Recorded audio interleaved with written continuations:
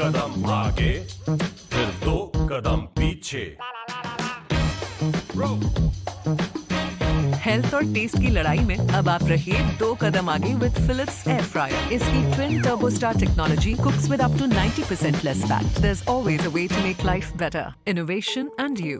Philips.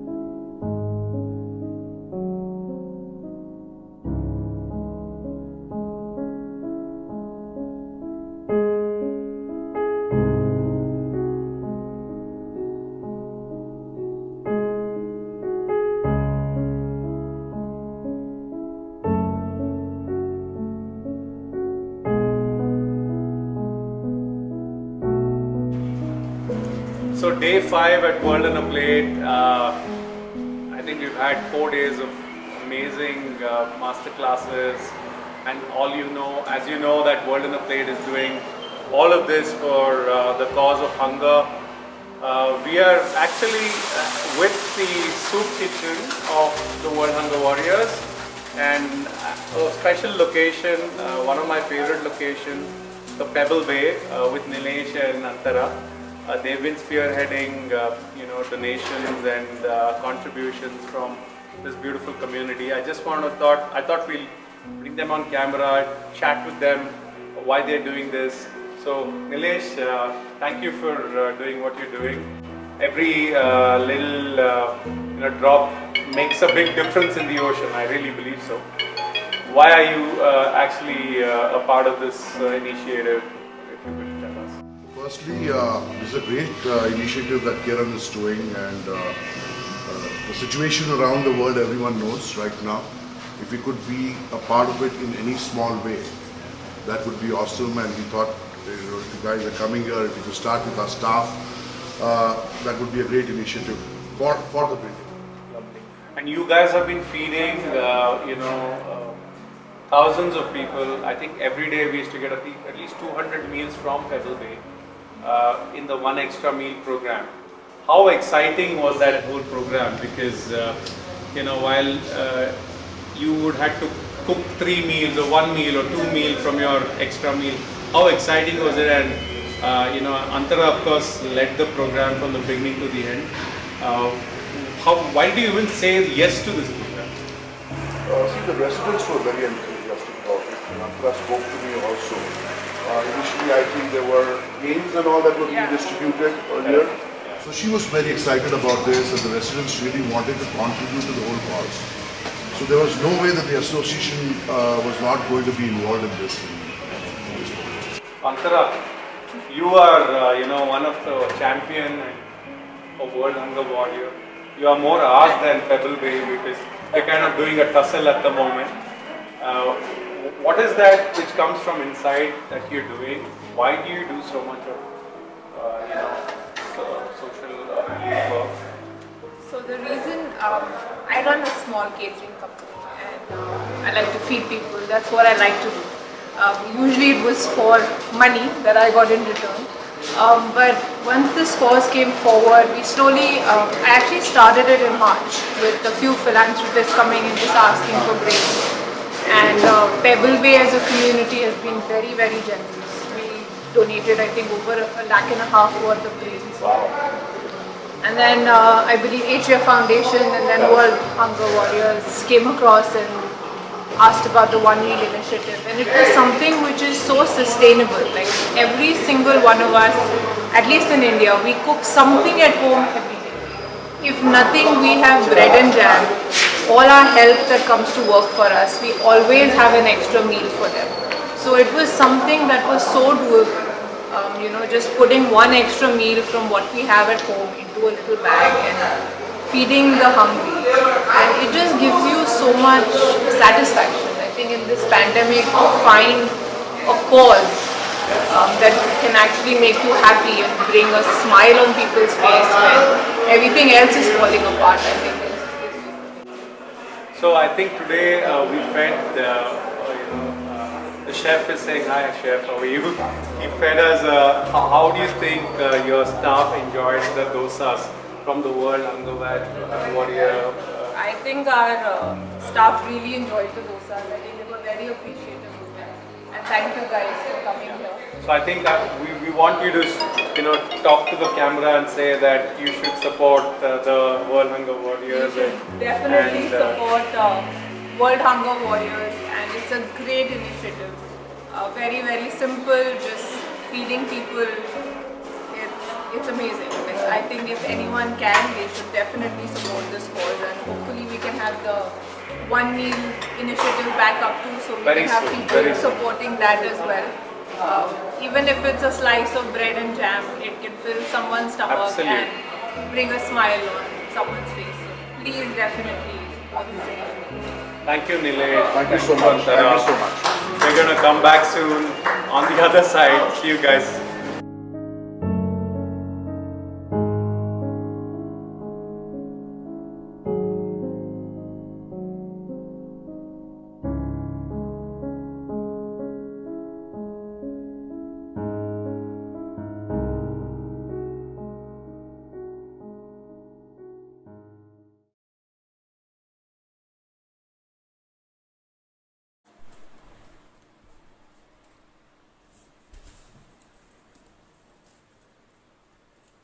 We are live, yet back again for a special occasion.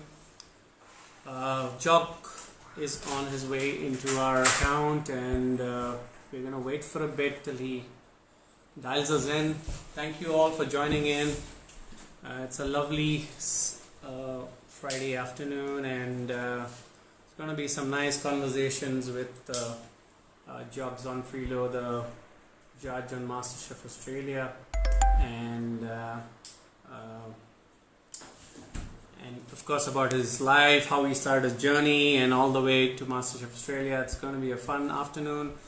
Yeah, we would make sure that we do a 15-20 minute conversation, so bring in your friends, enjoy this quick conversation with him, and then we're ready to go on to our next masterclass. Absolutely happy to answer questions at the moment. World on a Plate goes live for the very, very first time. Absolutely amazing masterclasses till now, and all of this for charity. The industry has come together. The idea is to bring this whole industry together, to hold hands, to make sure that they're there for each other and they're absolutely helping each other. And of course, not to forget the people who are in need, which is why we're doing this whole bit. The last 2 days have been amazing. You know, we've got master classes like no other. You know, the chefs have spent their hard. You know, they spent hours and hours curating these beautiful recipes, and I'm having the best time of my life. This is the farm, and this farm is amazing. The farm is absolutely, nice. I was running around finding. It is Friday, and as you know, it is Sustainable Friday, and we are excited to have. We're waiting for Jock at the moment.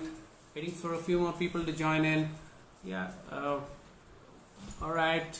I think it's a little bit of a delay, but we're just about to start in the next few minutes. Yes. Jock. Hello. Jock, how are you doing? Hello, mates. How are you, my friend? I'm very well. How are you? Absolutely good. So good to see you back home in India for the very, very first time. It's pretty cool, huh?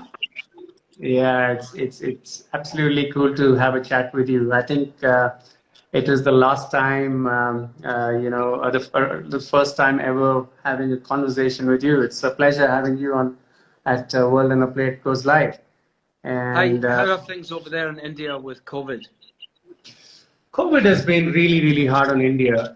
With the population like ours, you can only imagine the kind of pressure the economy has had. People are really suffering. So we've been on the ground for almost 112 days now. And we fed over 500,000 people. And 500,000 is actually a small number in a massive country like India. But we are trying to do our best. So the whole of the community of the chefs have come together for this specific cause at World on a Plate. They've spent hours and hours programming, their dishes, master classes. And so we're trying to make sure that we can serve as much as possible. And so that's what we're doing here at the moment. And I'm glad you could spend a bit of time with us. I wish it's a pleasure. It's really nice to be able to speak to everyone, and we've had so many fans over in India watching MasterChef, which has been crazy, and so it's been, it's been, we're really grateful, and we're humbled by the response that we've had from fans all over the world, but particularly in India. Yeah, India is one of the biggest fan following of MasterChef. I've been lucky to bring many judges and chefs, back home here, and to show them our culture. And I look forward to bring you guys soon as all this is.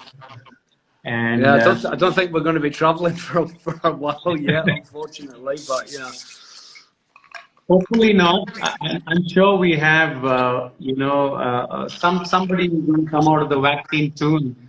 Fingers crossed, because India definitely needs the vaccine, because the numbers are growing by the hour, and it's massive.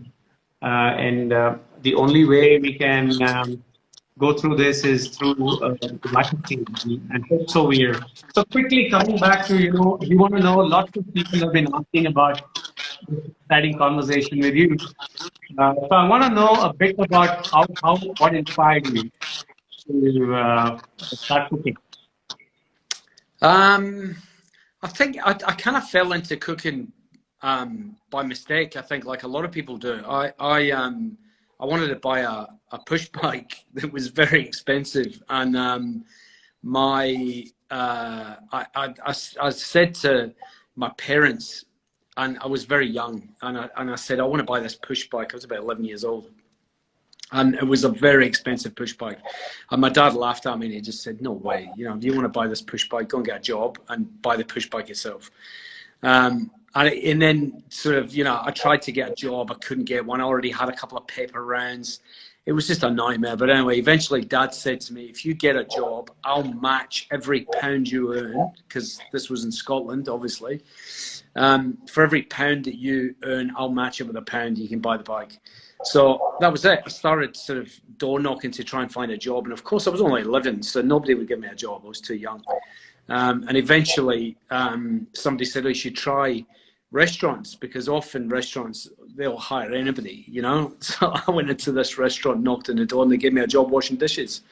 And that was it. I started washing dishes, and after 2 weeks, one of the chefs didn't come to work because he had a motorbike accident.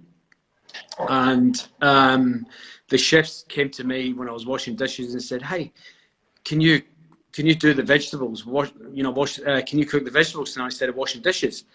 And I said, sure, I can do that. I said, but you know, there's 2 conditions at age 11, I'm saying. And he said, yeah, go on, what's that? And I said, 1, I don't want to wash dishes again.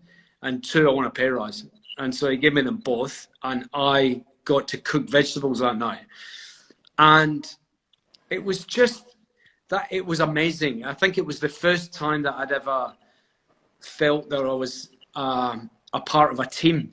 You know, when you're a kid, you play some sports at school or stuff like that, but you don't feel from a work perspective as an integral part of a team. And I think that was a big sort of change for me as a young boy, where all of a sudden I was in this environment that was high pressure, and I felt that I was doing something as part of the team that was, you know, I was needed to be there type thing, you know what I mean?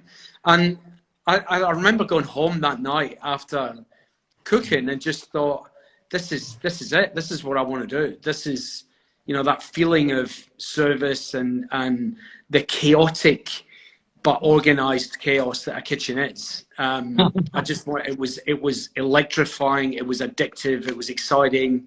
And that was it. From that day on, my mind was made up that I was going to be a chef. Wow, so everybody has been actually asking, you know, among the World on a Plate fans that, you know, how did you get that inspiration? That was for the guys, the fans of you at World on a Plate. So, you know, Scottish boy going all the way to Australia, inspiring story, and of course now you made history. But #1 with the top restaurant or Hana, and you know, I've had an opportunity to come to Adelaide, but heard so many good things about it. How did that inspiration start all over again? And of course, I think we have some connection and something in common, that you did work with Marco Pio White, and Marco did do 3 events with us. A great guy.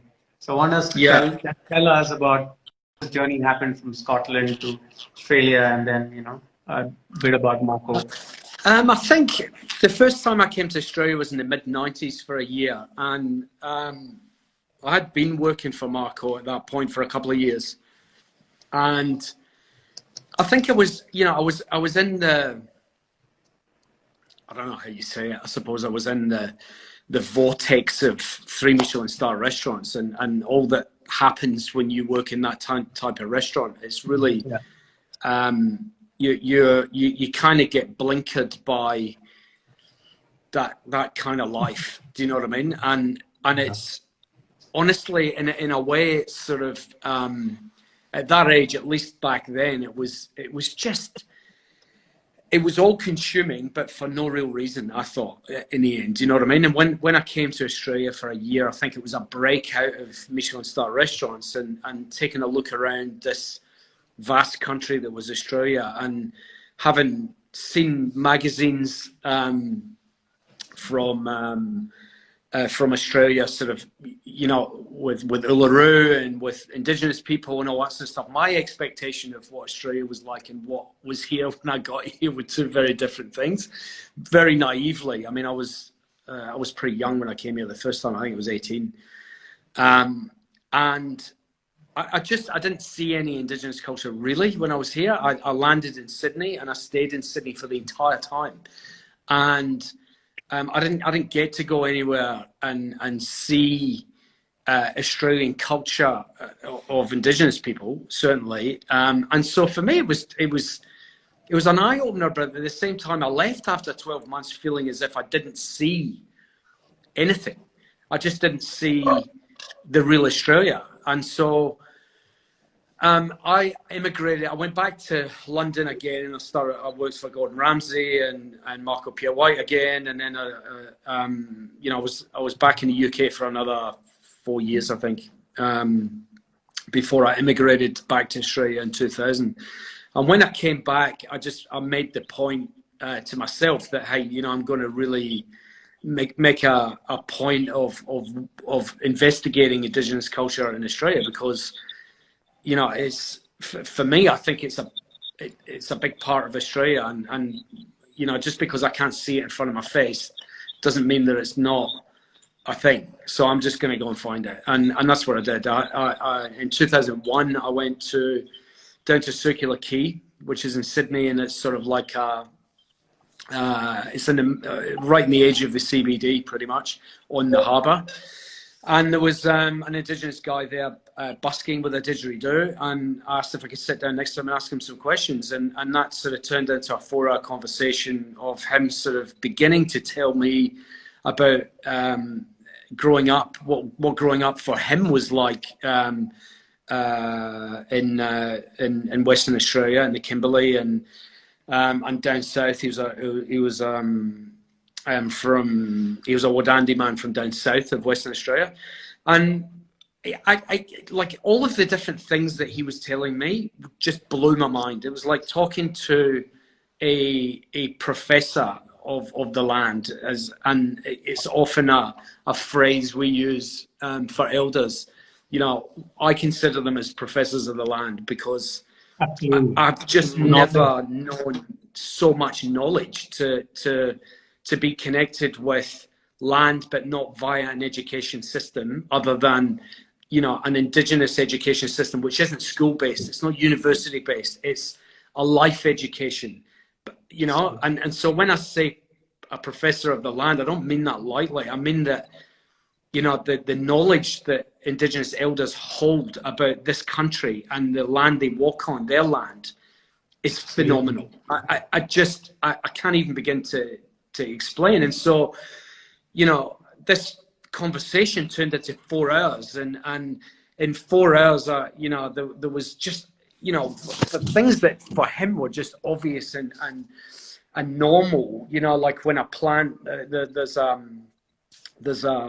lily that blossoms down on the beaches in Arnhem Land, and it flowers at a time of year when the stingray get fat, they get engorged livers, you know, like a foie gras does, and that's when they hunt the stingray. And then there was this, he was telling me about this whole process about how they cook the stingrays, and there's a few different sort of versions of cooking, whether they boil it in the seawater or whether they cook it over the fire and then season it with seawater. But they remove the engorged liver first, and then they just kiss it onto the fire gently, just a couple of like 10 seconds basically, and then they fold that engorged liver through the meat of the fish. And I'm sitting listening to this guy and thinking, this is 3 Michelin star. This is actually is a level of connection that is beyond, you know, we must have the perfect plum tomato, or do you know what I mean? It was perfection that also meant something through connection to where we were, and it was a total game changer for me. But I think both as a person and also as a chef. How the Ohana concept came about? Did you I think the beginning, that would have been the seed for sure. That was sort of, you know, at a moment where, you know, a conversation like that for me as a young chef, I guess, and looking around me in Australia and asking myself the question, why can no one else see this? Like, how is it that every restaurant doesn't take this into account while they're cooking? Do you know what I mean? And it was just, there's nothing more beautiful than indigenous ingredients, because while the Michelins of the world are all about, you know, presentations and all kinds of stuff, you fly things around the world. I think going forward, and the whole story of hunger, which you look at it, why are we not using the most amazing ingredients which are absolutely available around you? And that's what I see many of the new age chefs pushing the envelope, doing stuff like that, and even back here in India. So we're very proud. So that's why we wanted to set up World on a Plate, because lots and lots of fans from around the world wanted to see chefs, Indian chefs, cook some amazing meals, right? So that's what we're doing here. And I think many of these guys are inspired by people like you and others who are actually pushing the envelope. And so what is the journey of Orhana? To give us more insight on how did this baby happen? Look, it's been a tough one because it just wasn't a, I think the story of what we're doing is something that just wasn't, while I wanted to immediately, do something, it just wasn't possible at a time during that time in Australia, because it just wasn't a concept that was easily accepted for people. And of course there is, there are problems like there are in every country between indigenous people and non-indigenous people, and no more so than here in Australia, where we have a history which is difficult.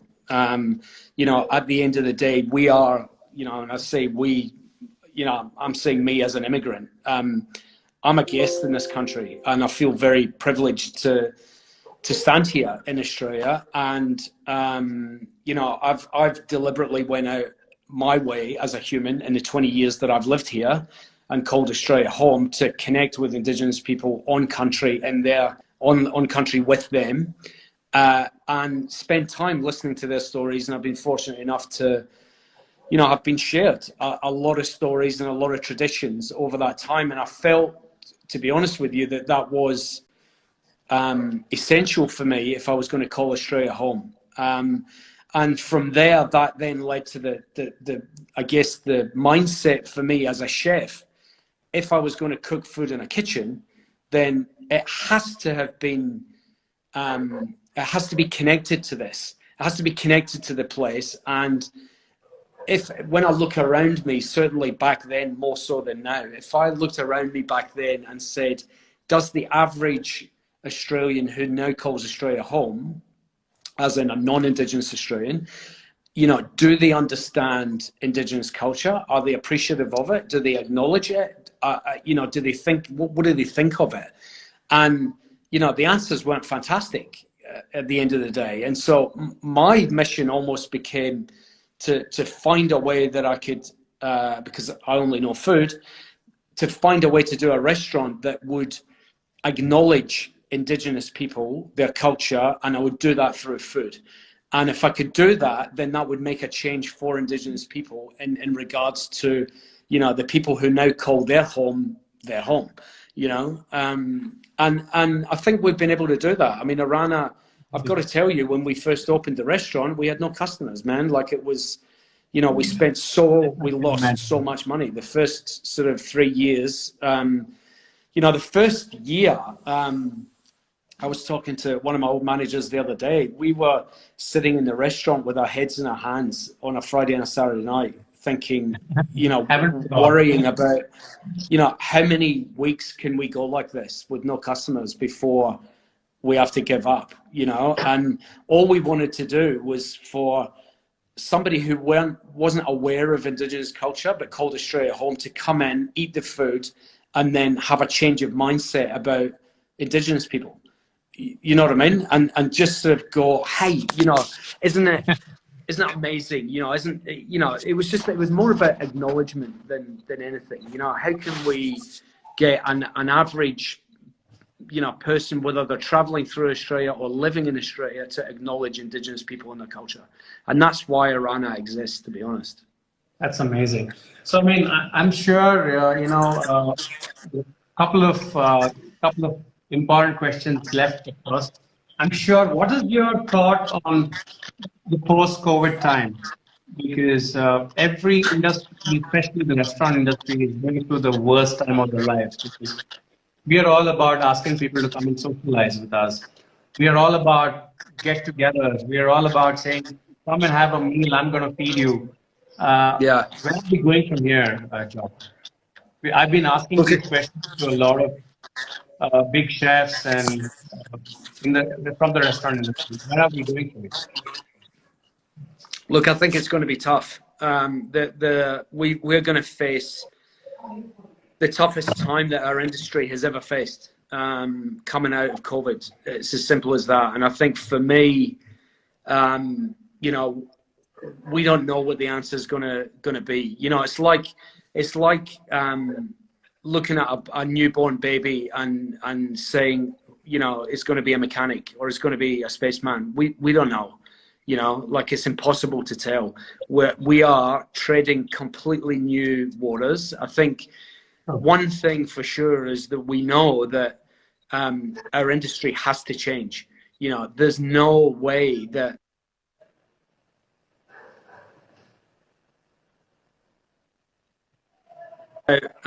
without major change. So, and I mean that in a way of operating. I don't know how it is in India, but certainly in Australia, a lot of restaurants were, you know, on the edge of insolvency, really a lot of the time. You know, the profit margins, I think nationally was something like 4% or something. It's very, very low. And, you know, I think the value of a restaurant, the work the staff do, the amount of work they do, the cost of ingredients, if you're buying on the premium end, is super expensive. And I think it needs to be realized in a better way. And I think something like this, the tragedy that is COVID has made people realize, oh, actually, you know, restaurants cost a lot of money to operate, plus they don't actually make a lot. What are we doing in terms of an industry to rebalance do you know what I mean? Like it is, like what you're saying is dead right, and it's necessary. Yeah, we do need to feed, you know, there's so many chefs, Ben Shuri and guys in Melbourne, for example, right now who are, you know, feeding visa workers who aren't covered by government sort of subsidies at the moment, etc. That is so essential, and you know, it's incredible the work that's happening here and there. But your question is the biggest one that no one has an answer to. It's the $1 million question. What happens once planes start flying again? You know, do we relax back into the way we were before because it's just too hard to think of solutions to these problems? You know, the answer should be no. You know, the answer to what happens next is only going to happen if, as an industry, and even I say this, you know, quite heavily globally, that we come together and start talking about solutions. Because even within your country, you can come up with an idea. You know, but it can be far more sort of inspirational talking to your counterparts overseas in industries in other countries where they think about things completely different, or they're already operating in a way that is far more sustainable. You know, whether that's from a food perspective, whether it's through staffing, whether it's through, you know, whatever, you know. But one thing's for sure is that we cannot, as an industry, go back to operating the same as we were pre-COVID. It's impossible. Yeah, I mean, you know, the margins might be different, but but the fact is that we definitely cannot operate like we were operating pre-COVID, because every restaurant is about dining, and you know, the whole space is completely turned upside down here. You know, thousands of people, thousands of restaurants are closing because of the COVID scenario. But the only hope is, like, you know, we try to, lots of people are innovating in areas like delivery and places like that. But you cannot replace dining with delivery. It's impossible. And no, I mean, look, at the end of the day, there's an operator here in Australia called Morris Terzini, and he's got icebergs and a number of other venues. But you know, he's got a sort of campaign, an awareness campaign, if you like, which is, it doesn't taste like this at home. And you know what? It doesn't taste like that at home, and you don't get the same feeling of hospitality at home. Yeah, sure, you can order that food and you can have it delivered at home and you can eat it at home and it's nice, but it's just not the same. And you know, we've got to remember that restaurants exist as an experience. They exist as you know, the word hospitality. I mean, look it up in a dictionary. You know what I mean? And you know, we're in that industry, and we can't forget that. It's not just about food and margin and a job. You know, hospitality workers and anyone who's passionate about it will tell you they're in the business of hospitality because they love, you know, they love looking after guests. They love looking after friends. And do you know what I mean? And everybody wants to do that. But we should be able to do it in a way where we can still feed our family and pay the rent and not get shafted, you know? So I think it's, you know, it's a prudent question to ask now before COVID is out. I mean, you know, at the end of the day, this is not a time to sit on the edge of your seat and go, well, you know, everything will be back to normal. You know, it's like, come on, man, you know? So coming to the biggest question, you know, big MasterChef fans around India, and of course, you know, like World on a Plate has had, I think, almost every other chef coming in to cook, and they love you guys so much. The restaurant industry generally looks up to, you know, what happens in Australia, the way you guys feed people, the way you get yourself involved in hospitality. It's exciting for India. I want to know the journey from you as a restaurateur to a judge. How did you make the move from Adelaide all the way to Melbourne, Sydney, and life must have changed a lot because I believe there's a lot of course, months and months of programming, right? With massive show and how yeah, there is, and look, I mean, obviously, I'd been on as a guest judge a few times before. Which was great fun, but it's very different than sort of being on the show every day.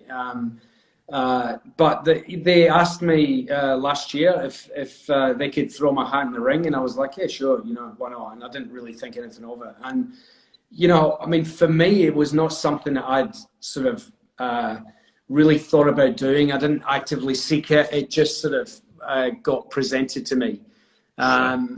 And so I kind of, I don't know, it kind of happened quickly. I was in the middle of the pop-up. We did a pop-up in Sydney, and they asked me, and I was an immediate no because I was in a feral mood.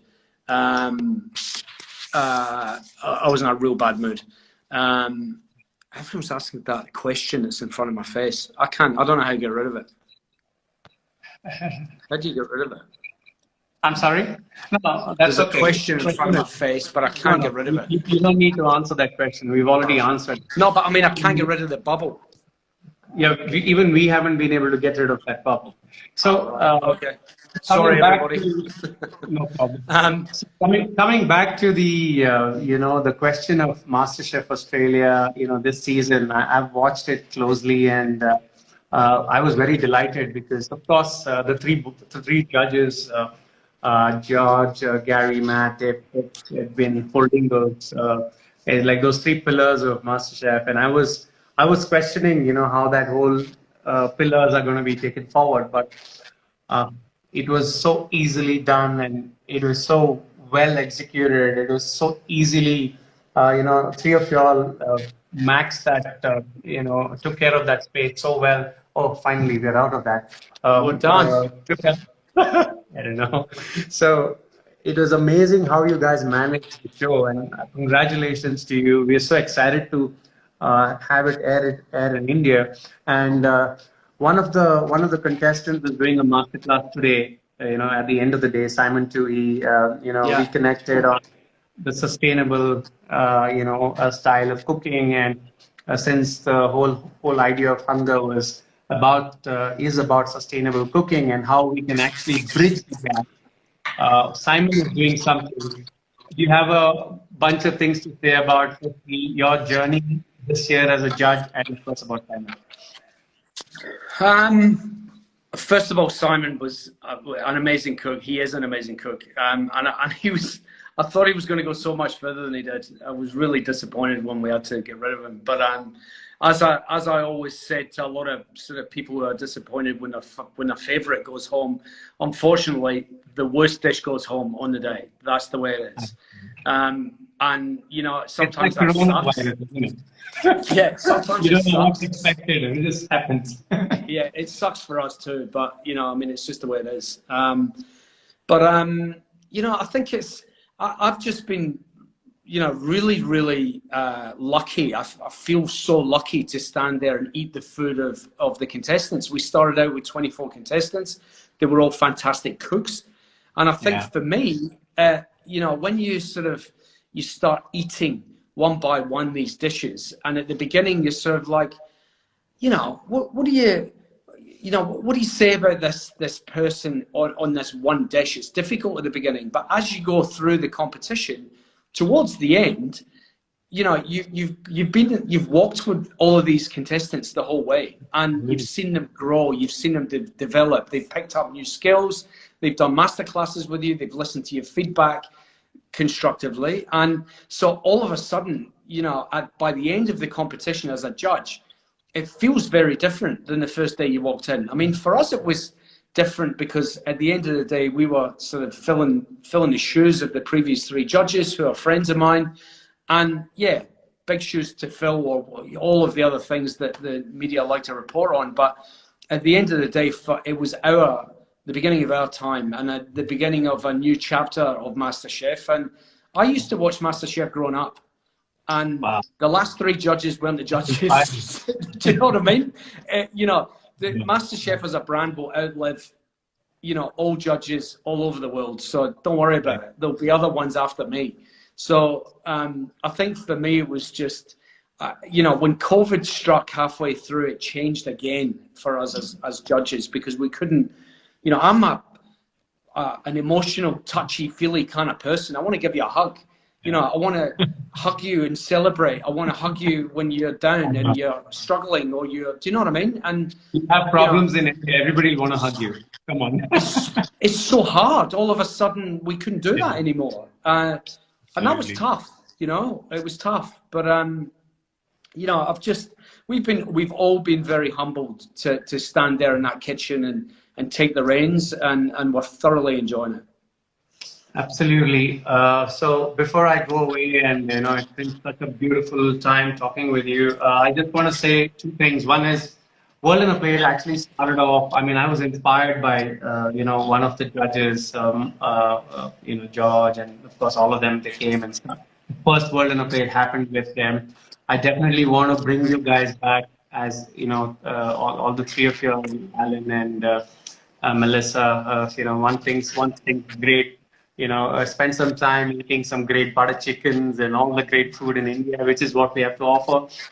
And absolutely, you know, we definitely love all of you all. I mean, as a country, as human beings, you guys have been amazing. Every single amateur chef, professional chefs are inspired by what MasterChef Australia does. You know, it takes cooking to which. And you know, and you guys have been amazing, and thank you for this support, and thank you for just supporting the cause, because all we're trying to do is get the industry together, and you know, get people to come together, donate. Of course, the chefs are donating their time. People are coming on, you know, in large numbers and donating, because we just want to feed as many people as possible. And without further ado, I would you know, give you a virtual hug, and it's been a pleasure. You know, before you go, some inspiring words for many chefs inspired by you and by, you know, just the idea of hospitality. You know, definitely want to hear from you, because I think there is hope. Hope is the strongest word, I keep saying, especially for our industry. I want to ask you to say a word before you go. Look, first of all, the work that you're doing there is amazing, especially at a time like this. So keep going, man, and all power to you, brother. It's a tough time to be operating, let alone doing what you're doing. So congratulations, well done. And I hope everyone gives you more support, man, because you deserve all of the things, man. You know, like it's, you need more support. And the second thing for all the young for all the young cooks out there, and even for the ones that are starting during this time, because of course, let's remember, there are going to be people who are starting their career now in this crazy time. Imagine that. That's even worse. There are always people who are less fortunate than you. There is always a culture who are ignored, where you are not. There is, you're going to be surrounded by that your entire life. And for me, coming to Australia, spending time on country with Indigenous people, one thing that I was told from day one, and I've been told repeatedly from various elders around the country, is to give back more than you take. And if you just think about that for a second in your day-to-day work, whoever you are, you don't even need to be a chef. If you go into work one day, and whether it's something that you learn or something that you got a gift or you got a whatever, if you think to yourself, just that phrase, I want to give back more than I take. Like if you think about that, and during the day you give something, it might be 10 minutes of your time at the water cooler to cheer someone up. It might be make someone a cup of tea and drop it off at the desk. It could be anything, man. It doesn't even have to cost you anything. It's just about being a better person. And, there are people around you who are struggling. Just be conscious enough to have a look around you and care for everyone that's around you, especially at a time like this. Amazing. That's an inspiring conversation. I'm going to allow you to have your Scottish scotch, which I see you enjoying your Friday. And I'll say namaste, and I'm going to get your address off online and send you a little gift of some badges which we're going to send you for just because we love you and we're happy. And thank you for just joining us. And that's awesome. Thank you for having me, man. There are some amazing chefs, in India. We've been promoting them, and of course some of the top chefs as well. And love from India. Thank you, Joe. Thank you so much, and thanks everybody for tuning in. Thank you. Thank you, guys. That was Jock, and such a gentleman. I think we've had an amazing conversation with him. Like I said, this is just the start of a beautiful journey at World on a Plate, and WOAP goes live for the very first time. Guys, there's a pinned WOAP.in. The website is on. Chefs are cooking. The next chef is ready to start his masterclass. It's the first time we are actually going to go on and say, give this whole experience of the World on a Plate to the whole world, where they can watch chefs from around India and the world doing amazing masterclasses. You can chat with them after each masterclass, and there you go. We promised you Jock, and we had Jock chatting with us, and see you guys soon on the other side with another conversation. We've got a bunch of masterclasses happening, and we've got Shashi from MasterChef as well. We've got Simon Tuhi, the runner-up of MasterChef 2019, doing a masterclass in a few hours. Stay locked on, and see you guys soon.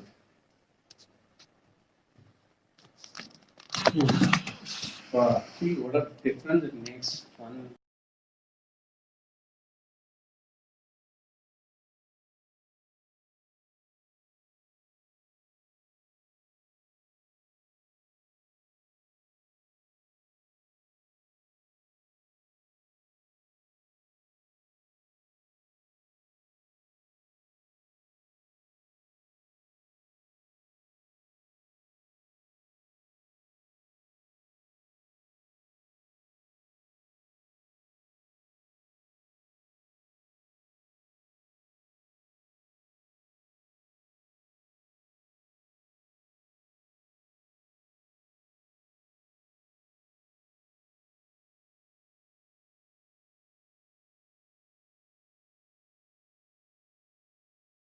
Start of a new era for WOAP.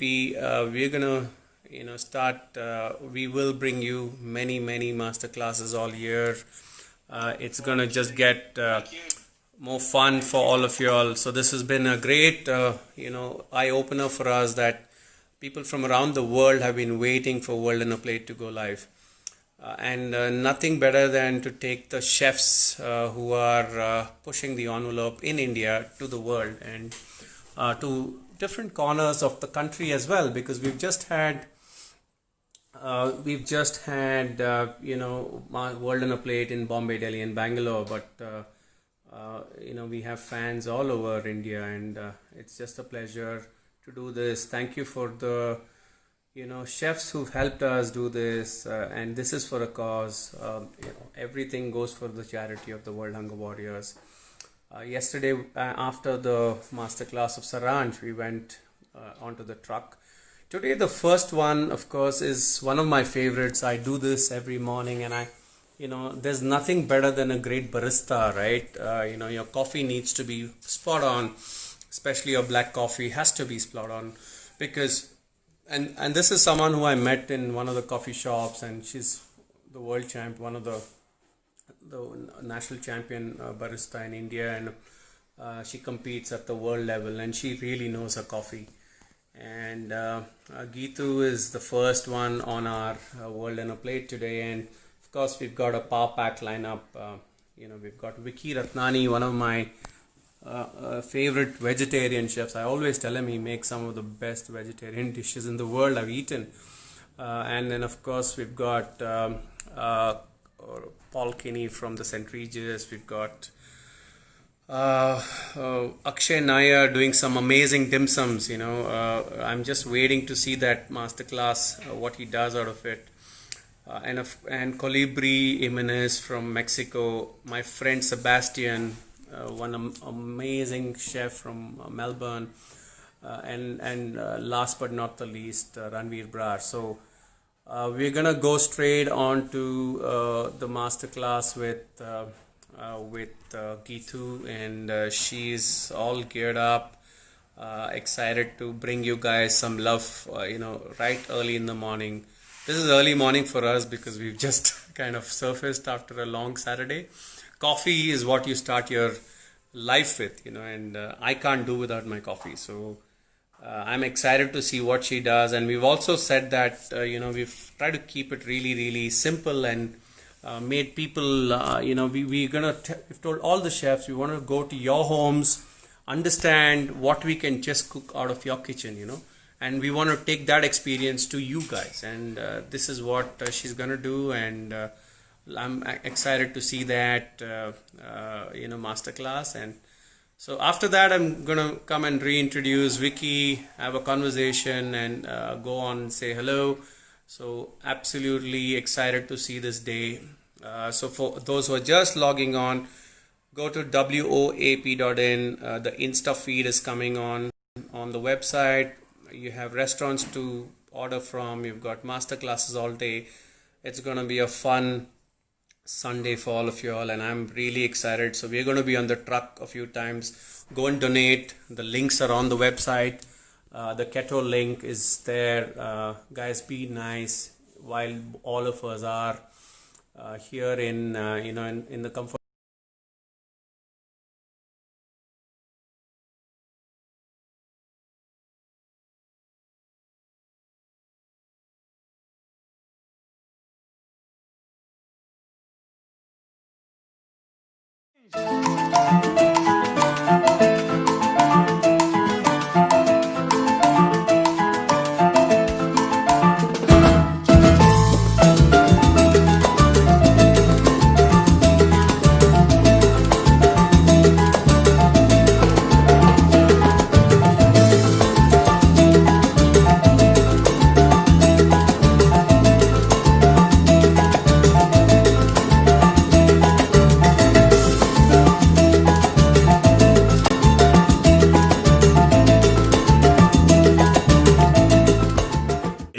कदम आगे फिर दो कदम पीछे health और test की लड़ाई में अब आप रहिए 2 कदम आगे विद फिलिप्स एयर फ्रायर। इसकी twin turbo star technology cooks with up to 90% less fat. There's always a way to make life better. Innovation and you. Philips.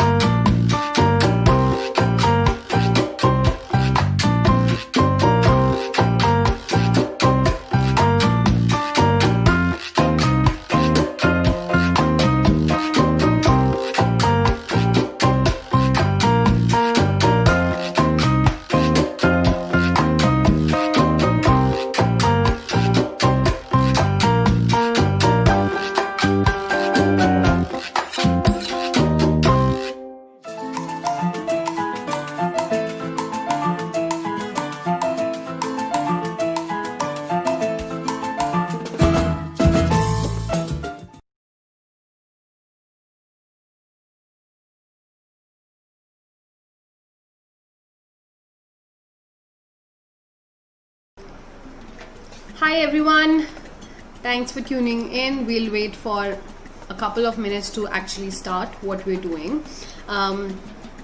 First of all, I would like to know that all of you are doing okay with everything that's going crazy around the world. I just hope that everybody who's watching this video, your friends and family are safe and you all are doing really good. I'm doing good too, thank you for asking.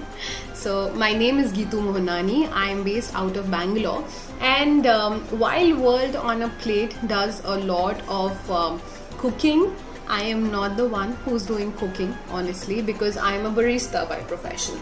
Now in India specifically, a lot of people have come and asked me, what do you mean you're a barista? Isn't that a company? It is. Barista is a company, but also the people who make coffee in their day-to-day lives are called baristas. So I am based in Bangalore and I run my company called ABC by Geetu, and I help setting up coffee shops. So basically I'm a cafe consultant. I do menu designing and recipes and curation of coffee events, and this is one of them. So I hope you enjoy today's session. Now today's session is very, very important for me because I was based, I worked a little bit with World on a Plate even last year while we had the liberty to do everything offline. And we did a 1 hour curating coffee menu session in Bangalore. And this time when it went digital, and for a good cause, that is. So I have been following World on a Plate religiously. I'm a big fan of the organization, and what they've done during all the lockdown days, during quarantine, during the pandemic has, like since the pandemic has started, it has been, I don't have words to say, you know, how well or how do I respect them for whatever they have done. So I know for a fact that, you know, since we all are in Bangalore, I've seen them growing, I've seen them feeding the people who actually require food. They've fed almost 500,000 people, which is commendable. Like, I just love it. And I'm here doing my small part for you all to be able to learn something with me, and I really hope you are able to donate in some way or the other. So visit World on a Plate website and click on the donate button, and if you love the recipe, let me know, share it with us, tag us while you're making it along.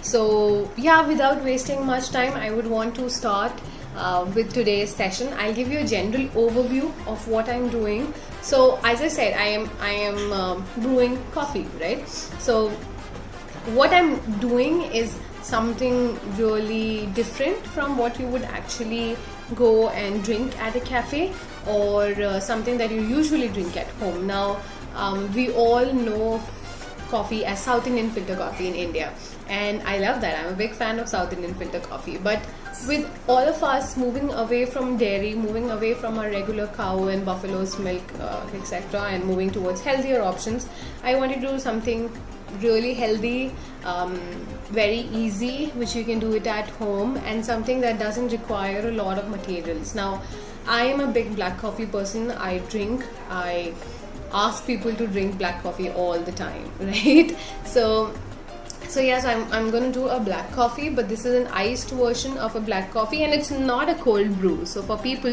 who have jumped to the conclusion that it's a cold brew, it's not a cold brew. It's called a Japanese iced coffee, and I love a good pour over, even in a cafe or at home, and I just thought I would do a nice, quick, easy version of a Japanese iced coffee for you all, because honestly it doesn't require much investment, it only requires good coffee. Okay, so what I'm going to start with is we're going to use a pour over conical cup here. This is the cup I have. Now a lot of people might find the plastic ones available in the market. This is one of the cheapest to acquire. They would cost as less as $500. Okay, you don't even need a base, you can just use it, make it in a regular cup that you might have at home, and make sure it sits on the cup really well. That's the only purpose of it. So these are the two things that we'll be requiring to make our coffee today. But I do require good coffee, right? I do. So I have two coffees here. Okay, so this coffee is from a brand called Coffee First in Bangalore, and Okay. The moment I opened the coffee, okay, these are coffee beans which I'm not gonna grind right now. I already have ground coffee, so I'm just gonna show you what ground coffee is like. What you do is you visit your nearest cafe, or don't visit the cafe, don't get out of your houses. Order from Amazon, write Swara by coffee first, or honestly order anything, whatever you would wish for. Just buy a nice coffee for a pour over. So I'm not sure if it's visible here. So this is the ground that I'm looking for. When you grind the coffee for pour over, you should be able to touch it, and it should feel more like a salt texture, and yeah, you're good to go with that. So grind your roasted coffee to a salt texture if you have a grinder at home. If you don't, then ask your cafe people to grind it for a pour over or a V60 technique. Yeah, so that's that. In today's session, as I mentioned, I'm going to do a Japanese iced brew. For that, what I need is a conical cup, bottom dripper, just good coffee, hot water. I know this is a iced coffee, but we are actually going to use hot water with this. Pour over cone, because this is what is going to separate the coffee, the ground coffee or the coffee bean from your actual brew that you're going to drink today. Okay. I am using a scale to brew my coffee, but you can absolutely avoid that. Quickly telling you the recipe around my coffee. What I am doing is I'm brewing a 300 ml cup, but what we need to make sure is that we're doing an iced pour over. So if I brew it at a 300 ml cup and add ice to it, my coffee would get diluted. That is not what we're looking for. What we're looking for, how can we extract the most flavors of coffee by reducing the amount of, or adjusting or balancing the amount of coffee and water, right? So what we'll be looking forward to doing right now is we'll be brewing 20 grams of coffee. I have a scale, so it's pretty easy for me. If you don't have a scale, what you can do is you take a regular tablespoon. You take a regular tablespoon and take 3 heaped spoons. That will be 20 grams for you. So 20 grams of your coffee, 300 ml water in total, but you also have ice. So ice would be 40% of the 300 ml. So 120 ml ice and 180 ml of your regular hot water. Now we're talking about really hot boiled water. Okay, so I think we should just get started here, and I'll say the recipe in between again, so that if you've missed it earlier, you're still able to grasp what I'm doing. So here's the pour over paper. What I would do is I would fold it from one side. Okay, this is done just so that it sits in the cone really well. I make a nice cone out of it and fit it in my dripper. Now this is a unbleached paper. You can take a bleached paper or absolutely anything that you want. The first step is to heat the paper. What this ensures is, one, it ensures all the papery taste from this filter paper is gone. So because we are looking for only the flavor of our coffee, right? So one thing I would like to tell you is I always spill. So don't be like me, don't be Geetu, don't spill your coffee, don't spill your water. I am the one who always spills. But I'm absolutely okay with that. Okay. So what I've done is I've preheated my cone and I've preheated the filter paper, and now I'll be putting it into the container or into the glass or into the bottom beaker that I'm actually going to drink in. The first thing I'm going to do is fill it with ice. We discussed 120 ml of ice. So I'm going to measure it here.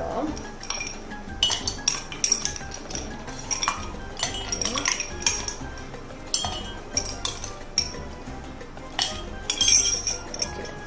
I need some more ice. I'm going to quickly go and get some ice, but you stay here, practice a little bit.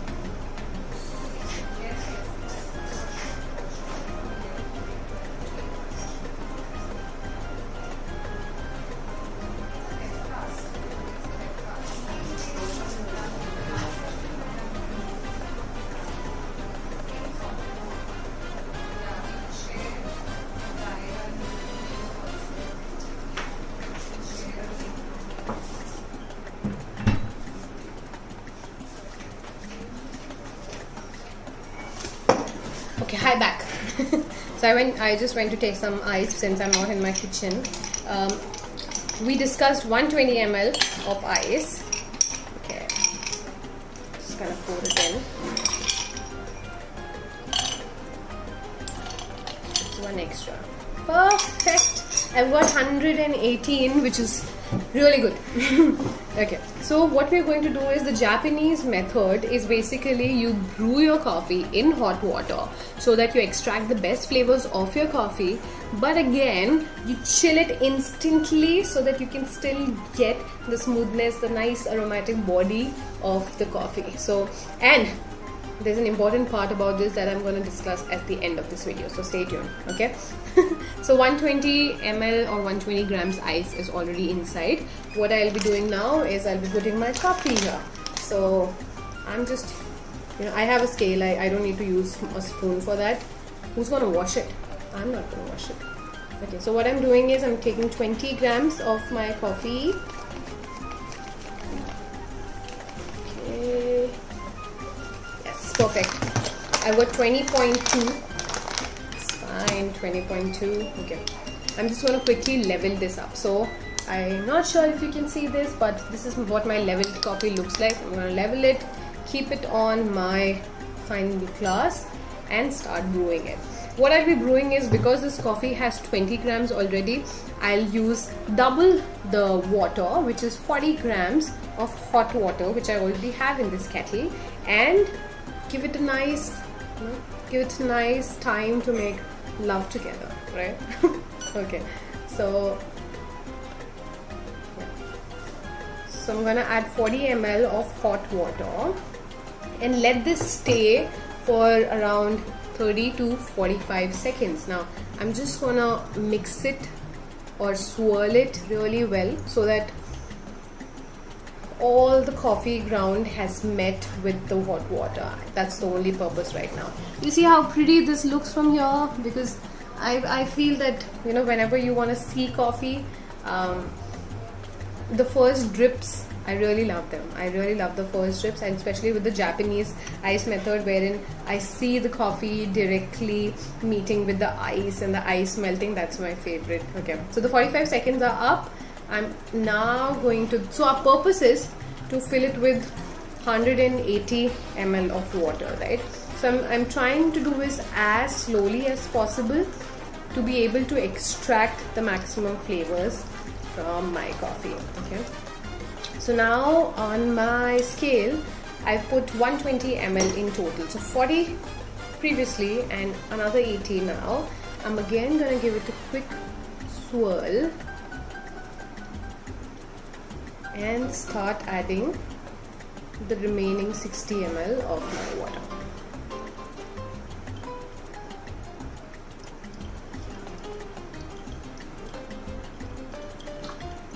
Awesome! That's 180 ml for you. My brewing time is 1 minute and 45 seconds, and I really love to see this part because what the purpose of the Japanese style ice method is that it's not an immersion brew method. The immersion brew method is basically you put coffee and water and leave it for 12 to 24 hours, but that's not the purpose here. The purpose is that I want to drink cold coffee. I want to drink an iced coffee right now, and I do not want to wait for 24 hours to be able to drink it. So yeah, let this stay for some time. And there are a lot of brands in India who are actually selling their coffee right now. You can buy it from their website or you can buy it from Amazon and try it here. If you already have coffee at home and you're making it along with me, I would love to see your pictures. You can just tag World on a Plate on Instagram or tag me, Geetu Mohnani. That's my name, GEETUMOHNANI. But yeah, so always share your pictures with us, okay?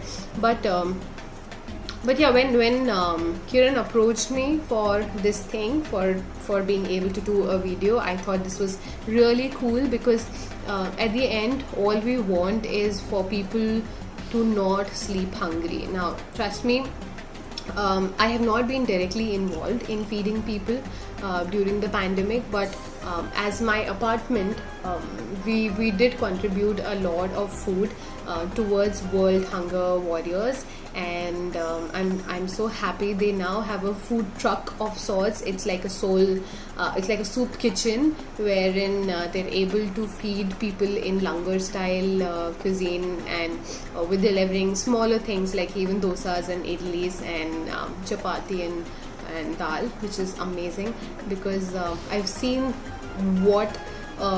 I've seen the queues during the pandemic. I've seen the long queues. I've seen my helpers at my home telling people or telling us what is the misery that the laborers are facing. So since World Hunger Warriors are doing their bit, I am happy to be doing a small contribution with this. Post this video, you should catch us live on Instagram on my channel, which is Geetu Mohnani, and I'll be speaking with World on a Plate. But if you have any comments or questions, you can also directly put them in the comment section here, because we'll be answering questions with you all as well.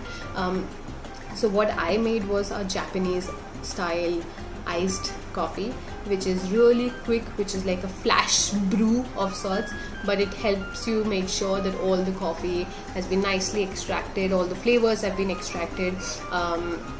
You get a really nice body of the coffee. You also get bright citrusness or the acidity of the coffee that we are all looking for in our cafe style coffees at home. So if you see, my coffee is done here, and it took almost a good 4.5 minutes. You also see the ice melting. Now what we want to do is we want to completely melt the ice before drinking it, but I'm going to take a quick slurp and see what my coffee is like. Okay,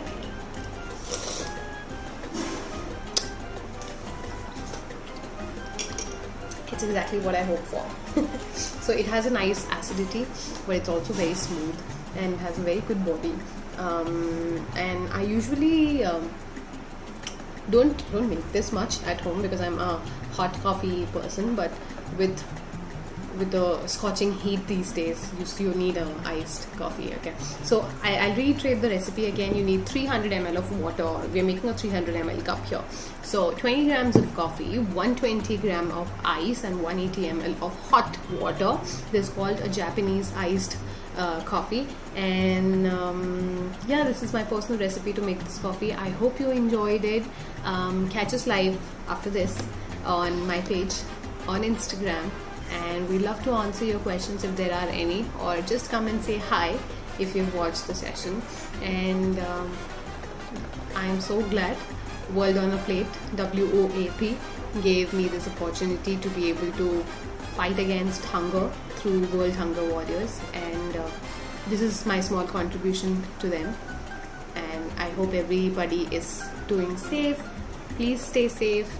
Please stay at home. Please wear your mask if you're going outside. I hope to meet you all someday. Bye. एक कदम आगे फिर 2 कदम पीछे। Health और test की लड़ाई में अब आप रहिए 2 कदम आगे विद फिलिप्स एयर फ्रायर। इसकी twin turbo star technology cooks with up to 90% less fat. There's always a way to make life better. Innovation and you. Philips.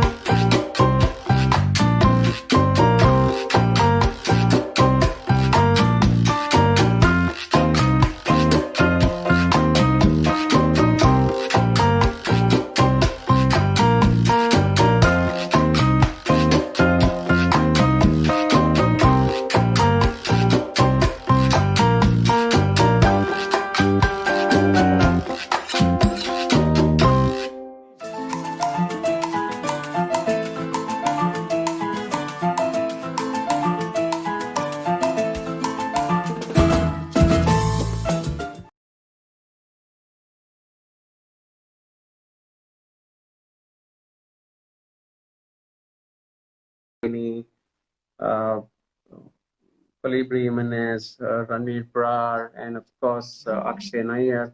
All these guys make amazing coffees and amazing recipes. We started off the day with coffee, which is one of my favorite.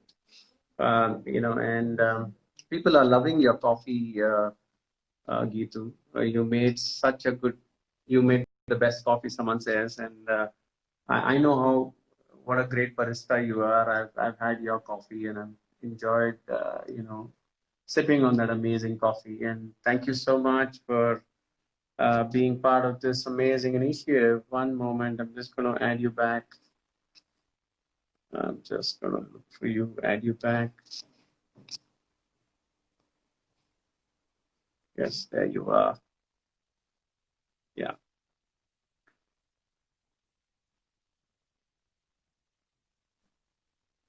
Waiting for Geetu to join us. Thank you. Hi. Thank you. Hi, sorry. So lots of people loved your coffee. So Thank you so much. Thank you, everyone. Profession, how did you get into coffee? It's such a gutsy profession. Not any. You have customers like me joining you every day, but yeah. So after I graduated, I was recruited by Starbucks as a management trainee. So I worked with them for 3.5 years, and that's where my passion of coffee started. And ever since, I've been in the coffee industry. Yeah, Starbucks was my first employer. So just to understand your biggest accolade. So you won the national championship. Yes. The best barista. Yeah, and you went on. I tried to world. You went on to be go on to compete in the world championships. I heard, right? Right. Yes. Yes. What is your favorite coffee? Let me ask you that. Oh, everybody. I don't know if it's fair to answer that question because over the years I've tasted thousands of coffee. But so I cannot recapitulate what is exactly my favorite coffee, but I love a lot of fruity and floral coffees. So my taste palette loves a lot of natural and particularly single origins, honey sun-dried coffees because they don't necessarily taste like coffee in general. So they taste like an amalgamation of some berries and give you the bitterness of the coffee slightly, but they have this body of the coffee and sweetness of the side. But I have really enjoyed coffees from Panama, and there was one particular lot that I remember. This was called a Nicara Mara Katura. So Mara Katura is a varietal of coffee and it's really big in size. So it's as big as a Rajma. And so hence the body is really nice and the flavors of those coffees are really bold, but at the same time it's very sweet.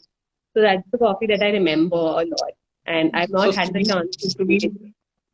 In the sense sweet, you're talking about the sweetness of the smell? Am I right?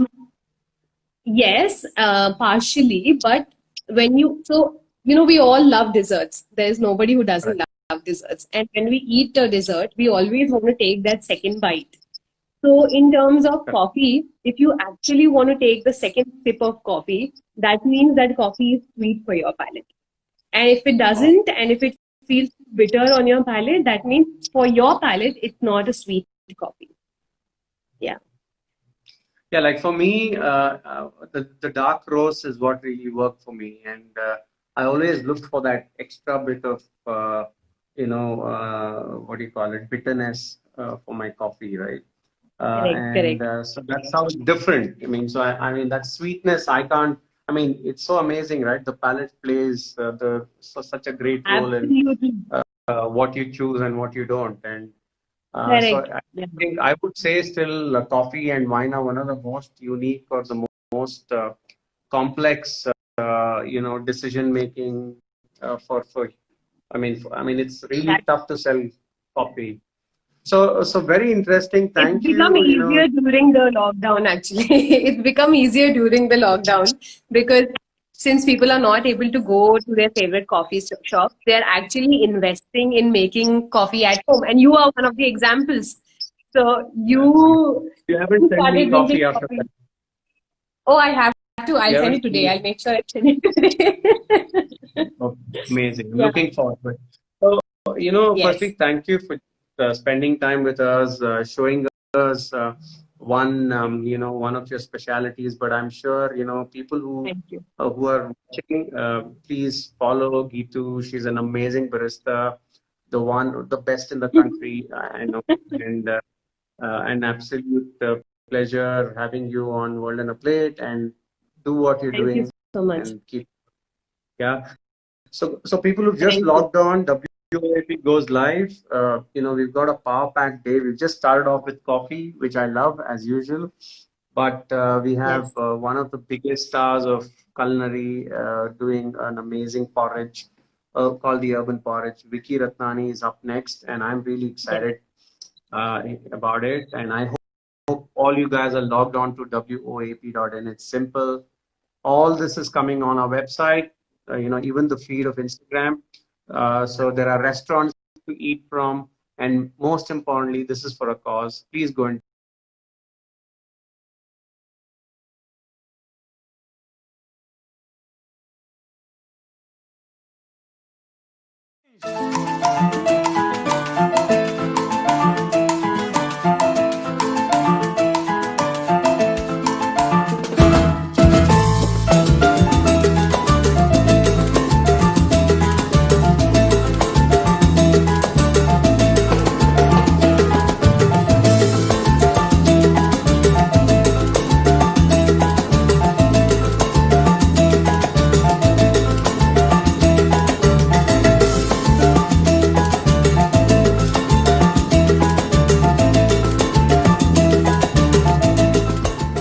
एक कदम आगे फिर दो कदम पीछे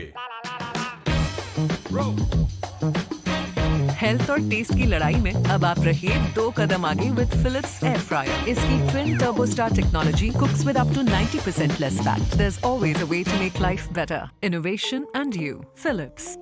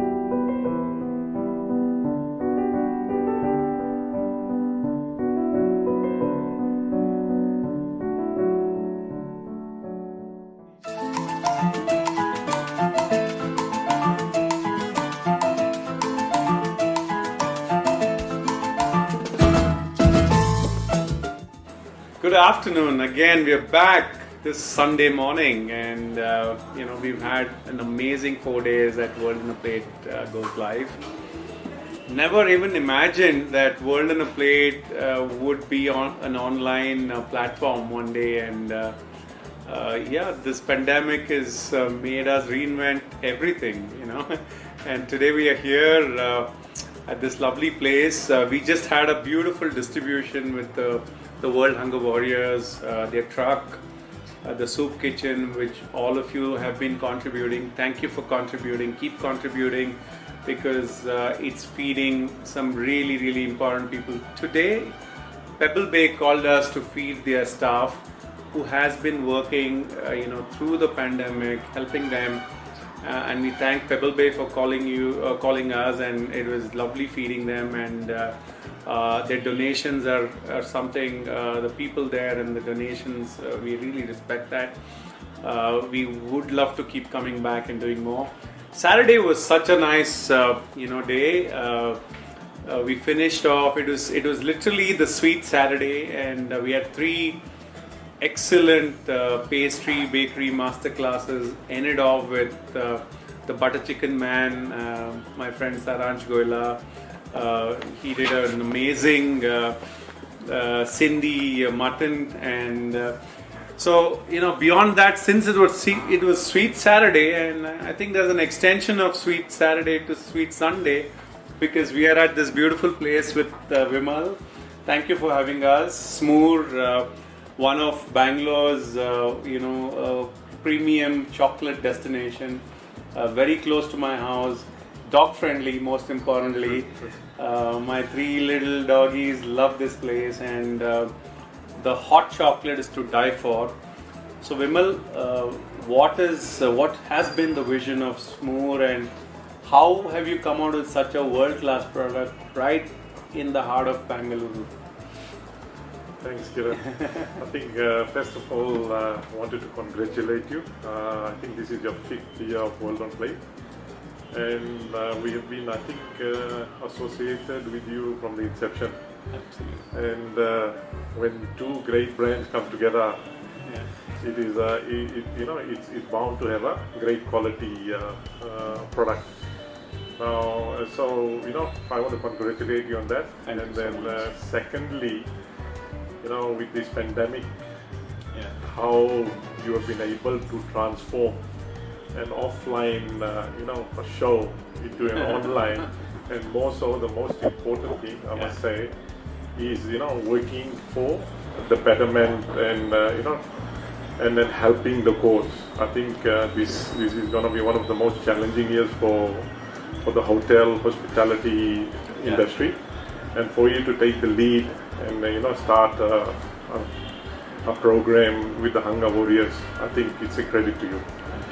And well done. As far as the Smoor is concerned, I think I've known you for a few years now. I think the journey for us always has been about creating an experience around chocolates, and we were very passionate. The entire team of Smoor, is based around a lot of people have come together in terms of chefs, in terms of our production guys, in terms of R&D guys, with the one vision. Chocolate is a very sweet and it's an emotional product. So for us, we wanted to create that emotion, the experience, with a product that was of very high quality, and at the same time it was, a value, by in terms of price, in terms of complementing, in certain categories, in a dessert, in terms of snacking, in terms of gifting. So it's I always say it's one of the most sexiest products, which is chocolates. And then combining it with the nice experience and associating also, and being part of things that are with a similar, similar bandwidth, you'd say, or they have the similar mindset. Absolutely. It creates that complement. So I'm privileged and honored to for being part of this World on Plate. And as I'm sure you want it and I want it, we want to see this pandemic over very soon. We will. But during these tough times, I think if we all have to stick together, support each other, and then and make this year count as one of the most memorable years. We will. And take it forward. So I wish you all the best and all the success. Thank you for having us. And just before we go away from this beautiful conversation, Vimal, you're from which part of the world? Because of course I know you as Vimal, but I meet you for the first time today, but your accent is very unique. Where are you from? Oh, good. The first one.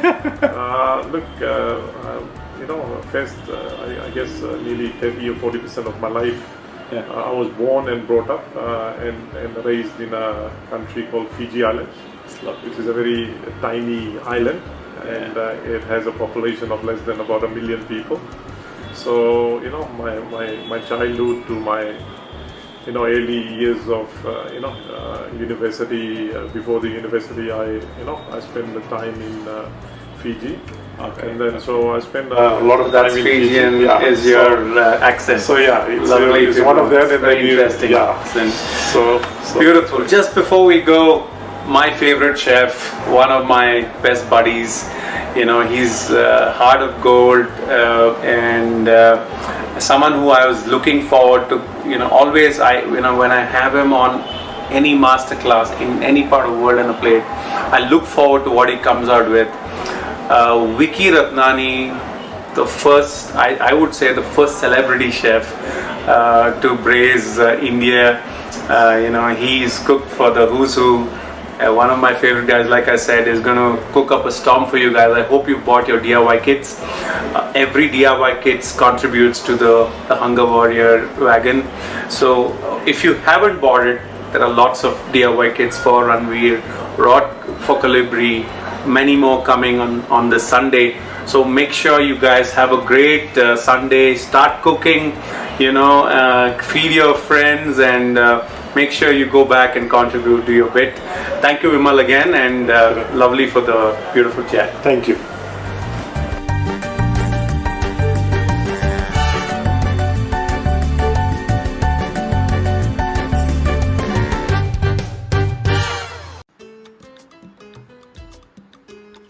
Hey guys, welcome to my home. This is Chef Vicky Ratnani, and today I'm going to be cooking up an amazing porridge, which I call the urban porridge. Now, porridge and our culture goes long way back. Okay, we talk about dalia, we talk about different kinds of rice porridges which are happening in different parts of the country, in fact all around the world.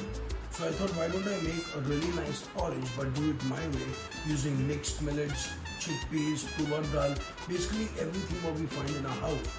And now to amp up the nutrition, I've got lots of vegetables which I want to add.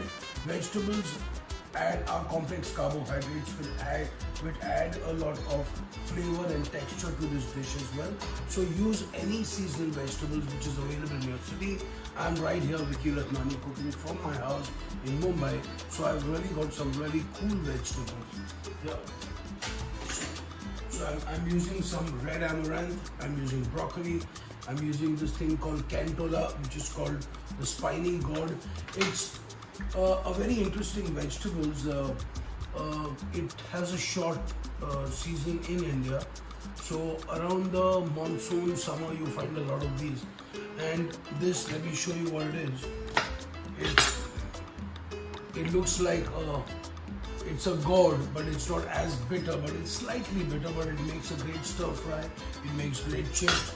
Lal mat, red amaranth, as you know, vitamin C, vitamin E, very beneficial for you and looks really sexy.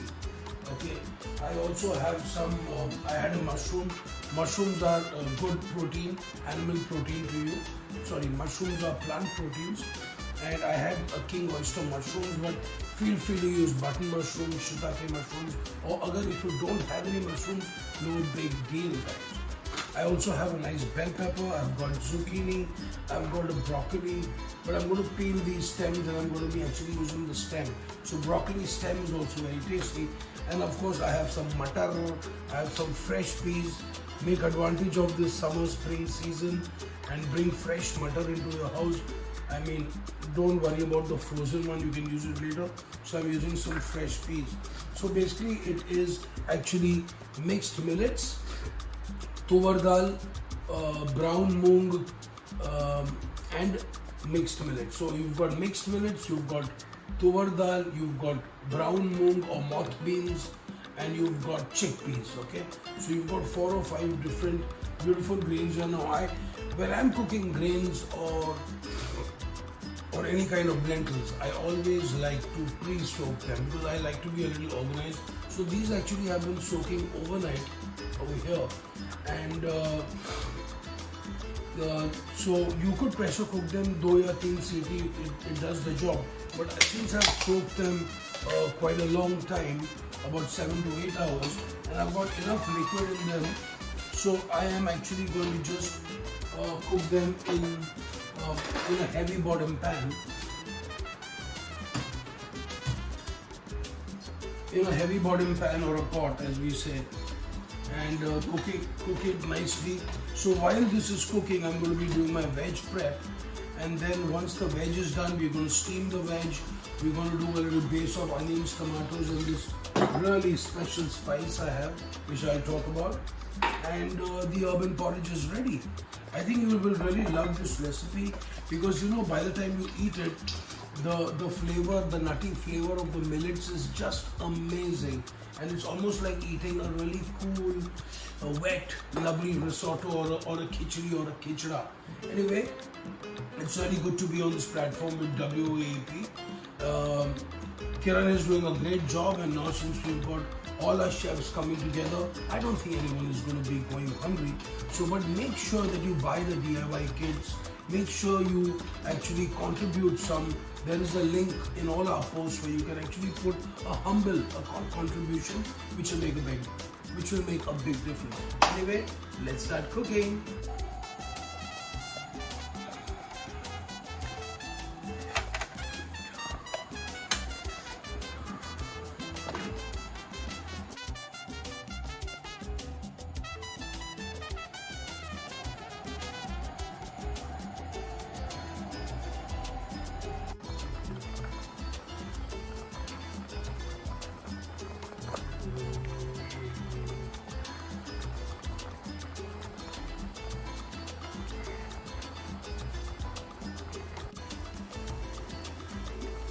So about 25 minutes later, they're perfectly cooked. Millets are nice and soft. Dal is just perfectly cooked. Chickpeas are just amazing.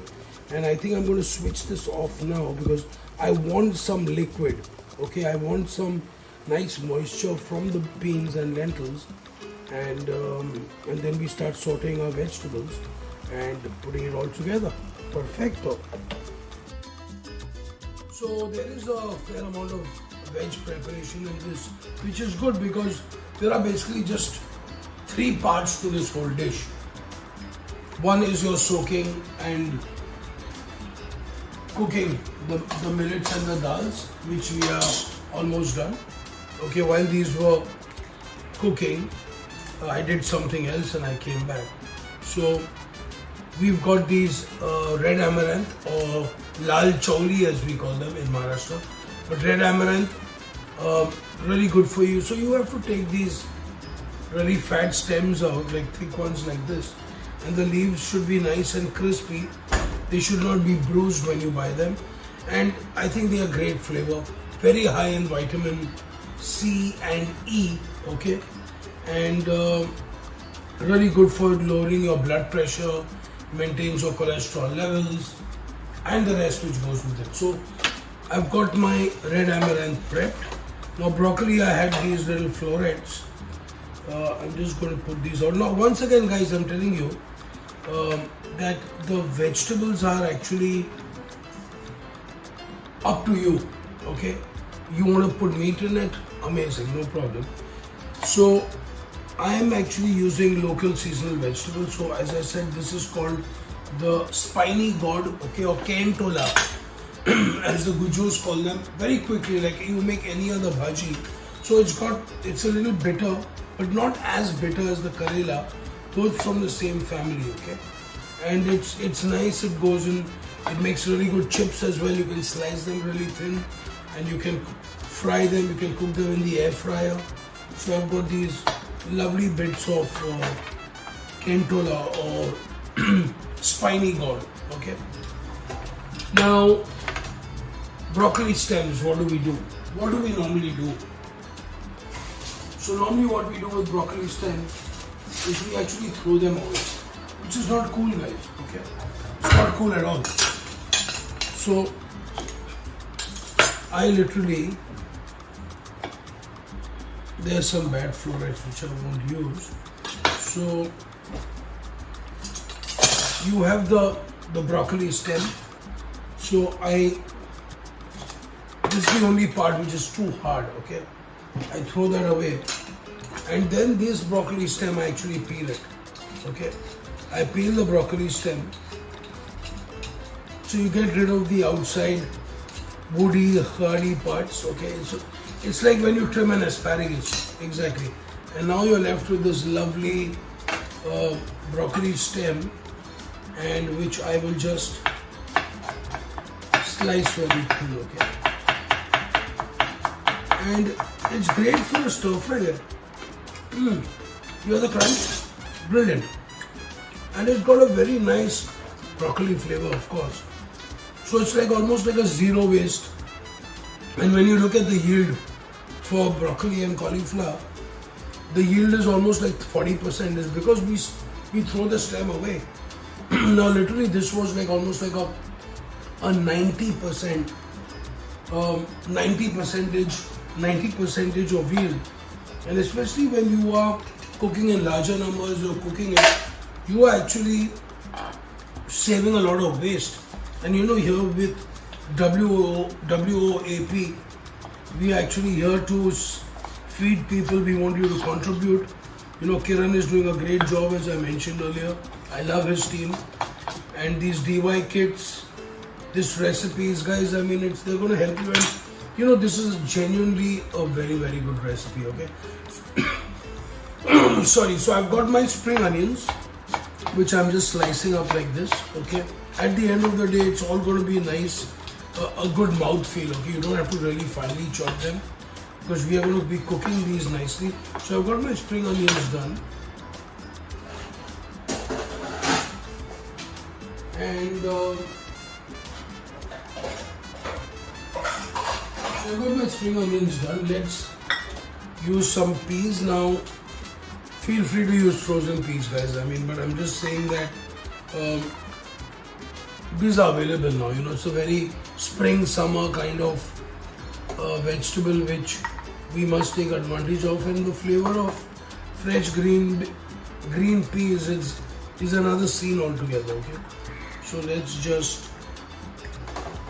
let me get this here. So I have flavorings like ginger, garlic and chili, which I have a paste ready.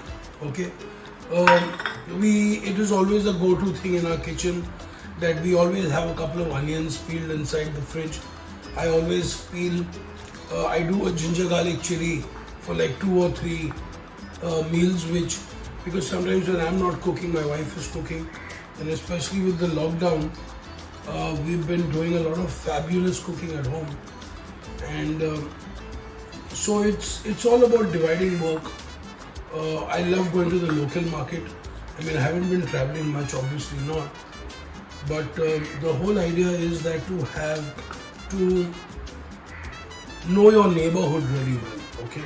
Now I'm sorry, you must be doing that already. But guys, I have spent like 250 days out of 1 year on the trot, you know, traveling. So for me, it's like coming back to my own hood, if you know what I mean. Okay, so as I was mentioning, or why am I repeating that all the time? Even pumpkin, dudi, turai. Now these are other veggies which we got yesterday, which are also cool. But we're going to use these all the time. Now I want to just show you that with different vegetables, the look of the dish is different, the nutrition value is different, taste profile makes a big difference as well. So quickly do these peas. Next I'm going to be doing this king oyster mushroom, which I had one in my fridge from my yesterday's meal, my yesterday's class. Button mushrooms are good. You don't like mushrooms, don't put mushrooms, no big deal, guys. The idea is to eat fresh, eat healthy, and stay sexy like me. Okay. So the veg is done. So I hope the guys who are cooking along with me are actually at the same speed. Are you guys or not? But don't worry, these videos are going to be up for a while, so you can refer to these recipes all the time. So I have a green chili here, which I will put this here. Now I have got this left. I have some more peas here. I mean, if these were younger and soft, I would have cut these into julienne and used these pea pods as well, but they're thode budde ho gaye, you know. They're a bit too hard. Otherwise, I would love to use these as snow peas. So when these are very young, what we do is we actually string them just like this. Okay? We just string them just like this, and we literally cut these into very fine strips. Okay? So you can use them, but they are a bit too hard for me, so I'm not going to be using these. But look, got a nice fresh green peas here. I also have a steamer here. I'm going to very lightly steam these vegetables before I actually put them in my stew. We've got a veg prep. Now I was talking about a steamer. Okay. Now I have a steamer here. Okay, to which let me just move it here. So I have a steamer here. Now we are going to be steaming some of these vegetables. Okay. And we're going to add it in there. In the meanwhile, when the water is heating up, let me just quickly do these mushrooms. Lovely. Now, if you remove the skin from the tomatoes, okay, they taste much better, much better. So what I do here, the good old school way, is you take the eye of the tomato and then you do like a cross. Okay, so I'm preparing these two. I want to take the skin off the tomatoes, and I take the skin off the tomatoes and I'm going to blend them here. Okay, puree them. So you get a nice fresh tomato puree without any skins. These tomatoes nowadays don't hardly have any seeds, so I just blend the seeds as well. It's okay. I don't really take the seeds out. No big deal about that. So I'm just going to put these here. So they start steaming. I'll just peel it out. I've got some cold water ready here for my blanched vegetables. So we have I'm going to do a whole green bell pepper. Okay, in this. Now most of the vegetables which I'm using are very low in carbohydrates and sugars. So things like red amaranth, zucchini have the least carbs. Okay, so they are very favorable for even keto diets. Okay? Green bell peppers, yes, but not red bell peppers. Tomatoes in moderation. So zucchini, I'm only going to be using half a zucchini. Okay, so take the pith out a little bit. I don't like the pith. And then we just cut these into dices, slices. Feel free, guys.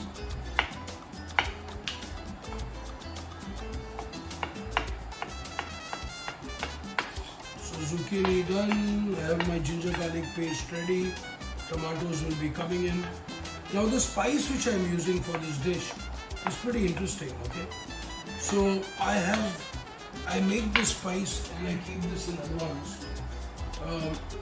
It's fabulous. It's got like black chilies which come from Karnataka, and I've got some saunf, some coriander seeds and garam masala. So we roast coriander seeds, say like 1 tablespoon of coriander seeds, 1 teaspoon of saunf, 4 or 5 black chilies, and a little bit of 1 pinch of garam masala, 1 teaspoon of garam masala powder, and then we get this lovely beautiful spice. So which is a spice which I have all the time. And if you want to go down the curry leaf route with hing, mustard seeds, you can, but I want to keep this very simple so that it's not too many complications in this recipe. Okay. So dice the peppers, just like the zucchini.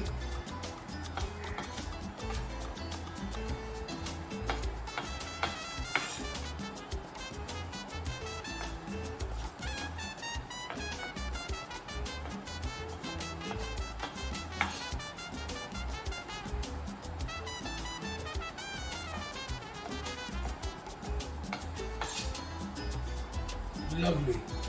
So veg prep done. Perfecto. Chilies here, onions will go in first, mushrooms will go second. Perfect, guys. We all have it happening here. Still not to be done yet.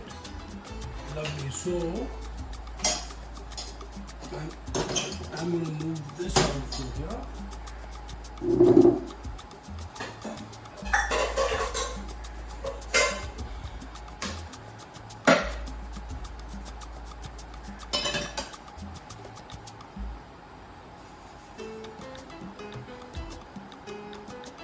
So we have our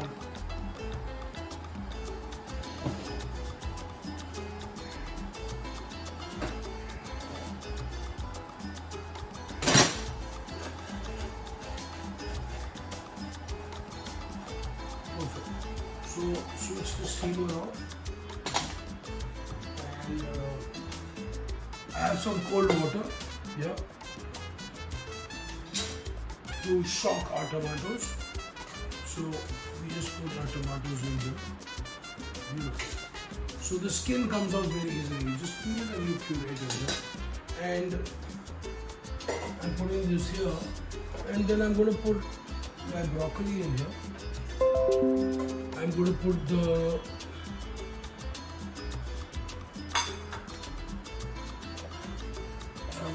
broccoli, the cantola, the broccoli stems very quickly, just a quick buzz, okay? This I'm going to saute, green peas, I'm also going to steam, okay?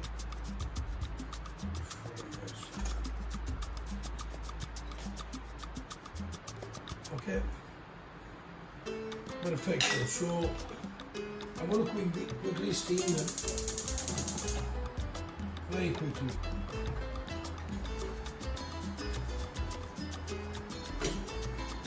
Leave it a little open.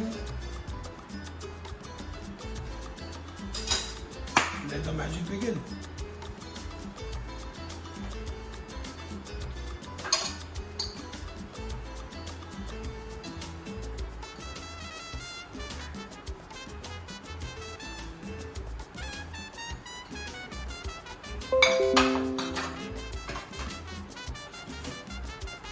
Just a couple of minutes and we shall get going with the cooking, guys. Not to worry.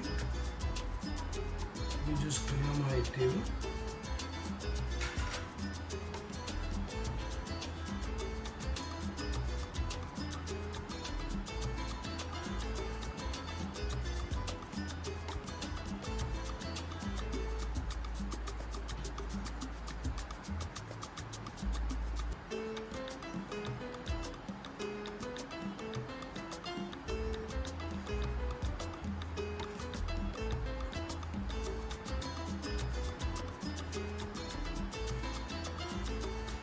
Not too much of a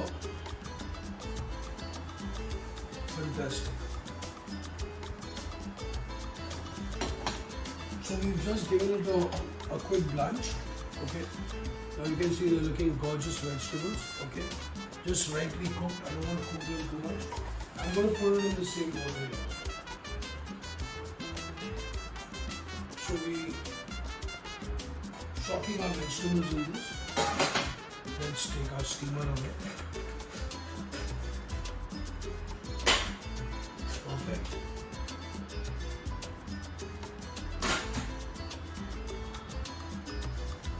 Clean as you go, guys. Okay. Perfecto. Let's start cooking. Beautiful. So I think this lunch is going to be a really kick-ass, if I may use the word, lunch. So let me remove these tomatoes.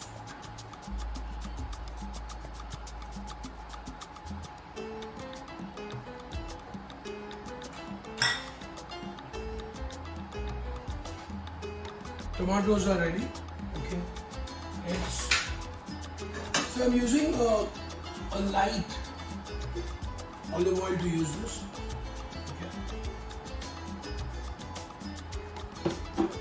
We're going to start off with some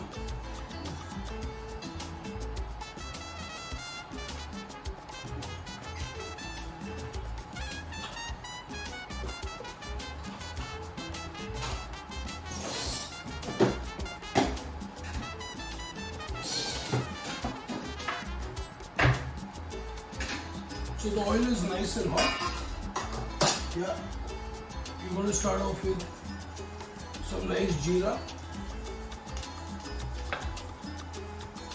And we're going to start off with some nice boria chilies in here.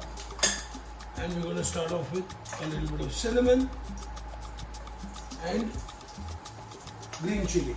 Okay, so this is like a tempering kind of happening here. Okay, this is like amazing. Okay.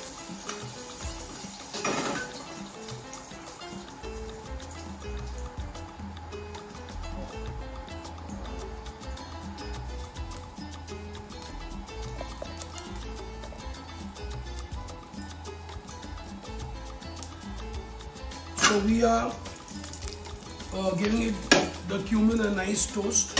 Cinnamon is also coming alive. So all these spices really come alive when you actually heat them up. Then we're going to add our chopped spring onions in here. Okay. Along with our mushrooms, zucchini, peppers. Okay. So zucchini and peppers, I like to saute them along with the mushrooms and onions. The simple reason is that these vegetables taste better when they are sauteed, okay? So I'm going to give this a nice mix. Fantastic.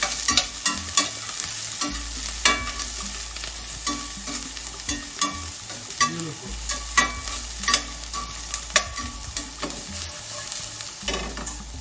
So switch this off for a second. And I have my tomatoes here.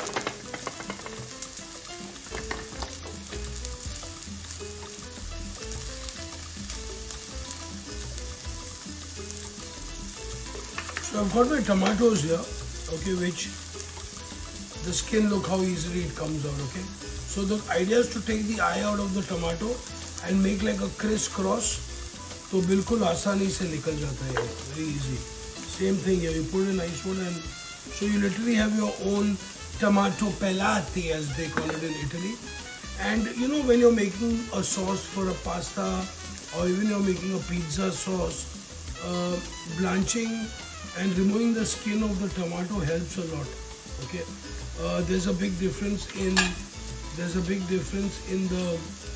the color of the sauce, in the texture of the sauce.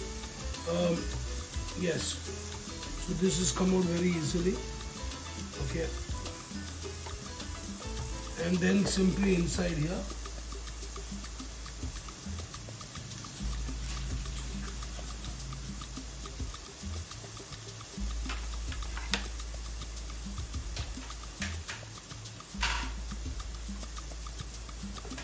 great. So I'm going to be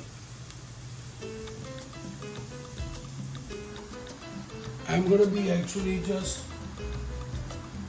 adding a little bit of water. Thoda sa pani, not too much. I'm giving this a nice blend.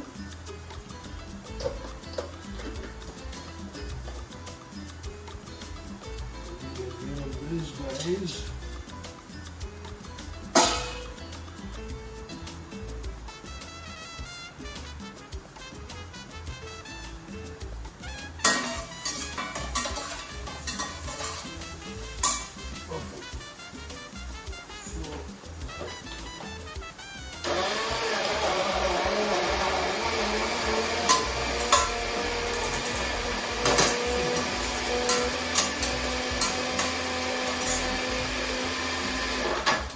Fantastic. So I've got my tomato puree ready. Put this back on the. Next we're gonna add into this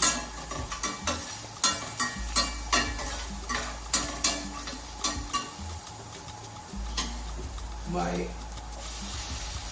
millet mixture, millet and lentil mixture in here. So you can see it's almost become like a. And of course we are going to add tomatoes to it, so it's going to be different, okay guys?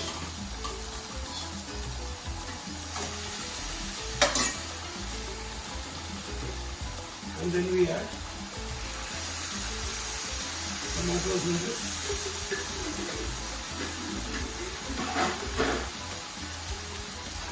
My fantastic spice of Jagdi chilies, soft, coriander, black pepper, garam masala. Okay, so a good about 2 tablespoons in here. No, sorry, 1 tablespoon. 1 tablespoon.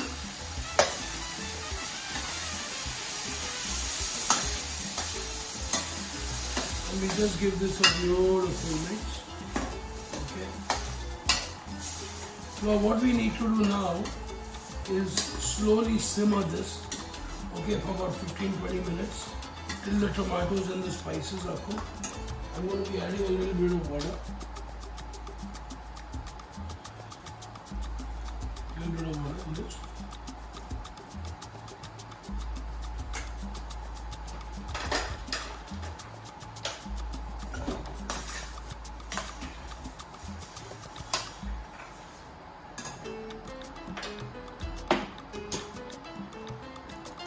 Adding a little bit of pink salt. And later on we can finish this with some nice fresh coriander, some basils. I also have these leaves which are going inside here now. Okay. So you can see it's almost like it is a porridge actually, but you know the millets are so good for you. Very high in fiber, very high in folic acid. They maintain your blood pressure, reduce your cholesterol. And once you eat millets, you know that feeling which, that satiated feeling, that feeling of satisfaction without being bloated is what I'm talking about.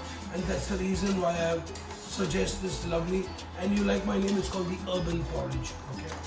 So, we are going to do some coriander later. I'm going to add my steamed vegetables which are here. My vegetables are also here, nicely chilled out in water. So I'm going to just drain them out, okay? And once the tomatoes are cooked, I'm saying about 10 to 12 minutes, I'm going to be adding these beautiful veggies in here, okay?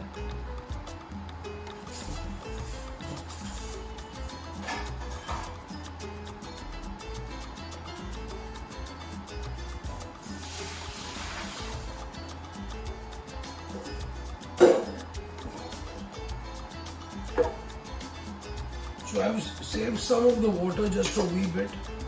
Okay. Fantastic. So you can see this is coming together really well. Okay, I'm going to check the seasoning. Feel free to add any other spices if you wish. And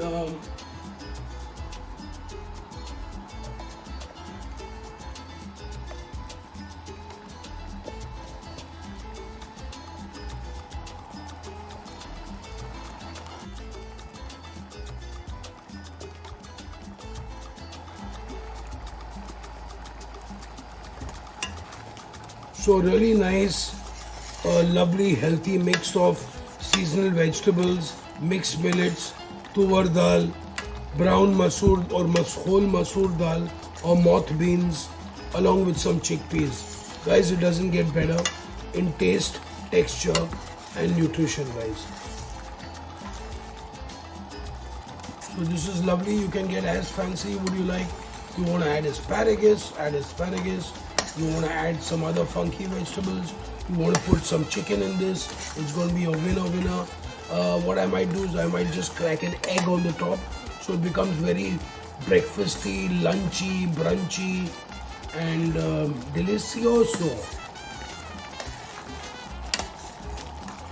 Fantastico.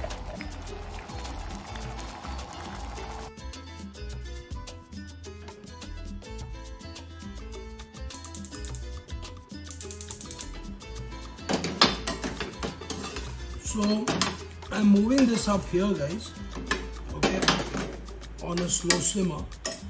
It's beautifully done. And next I'm going to be adding these steamed vegetables which I had here. Seasoning and all is going to happen soon. And so this is a very substantial dish, guys. Okay, it's very substantial. It's very tasty. It's very healthy. Hardly any oil in this. Okay, so I think we have a winner here, guys. Now, as I said, if you want to add some more protein into it, you want to add eggs, you want to add meat into it, feel free. So I thought, why don't we just boil this up really nicely, present it, and then top it up with some nice eggs, with some coriander. I have some nice sprouts. I have some mustard green sprouts, which I'm going to be adding on the top to give this really nice cutting edge finish to this dish completely.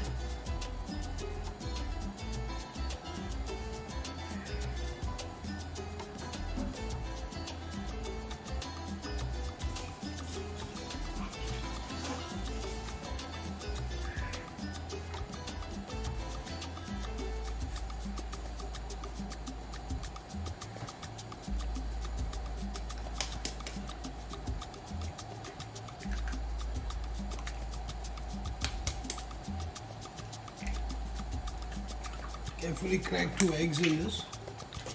Okay. Adding a little bit of pepper.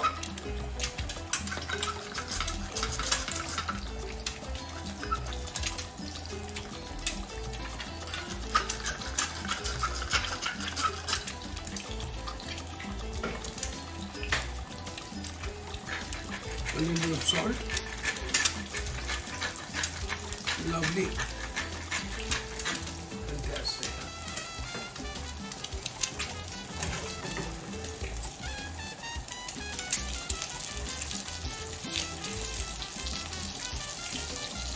So get this nicely cracking. Okay. I have some sprouts which I'm going to add later.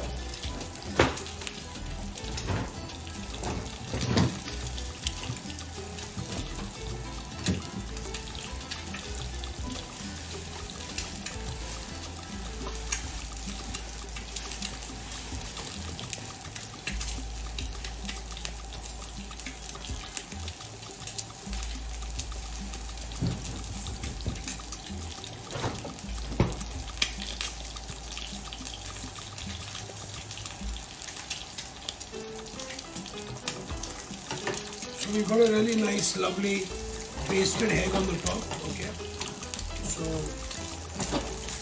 beautiful. I like my eggs like this, nicely cooked. Beautiful. Look at it, lovely. These are perfect fried eggs, guys. That's how you eat fried eggs. Okay, let's get you a nice plating for this.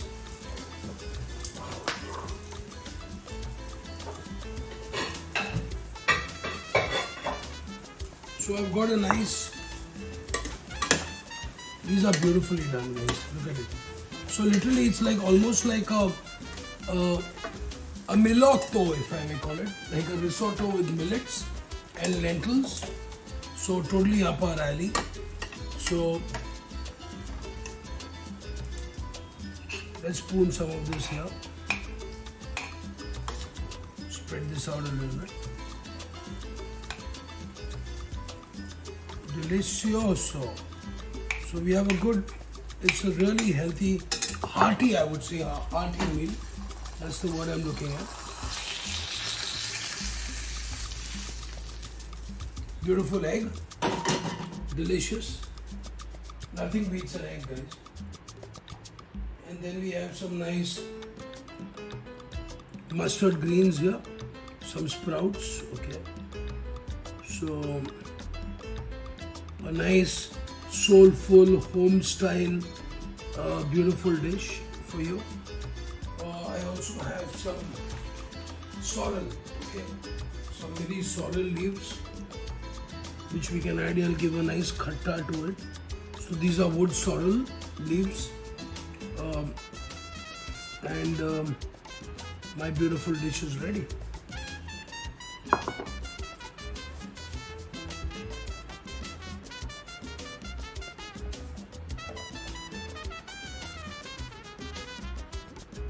So absolutely delicious dish.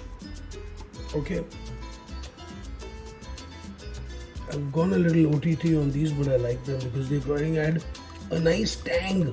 You know, sorrel has got this, it's like gongura, right? So that's the dish, guys. The Urban Porridge by Chef Vicky Ratnani for WOAP. Guys, don't forget, contribute, be kind, and let's let nobody go hungry. Thank you. Cheers. एक कदम आगे फिर दो कदम पीछे health और test की लड़ाई में अब आप रहिए 2 कदम आगे विद फिलिप्स एयर फ्रायर। इसकी twin turbo star technology cooks with up to 90% less fat. There is always a way to make life better. Innovation and you, Philips.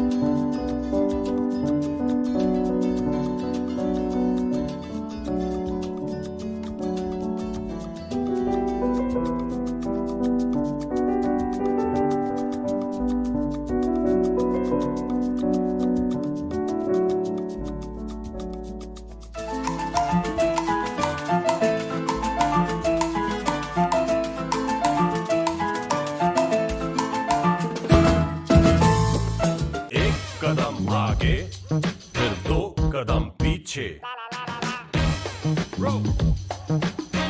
Health और टेस्ट की लड़ाई में अब आप रहिए 2 कदम आगे विद फिलिप्स एयर फ्रायर। इसकी twin turbo star technology cooks with up to 90% less fat. There is always a way to make life better. Innovation and you, Philips.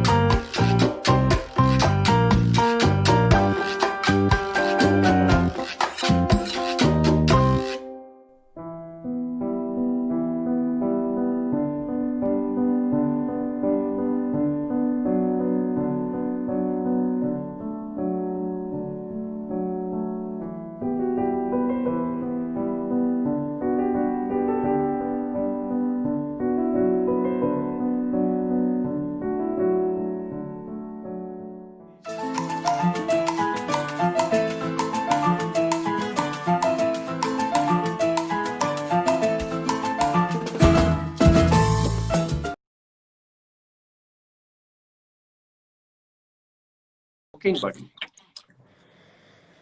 Oh God, I mean, I have to really rewind. I think it's just, I just loved, I from a very young age, I loved cooking, but I didn't know that I was going to become a chef. But then, when it came to a time where I had to choose a career, I was influenced by my best friend's mom because she used to run hotels those days. And just the feeling of going into a hotel and seeing how we are treated and how people were welcomed, how people were wined and dined, made me feel that I would like to be a world happiness warrior. Yeah, I want to make people happy. I want to make people happy, and so I think. I was looking for a new career. I loved eating. I mean, I used to fucking eat everyone's tiffin in school as well, So, and I lived with, I grew up around a family which loved eating. We lived in a joint family, so there was a lot of good food happening there. And then I studied in Bombay. Can you be louder, Chef? I can't hear you for some reason. I went to Bombay Scottish, which is a Catholic school, Then we used to live in Bandra. Then I grew up with Maharashtrians and Gujaratis. So I think the whole food was very diverse, and everyone used to come with different tiffins in school. So I ate a lot of things which I wasn't supposed to eat. Like my mom had no idea that I was eating pork and tongue sandwiches and sorpotels, Wow, and really? so yeah. So I grew So up with basically, you were my naughty from day one. well, I was That's the truth. hungry. I was hungry. I was Okay, okay. always hungry and horny for good food. Oh So gosh. Ayo, don't worry, da. We are in the new Don't age, worry, da. Dad. Don't worry. So, Chef, there are a few questions before we go on to the next conversation with me. What is the combination of millets used? There have been a lot of questions on the website. So, what Okay, is the so combination of millets used? If you can rename it again for them. I used Sama SAMA millets, and I used Kodo millets and Proso millets. Okay. So, did you So guys three get kinds that? of millets, Right. but guys, you can use jawar, bajra. You can do, like, nowadays you also get these bags of mixed millets. Um, and what I love about millets is, like, I love the texture after they are cooked and the flavor which they give to the whole dish. I mean, besides the nutrition, I think that the flavor profile just blows me out. And what happens is that I think millets are great accompaniments with vegetables, with meat, with dairy. You can do kheers from it. You can do risottos. You can make patties and kebabs out of them.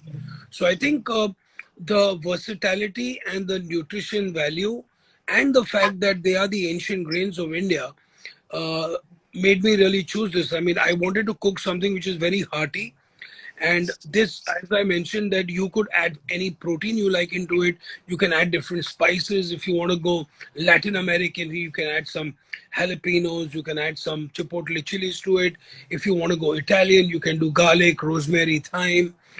If you want to go like pan Asian, you can do ginger. You can do soy sauce.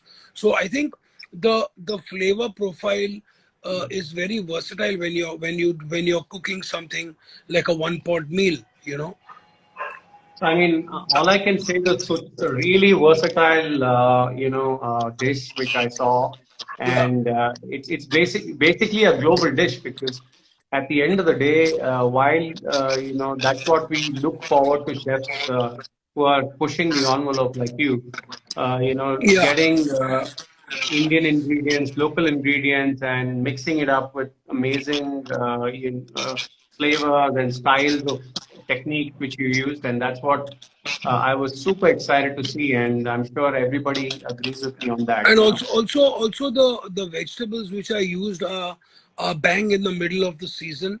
So Correct. I think the flavor and nutrition for anything which is seasonal Correct. is of paramount importance to me, because at that time it tastes the best, it looks the best, and Right. it's Right off the and it's really good for you. And I also said that depending on whichever state you are, use that local veg. So like in Maharashtra now, we've got this very sexy spiny gourd, which is Cantola. So I use Cantola, I use Lal Mat, which is red amaranth, which is also eaten a lot in the south. So, and then I use fresh green peas as well. I mean, sure, you can go and get frozen, but when you have so much, like, such nice peas which are available now, why don't, and the whole beauty about shelling the peas, the whole idea, I think the whole build up to the dish, I mean, prepping a dish is like foreplay. You are actually feeling it, you are prepping it, you are cutting it, I think that's the what I loved about this masterclass was, I've felt a whole very different kind of meditative space which I Correct. was going through. And also it was, Kiran, it's, I'll do anything for you. So The whole idea was that the cause and effect of this dish is going to be so magnificent. So the whole energy of cooking that dish was just mind blowing. I mean, I had the best 45 minutes of Thank this you. morning. Like cooking it, and it was just fabulous. It's amazing spending that 45 minutes with you, chef. And that is why we did this, right? People want to see your homes. They want to come into your rooms. They want to see. That is the challenge. You guys are used to such great equipment in professional kitchens, and Well, I think my I you know think my we, my kitchen has the best equipment. I that mean, I I can I see. love to. Yeah, That I so the can thing see. is But that the it's fact is it's that just about, I think good equipment makes you more efficient. I mean you can make do with anything you have, but I just feel as a chef, it's like Kiran Sons likes to buy his fancy jackets and shoes and all. I like to buy knives. I like to buy a nice mixer. Because I think at the end of the day, these are spiritual assets to me. Kiran Sons loves to just know fancy people like Vicky Ratnani. He doesn't bother about jackets and stuff like that. I He just love I wants to love be the beret. I love associated with that people beret like you're you. wearing. So Vicky, one question: what if we saute the amaranth with garlic and then add it? Yeah, you can. Absolutely. You can saute all your vegetables and then Okay. add the cooked millets and let it cook. Uh, I just wanted all the juices and the nutrients to leach directly into the millets. So that's the reason why I didn't saute anything separately, because there is a slight loss of flavor. But I rather now, because of the peas were raw, the broccoli was raw, the amaranth was raw. Now all these vegetables, they actually give out their juices. So rather than sorting it in a pan and then moving it into here, or the other way around, I just thought that I just wanted to make this like almost like a broth. So that's the reason why I didn't really saute it. But if I was doing sauteed vegetables, and I would put it on the top, where I would use the millet as a replacement for rice or roti. I would cook the millet separately, like you cook rice, and then I would do all these beautiful sauteed vegetables along with my spices, which I used as a protein with my millet. Amazing. So, Chef, thank you so much for doing what you did. And, one last, shout out before you leave for all the chefs who joined along with you and for the cause of hunger. And then we'll let you go. I think you're a busy man, so we'll catch up soon with you as soon as I see you in Yeah, I'm Bombay. actually I'm packing my bags now. I'm off to Igatpuri tomorrow. I'm Oh, going to I'm going you're to on the film a road new again. yeah I'm going to film a new cooking show. So I'm off tomorrow, Oh, and then I come back and I go to that's Delhi. But I would love to come and spend some time with you and your team. I mean, guys, whoever's watching us, uh, Kiran Sons, Kiran Sons and his team are a chip of the block, who have straight from fine dining and bring the best chefs of the world to India. And now it's completely on the other side of the rainbow, where they are actually raising the cause to get all these meals across to you. So guys, please, it's not going to cost you much. Donate, buy the kits, stay happy, and always be hungry to eat. Okay, take care. Thank you, Vicky, and love you as usual, bottom of our hearts. And for those who just logged on,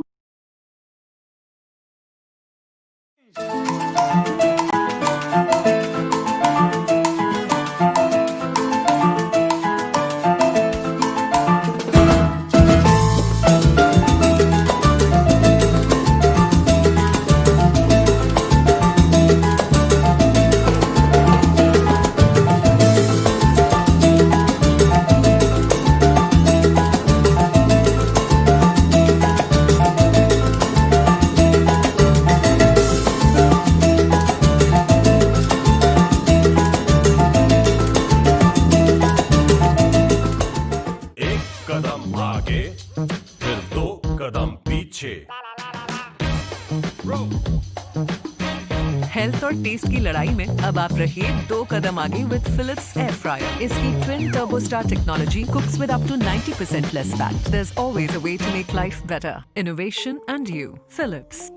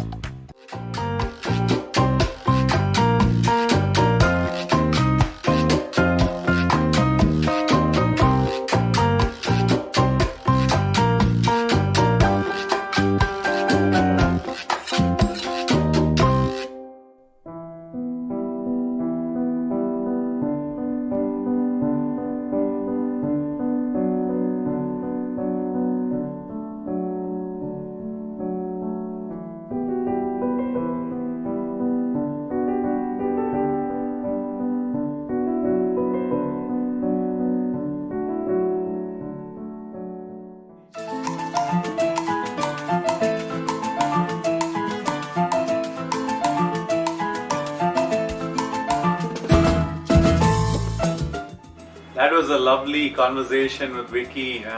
My God, that dish looks so delicious. I mean, you must give it to these chefs, right? They are literally like artists of gastronomy. They pick up ingredients from just around your kitchen and create incredible dishes. And that was a challenge which we had this time. When we went out and spoke to these chefs, that, hey guys, I know World on a Plate, we've spent so much time doing research and creating such great dishes from kitchens, but how do consumers cook in their homes and still have fun cooking and experience greatness, which you guys are going to pass on to them? And Vicky, you nailed it, man. I love you for it, and thank you for being kind and being part of this beautiful event. And it was really respect to you. I look forward to catch up with you soon. Going ahead, we've just started Sunday. People who just logged on, I know, just heard about it. Promise you've missed a lot, and you must feel bad about it. Trust me. But never late. Never too late for something like this, because this Sunday it is power packed. It is celebrity packed. We just had Vicky finish his masterclass and conversation. We have Ranveer Bra, we have Colibri Jimenez from Mexico. We also have a very special guest who's going to join us in conversation, which I'm going to tell you in my next catch up, or maybe I might just keep it very a mystery, so that you guys are logged on. World on a Plate goes live for charity. We have restaurants from the top 3 cities, Bombay, Delhi, Bangalore, putting up their best food forward. We all want to celebrate food. We've really missed it, during this pandemic. The reason is today. Let's go order. Let's give these chefs what they want. They create these beautiful signature dishes for you. Go and order for them. Go and order for yourself, because you never know that these kind of dishes you might not find on the normal menu. So the restaurants are doing their bit. Next up, another special man. World on a Plate season 4 Mumbai, was very special. Like I said, we had the godfather of modern cooking, Marco Pierre White, headlining with us. And this man was again behind the scenes, helping him out. He is the executive chef of the St. Regis Mumbai. Pulled off a spectacular dinner with Marco Pierre White. And all kudos to this man, Paul Kinney, who's going to do the next masterclass with us. It's amazing how the whole industry has come together for this cause, and it's the cause of charity for the World Hunger Warriors. I'm going to literally try pronouncing this dish, because it's from Yuka, one of my favorite Japanese restaurants. But all Japanese dishes are tongue twisters. And if I could get it wrong, please forgive me, Paul. And I'm sure my audience have been forgiving me for all the mistakes I've made, but I'm gonna try. It's prawn okonomiyaki. I hope I got it right. But however, guys, go and cook. Have a good one. Make sure you feed your friends and your beautiful little ones, and I'll see you again soon. Bye.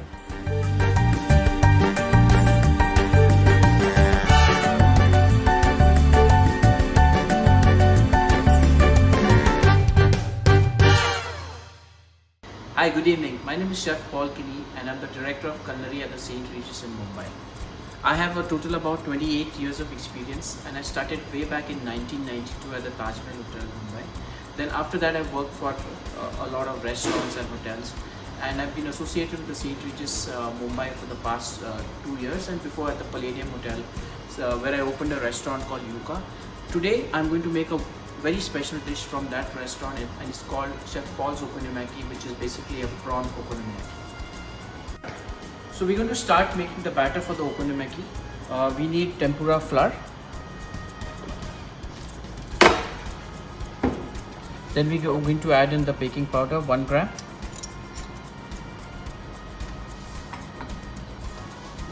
Add in 3 grams of salt.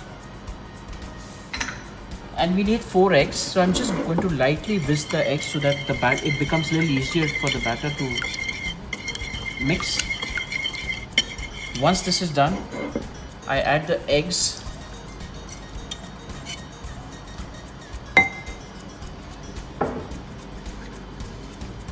and the dashi,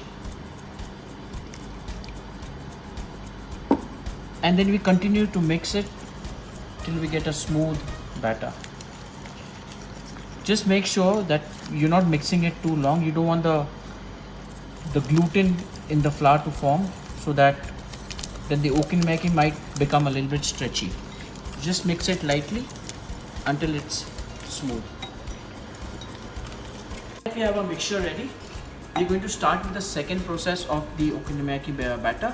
For that I have cabbage, I have deshelled, deveined and boiled prawns, I have sliced scallions, I have pink ginger, and I have tanuki, which are basically tempura flakes, and I have some salt.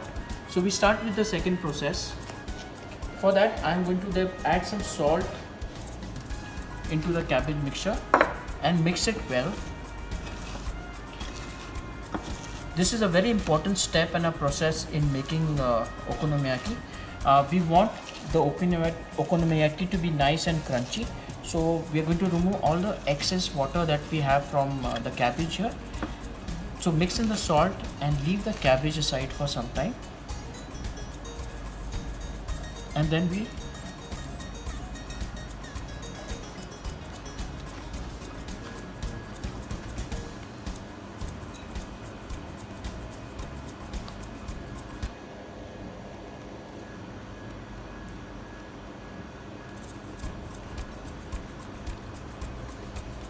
just making sure you remove all the excess water, and we can reuse this water back into the batter to check the consistency, just to make sure it's just the right okonomiyaki consistency.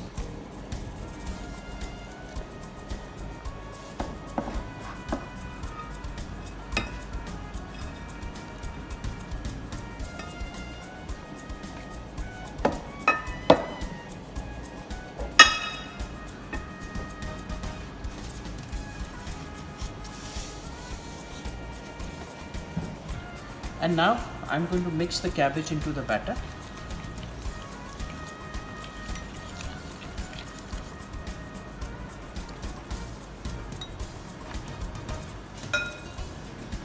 And then I'm going to add in the boiled shrimps. We're going to add in the scallions. The scallions give a nice flavor and a nice crunch to the whole dish.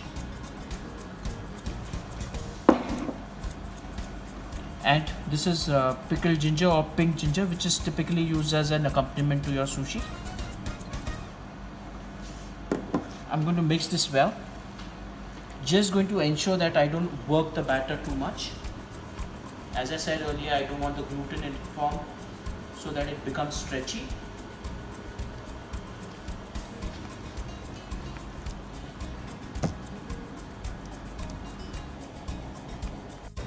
Now that we have our okonomiyaki mixture ready, we are going to proceed and make the homemade okonomiyaki sauce. For that we are going to mix in ketchup,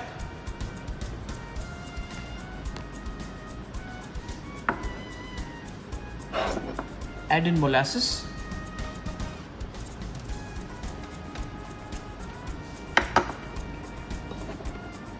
soy sauce, add in some Worcestershire sauce, and lastly add in the honey.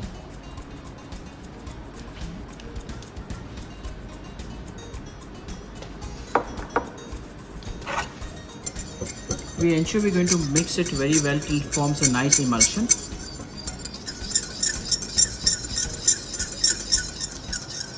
And it's got a whole lot of sweet, sour, salty flavor. And we're going to store it in a squeezy bottle so we can garnish our okonomiyaki.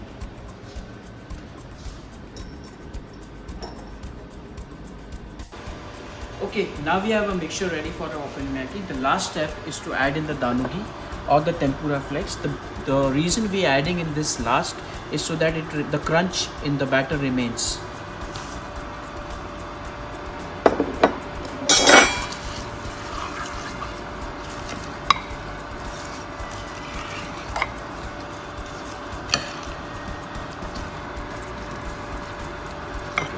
Now we have a preheated pan. We're going to add in some oil.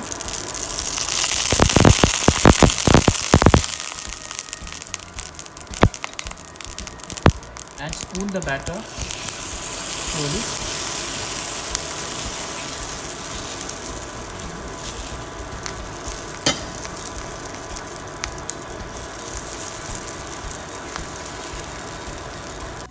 Okay, we just level the batter so that it gets a nice shape. Also the sides you're going to just tuck them inside so you get a nice round natural shape.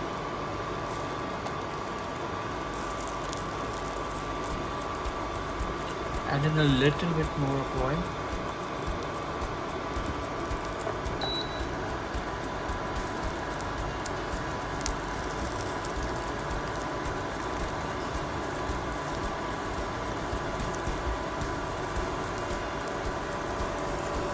And wait for it to get a nice golden brown color.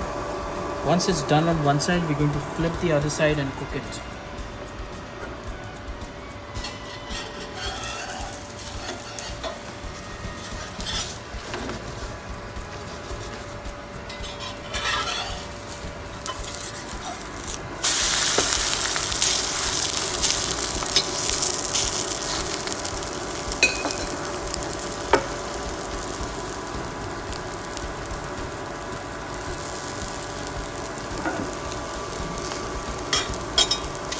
And so cook it on a slow flame so that the prawns get nice and cooked but not overdone at the same time, and you get a nice golden brown color.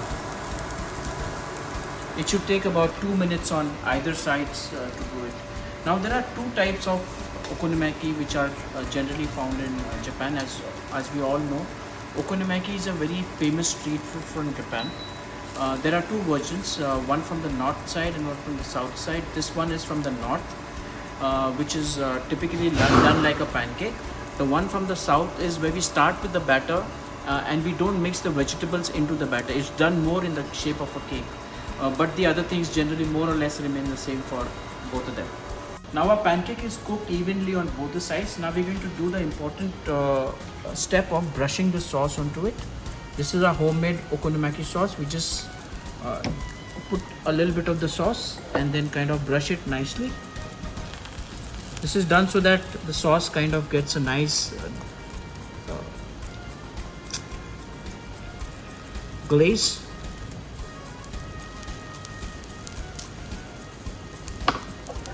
And then we start plating it.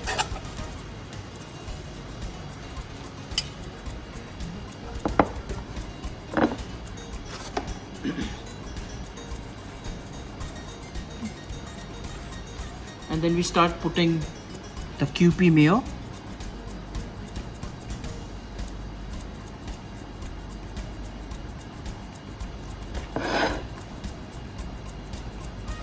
put generous drizzles of the sauce.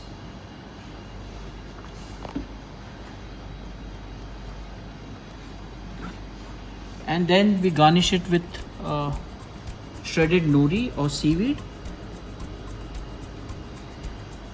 Evenly, much like you do on a pizza.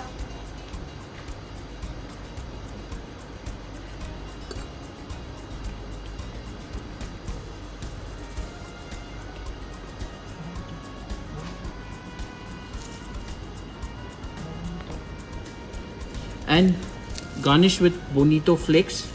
This is an important ingredient into the dish. Also, it gives a nice salty, fishy flavor to it. Be generous in putting it. Very thinly sliced tuna slices. Also, the fun part is you see them moving onto the dish. A lot of the times our guests think it's something alive, but fear not. It's just a garnish. And this is Chef Paul's okonomiyaki, one of our favorite dishes from Yuka. Bon appetit. एक कदम आगे फिर दो कदम पीछे. Health और test की लड़ाई में अब आप रहिए 2 कदम आगे विद फिलिप्स एयर फ्रायर. इसकी twin turbo star technology cooks with up to 90% less fat. There's always a way to make life better. Innovation and you. Philips.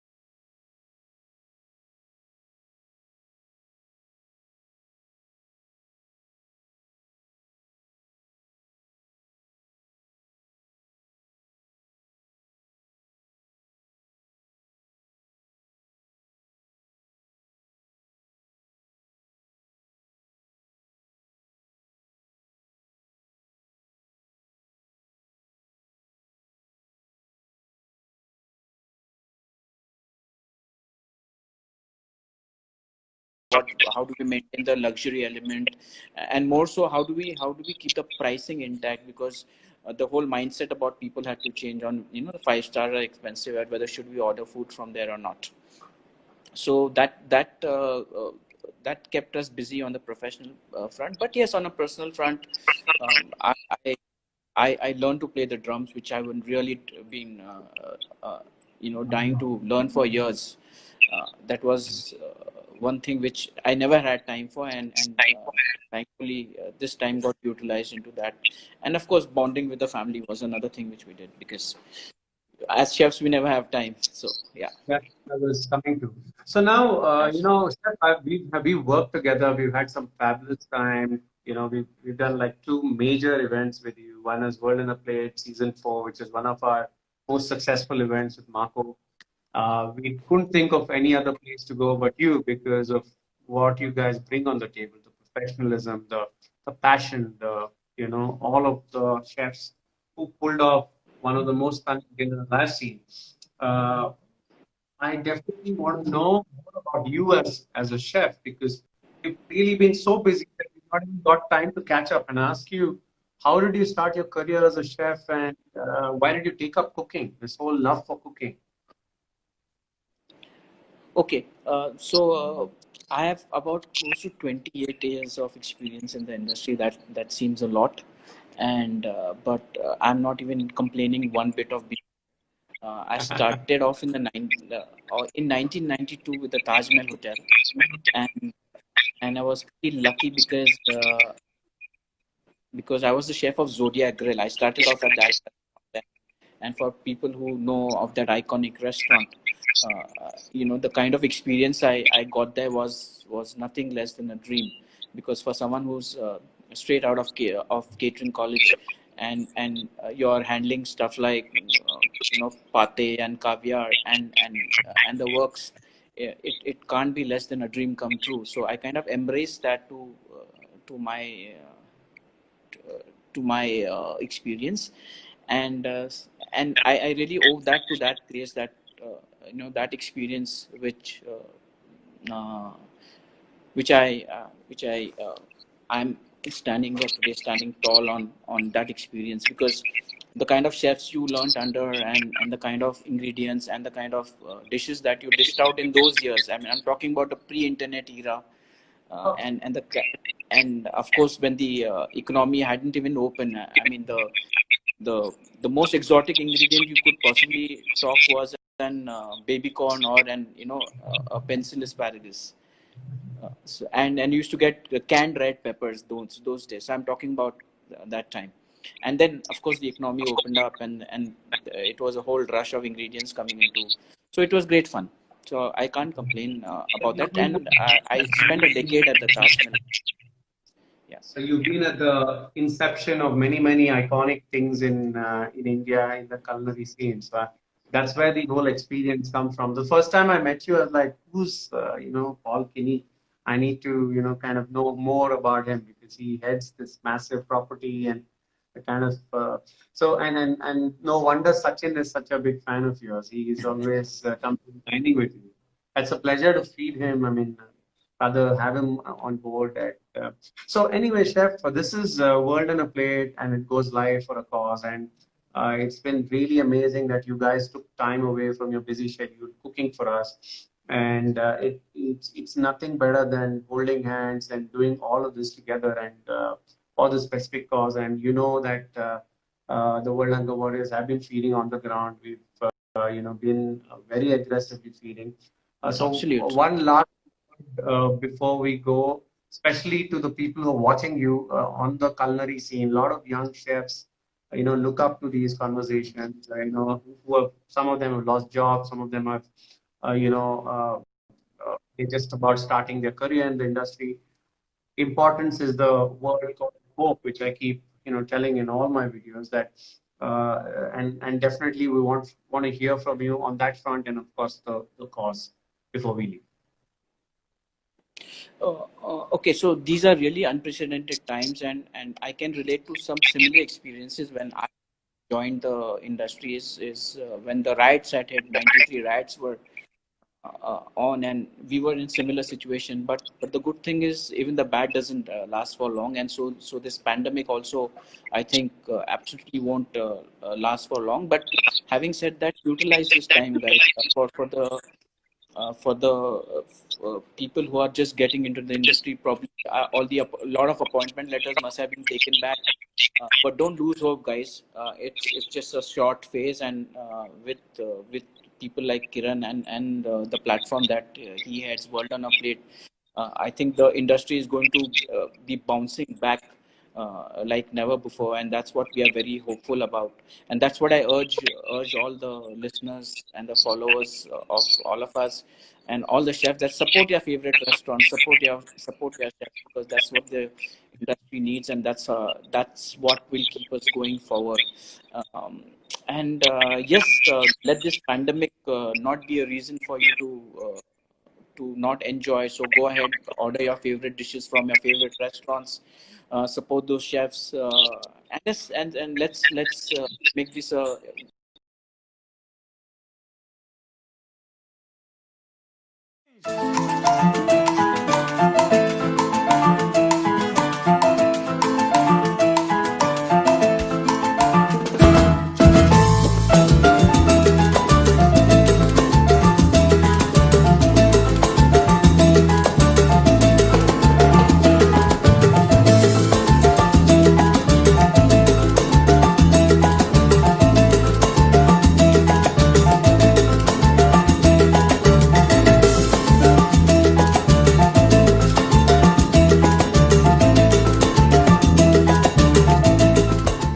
एक कदम आगे फिर दो कदम पीछे. हेल्थ और टेस्ट की लड़ाई में अब आप रहिए 2 कदम आगे विद फिलिप्स एयर फ्रायर. इसकी twin turbo star technology cooks with up to 90% less fat. There's always a way to make life better. Innovation and you. Philips.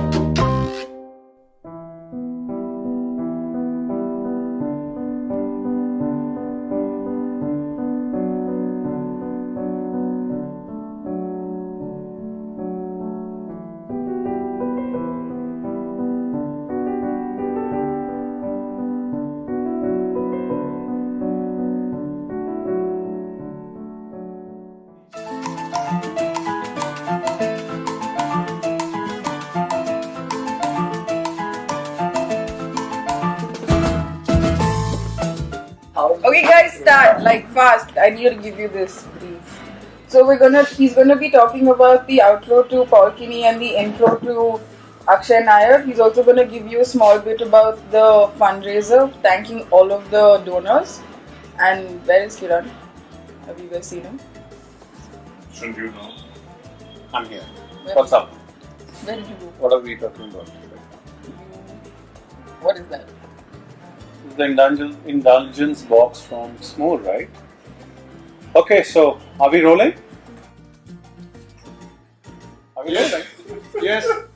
Okay, so. Are we rolling? Why did you guys tell me? Outro to Kinney and Intro to Akshay Nair. Okay. So thank you guys. We just had a beautiful masterclass from Kinney and what is it called? Okonomiyaki. That's what I got. I got it right. It is delicious. It looked amazing. And thank you so much for each one of you all who've been contributing. I see a lot of people sending us messages, love. Keep the love coming in. This is all about love. If you can, the whole idea of World on a Plate is to give. If you read this message, we started off the campaign of the World Hunger Warrior with this. If you can feed one person, if you cannot feed 100 people, you can feed one person. And that is the beauty of charity. and go to the link, keep donating, because we want to feed a lot of people through the World Hunger Warriors. I have something special. I went, I think when Priyanka had taken over the scene. I did not take over the scene. She did? I did not know we were rolling. Alright, so we have the indulgence box here from Small. It's really yummy. I'll just show you guys this. And if I can get a spoon, I'm gonna taste it and tell you guys how yummy is it. It's available on Swiggy, right? These beautiful looking cakes. Wanna taste it?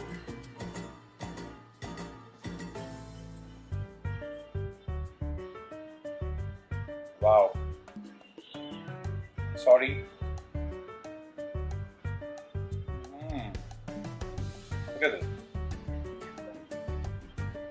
Everything is curated for World on a Plate. Available on Swiggy. Go order them. I'm gonna see you quickly on the other side. Before that, my dear friend Akshay Nair, who's gonna do the next masterclass. The first time Akshay and me met was very unique.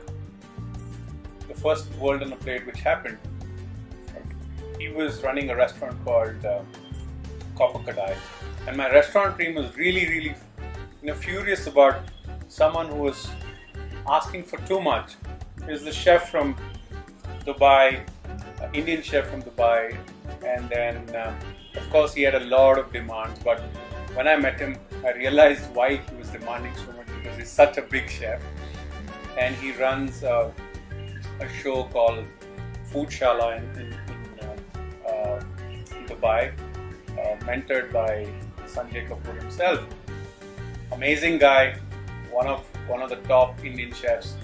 He's gonna do this next masterclass. Go cook along with him. Feed your family, feed your friends, feed the most needy through the World Hunger Warriors. See you on the other side.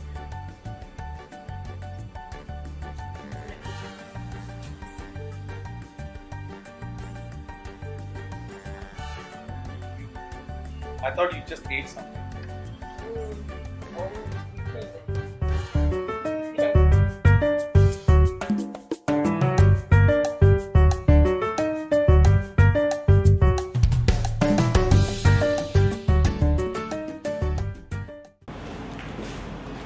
Alright, so this is Chef Akshay Nair and you all are here finally after a little wait with me.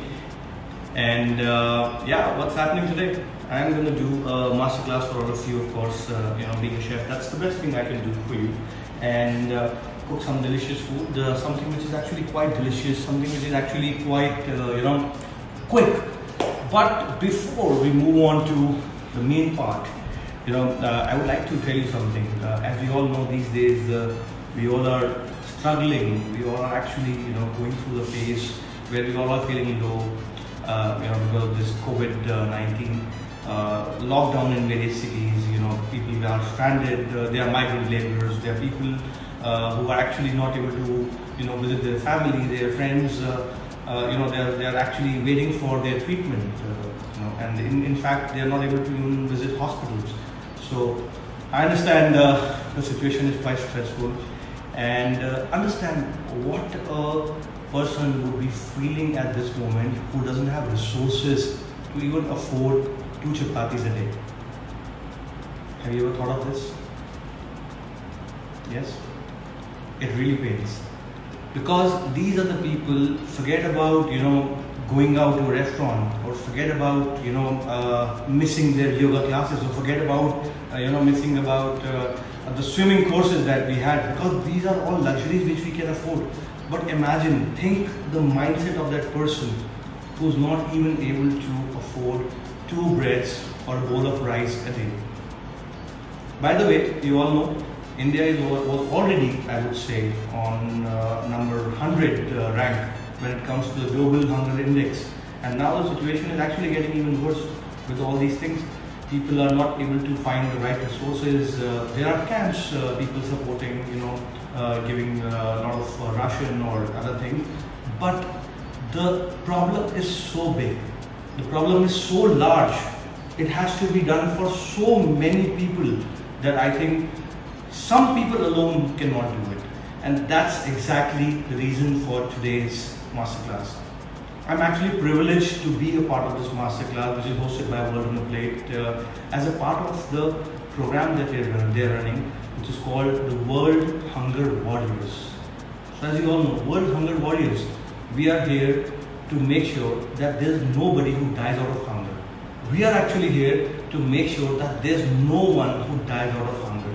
We are actually here to support these people, the futuristic people, the people who could be tomorrow's celebrities, the people who could be tomorrow's engineers, scientists. What if these children don't get food? What if these young people don't get food? Imagine. And that's the reason World Food Warriors was formed, and I think I must congratulate the founder of World on a Plate, Kiran Sohns, about this initiative. I've seen him every day stepping out of his home, stepping out of his comfort, while we were all wearing masks, sanitizing our hands, sanitizing every possible thing that we could. This was the man, along with his team of Gold Rush, was single-handedly working day and night so that people get basic food. And I must tell you, and I'm honestly very, very privileged that today, by the medium of entertaining you through this food, I could actually contribute towards this society. So, as I mentioned, the World Hunger Warriors, right? WHW, World Hunger Warriors. What do we do? Okay, so World Hunger Warriors basically has already fed over 500,000 people, 500,000 people. So it has already fed 500,000 people in the past 2 months, and we aim to feed another millions of people in the months to come. And for this, we need your help. Really need your help. How you can make a difference is just by simply clicking on the link below and support for the cause. There's a link, just click onto that. If you like my masterclass, this is actually the biggest appreciation that you could give me, and that's the only request I want. I want to see a smile on everyone's face. We together as Indians, we together as human beings have to make a difference. This is a fight that we all have to do together. This is actually like a situation where you have to forget everything. Of course, you have to take your precaution. You have to make sure that you yourself are fit first, then you go for that step. But we all have to come together and support this cause, and this is what I'm doing today. I'm doing my bit and trying to show you a recipe which is actually one of my favorite recipes. So when I talk about this favorite recipe, usually people ask, Chef, what's your favorite cuisine? What's your favorite recipe actually? So, I've always wondered, like, being a chef, is there something favorite? Do you think I like butter chicken, or probably I like pizza, or I like maybe, a paella, or maybe some Asian bowls, or something? No. This is something which I've actually learned from my mentor, Sanjeev Kapoor. He taught me one thing. He said, Akshay, jaisa desh vaisa bhesh, which actually means wherever you go, whichever country you travel to, that local cuisine has to be your favorite cuisine. Initially it was difficult, but then I actually, kind of had a habit of this, that wherever I go, whichever country I go, forget about country, whichever state in India I go, I follow that particular cuisine and I enjoy eating that. So there's nothing called favorite for me. I like food. I love food. Forget about liking. I love food. Okay, and that's what I expect from all of you also. And today's recipe is also a very, very interesting recipe. Something which is really very close to my heart. Something which I can eat for breakfast, lunch, supper and a dinner. Something which I can eat all 365 days of the year. Something which people are really scared of making at home. Why? Because it looks so difficult that it's going to be very, very difficult. But it's going to be very, very simple. Trust me guys, this is Chef Akshay here with all of you on behalf of World on a Plate, and we are here for a cause for the World Food Warriors. So let's begin today's masterclass, and I'm going to teach you the Himalayan chicken dim sums, जिसको हम मोमोज भी बोलते हैं, but Himalayan style में. सो अब आप कहेंगे कि मोमोज तो बहुत बनाए हमने और देखे भी हैं और खाए भी हैं, लेकिन आज के मोमोज में ऐसा क्या स्पेशल होने वाला है? So the special is how to make momos juicier, how to make momo skin perfect, how to make the dim sums taste perfect, what is the steaming temperature, and what goes inside the secret recipe. Alright, so let's begin today's masterclass. Himalayan chicken dim sums. What we have here, come, let's show you. So we have the first thing here, of course, minced chicken. So what I've done is I've taken 40% leg and 60% leg and 40% of chicken breast, and then minced it twice. It gives actually a nice taste, a nice texture to the dim sums. They're going to be juicier because breast meat is actually nice and creamy, whereas the thigh is actually quite juicy.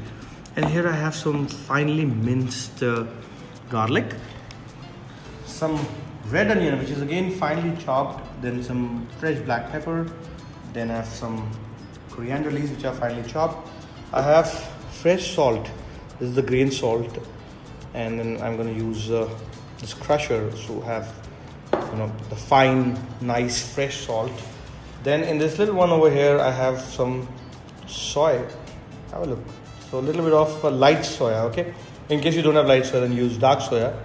Then of course I have some spinach. This spinach is actually a game changer here. Why? I'll just tell you in a while. Then these three ingredients which you see over here: chili flakes, sugar and vinegar. So vinegar, chili flakes and sugar. Simple. These three things are actually for the sauce or for the top. And then over here we have some more things for you. Of course we need a steamer. If you don't have a steamer at home, then what do? Take a deep vessel, put hot water, or actually put regular water and heat it.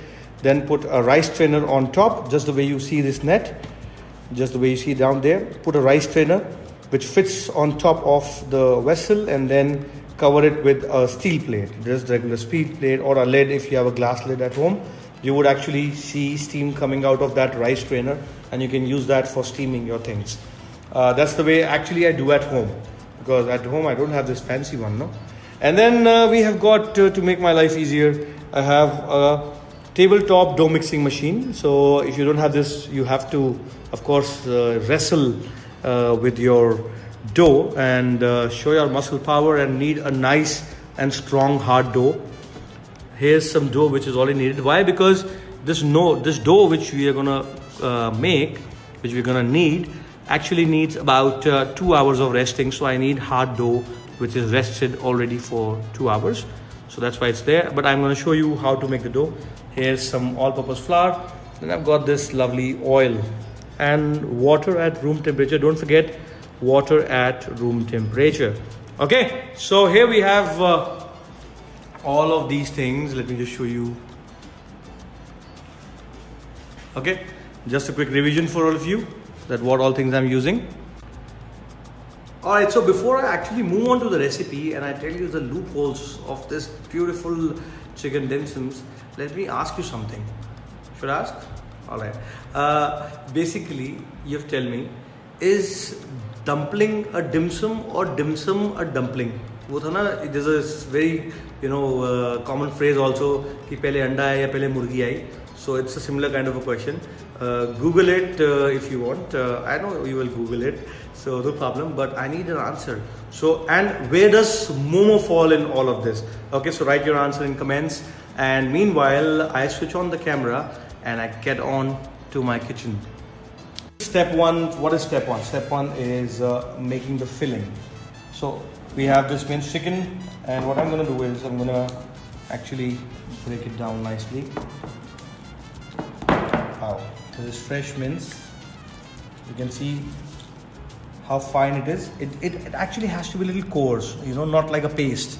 Otherwise, it will not taste nice. And this is a basic point that actually makes your dim sum nice and juicy. So make sure that the mince is not too fine. So one time or maximum twice is what you need to mince.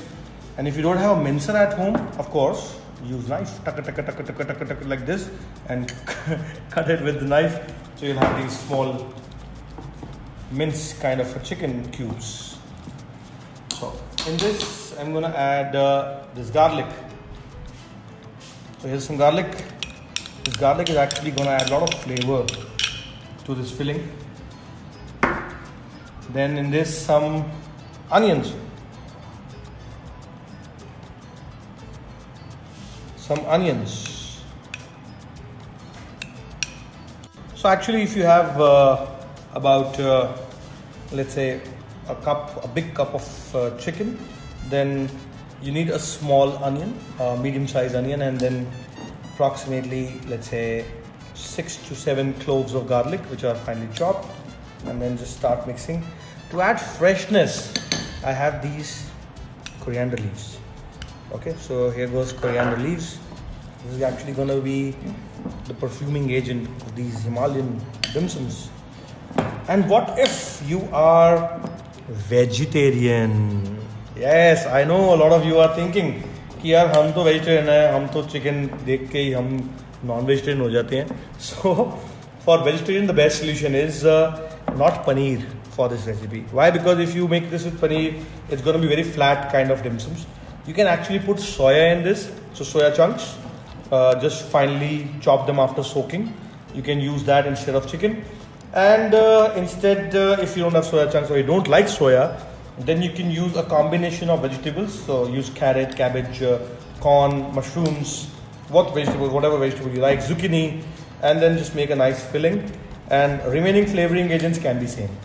Alright, so mix it nicely. Then in this, I'm gonna add a bit of mayo. Why mayo? Because this is gonna make these dim sums so juicy that you will need a tissue paper while you're eating. I promise. I promise you. So about 2 spoons of mayo. Mix it nicely, and then let's add some black pepper to this. So here's a bit of black pepper. Actually, there's no spice in this, so a little extra will also go. And then a bit of soya. This soya is gonna give these dumplings a nice and umami flavor. So about half a teaspoon of soya. Okay. Next step is, of course, you need salt. So here's some salt coming in. Let me just grind a bit.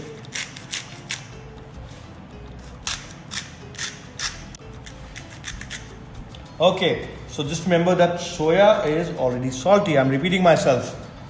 Now we need spinach leaves. So just take some spinach leaves, and then what we have to do is just chop them up. And why, I'll tell you now. So let's take some spinach, fold it, and remove the stem. Of course, we don't need the stem. And first you have to actually shred it.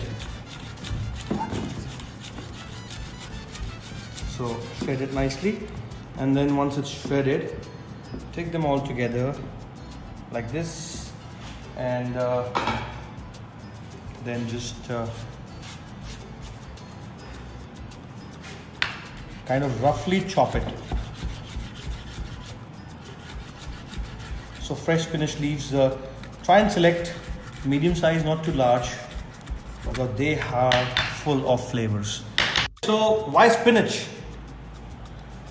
Why? Because first, spinach is a great source of nutrition, and secondly, when you heat leaves, they actually leave some moisture, and this moisture is actually gonna add the juiciness to this dim sum. So there's some dim sum juice, there's some juice from this chicken mince, the mayo that we added, the thigh that we're using, and then finally the spinach. So these are all the tricks for this recipe. Back to work. I have picked up these spinach leaves, and I'm just adding it to my mixture.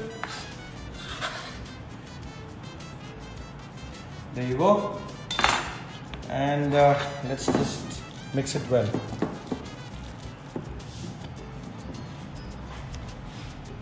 Nicely, just mix it well.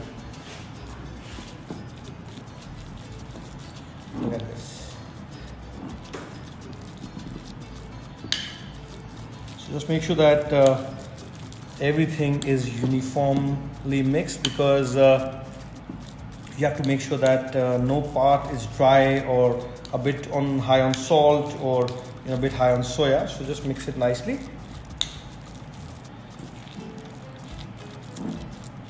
That's it. So First task is done. The most important one, to make the filling.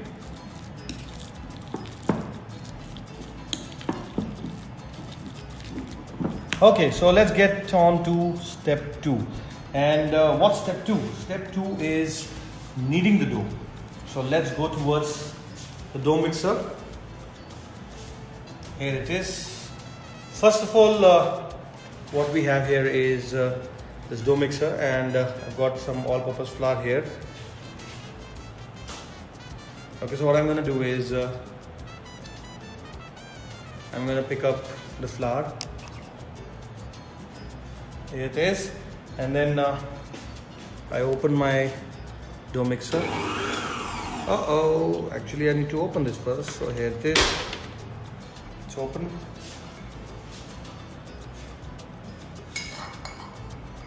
So here's some flour. So I'm needing about 300 grams of flour, which is good for about 10 to 12 dim sums. So here it goes. This is all-purpose flour, and then in this, so a bit of salt. Perfect. And then we're gonna add some oil.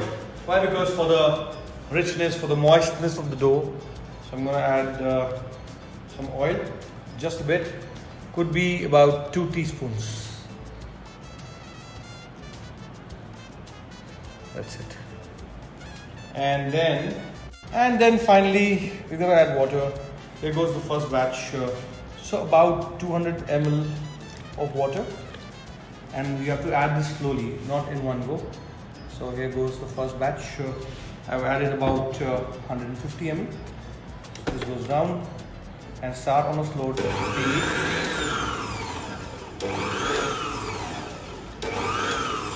We want the dough to be nice and hard, so you will have to do it very, very patiently. And while you're doing this, in the dough mixer, what you have to do is just keep scraping the sides so that it all gets together before it's a uniform dough. So then again start it. But trust me guys, this is of great use at home. If you can buy this, or if you have it already, then put this to use, because a lot of people use this as a showpiece.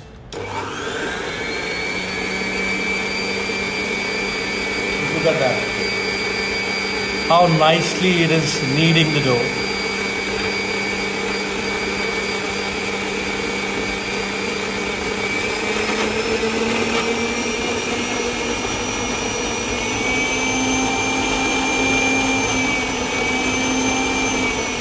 And especially when you want a hard dough, you need this. Or you have to, be very, very powerful.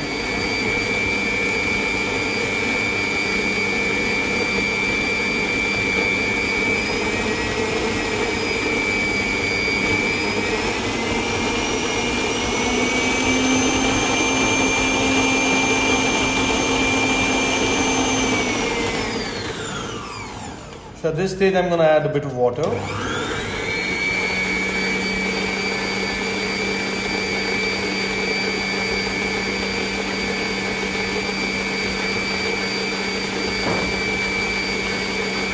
And then again, let's scrape the sides. So when you're doing something like a pasta dough or anything that needs this kind of a machine, you can actually do it with your hands also. Of course, wash your hands, because that's very, very important. You should wash your hands, ideally, if you're working, every 15 minutes. If not, then 30 minutes, okay? I'll give you some discount, but wash your hands nicely for 20 seconds. From the front, back side, between the fingers, around your wrist, along the nails. Just make sure you wash your hands nicely and then touch the dough. So let's start. You see, this all is getting together now.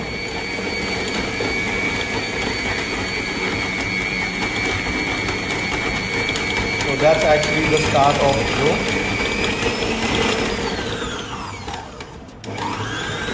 And when you see this, just pick up the machine once, bring the dough to the center, and then punch it back with the gear.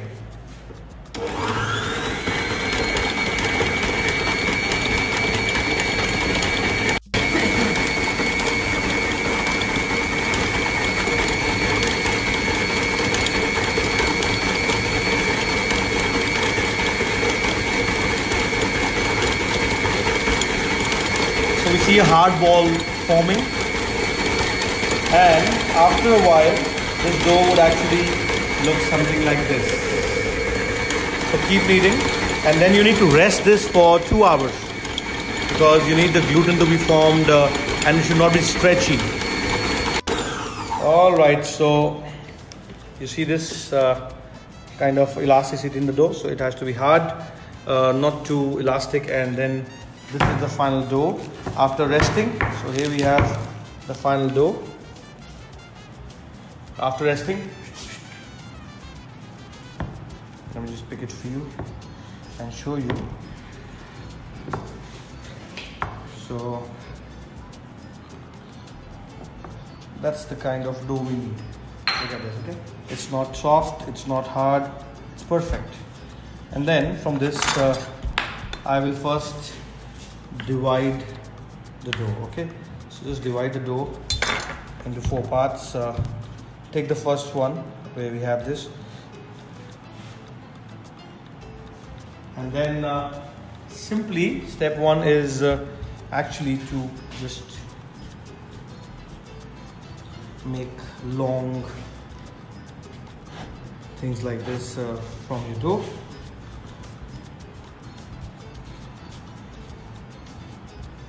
Yeah, perfect. And then once you have this kind of a cylindrical dough, you need to divide this dough into the shapes like a circle, because you're going to roll this into the skin of dim sum. So that's the size we have.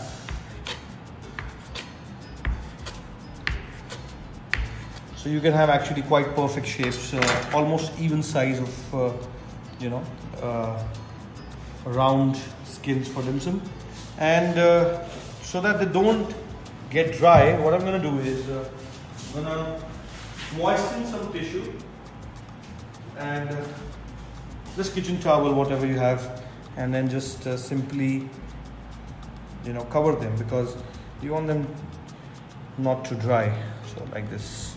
Alright, and while this all is happening, let's switch on our steamer also, because that's also going to take time. So here I am, the steamer is on. I'm going to put some water in the steamer.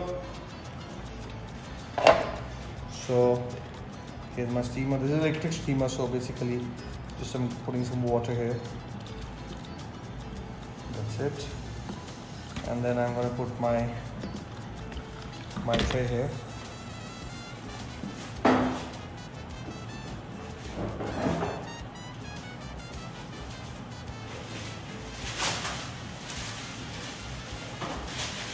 And while you're working, keep cleaning. Anything that goes wrong, keep cleaning, okay? Because cleaning is very, very essential. Not because it's Corona time, otherwise also it's very important.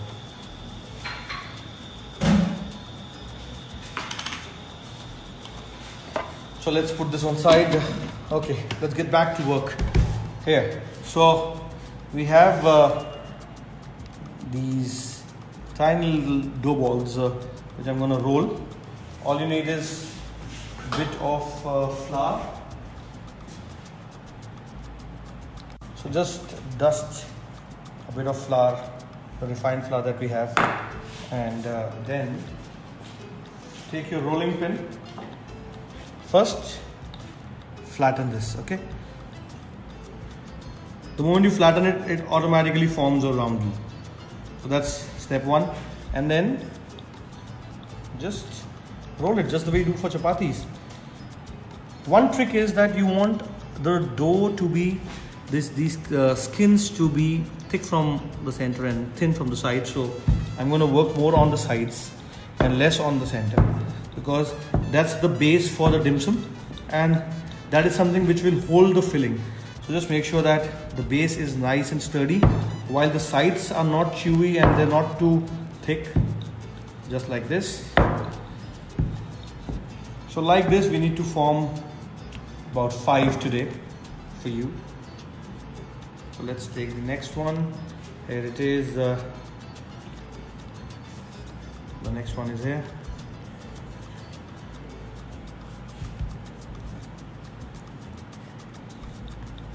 Similar step, keep repeating. Actually, you can make these skins with more kinds of flowers also, but they're a bit too, difficult to work in stage 1. But I promise you, my next masterclass, I'm going to teach you how to work with different kind of flowers. Imagine dim sums that you see, the crystal dim sums, the one which are made from the potato starch, or the one which is made from the lotus flower. So I'm going to teach you in my next masterclass, promise. For today, you need to settle with this all-purpose flour dim sums. So here's the second step. Center, a little bit thick, a bit thicker, and work more on the sides. Like that. And try and not to make the map of world. Try and make some round skins like this, and then just keeping them on top of each other, because there's some flour, they won't stick. So like this, let's pick some more, a bit more flour, press it like this, and then let's again repeat the same thing.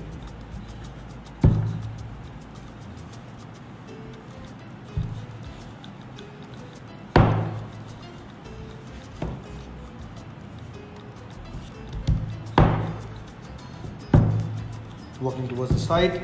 Here's the 4th one, and then the final one, the 5th one, it comes here like this. Make sure that the flour is not too much, because otherwise these skins would tend to dry. So you need nice and soft skins. So flour is just that they don't stick to your board, or they don't stick within themselves.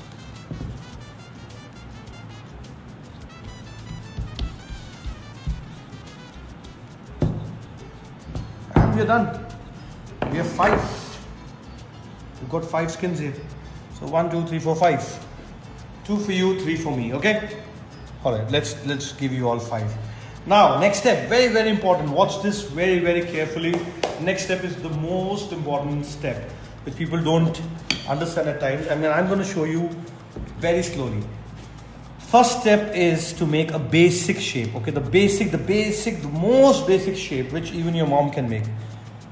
Take this chapati, the skin of dim sum, and hold it like this.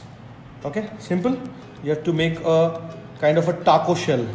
Like a taco shell. This one's coming down. Okay, hey, stay here. Now it's listening to me. So, again. Okay, so kind of a taco shell like this, and then within this taco shell, I'm gonna fill the filling. Let me bring the filling. Okay, here we have the filling now.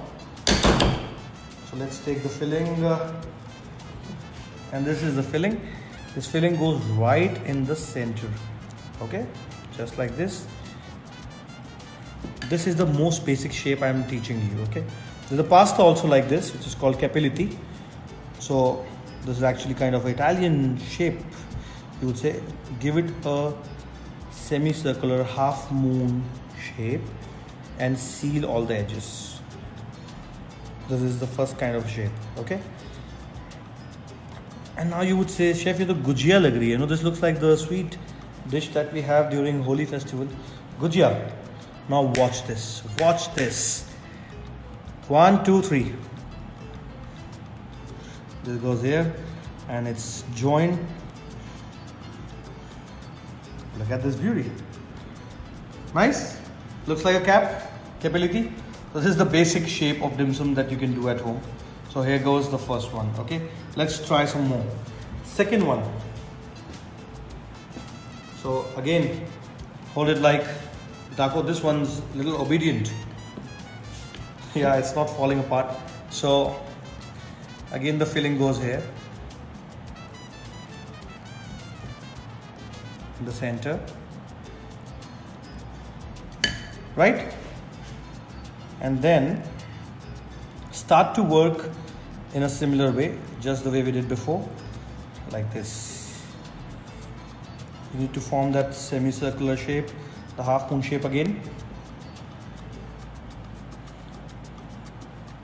And then what we would do is, we would start giving wrinkles here, just to make it look a little prettier.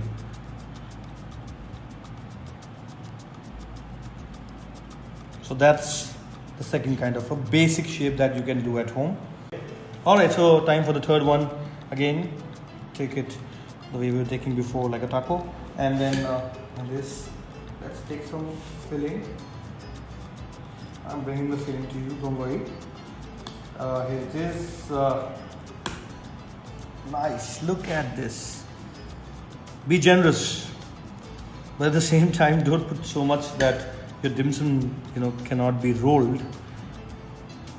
It should be easily foldable. So step one is to actually give a pinch here and then bring it towards the center. Then take the skin on the left, join the skin on the right, and like this we begin to work towards the end.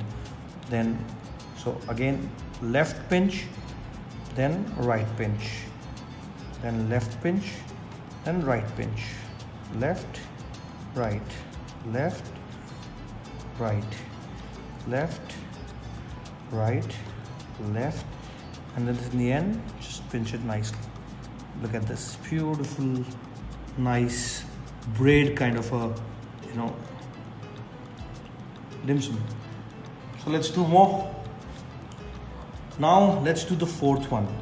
Fourth one, again, very, very simple. Just keep your eyes here. Take the filling in the center. And this time you don't have to hold it like a taco. Hold it like, this, like this. Okay? Start from here. Give the first pinch, the first fold. And now keep working towards up. Like this. Like this. Like this. Like this. Like this. Keep working towards the top. And you would get something like a rose here. Look at this. Okay, so this is the one, the most common one. Let's do one more, the final one.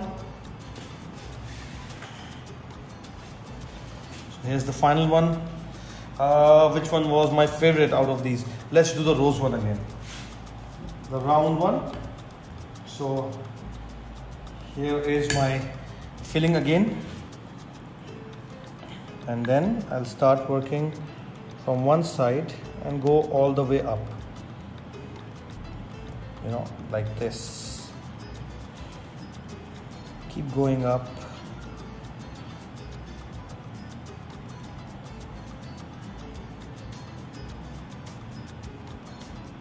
And then just join the ends. So you get a perfect, nice folded roll. Okay, so here it is. 1, 2, 3, 4, and 5. 4 different shapes, 5 dim sums. The steamer is almost ready. It should be nice like this. Look at this. High steam is what is required for dim sums. So just make sure that the temperature is good enough to steam these. So let's start. Be very careful when you're putting inside these dim sums. So you can use a tongs if you're scared too much in the kitchen. The second one. Here goes the third one. The cap one. The cap one is there. Just make sure that there's enough space between the dumplings because they're gonna swell. They're gonna become almost 1.5 times their original size. And here's the fifth one. And then let's just cover it. And this is gonna be here in the steamer for about 7 minutes. So let's pick them one by one. Here's the first one. And I have this nice dark plate here. The second one.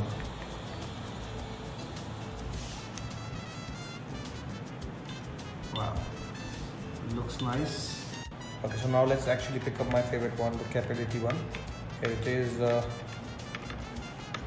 Yeah.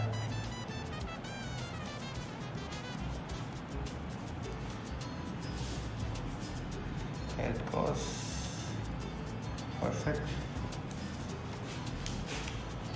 Then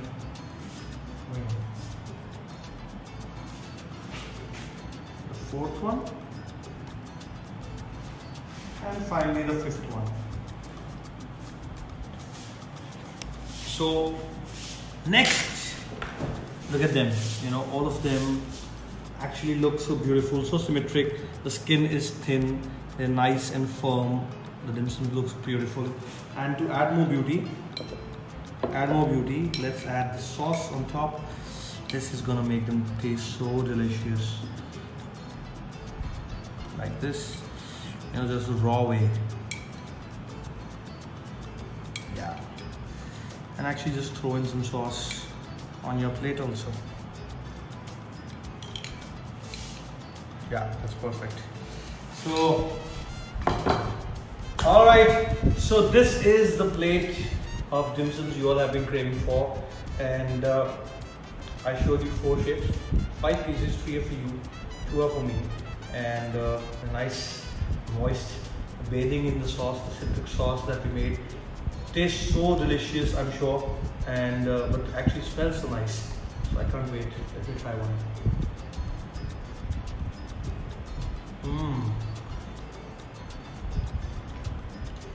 Nice. You know what?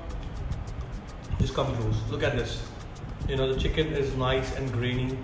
It's juicy inside, you know. It's not dry. And the spinach makes it taste so good.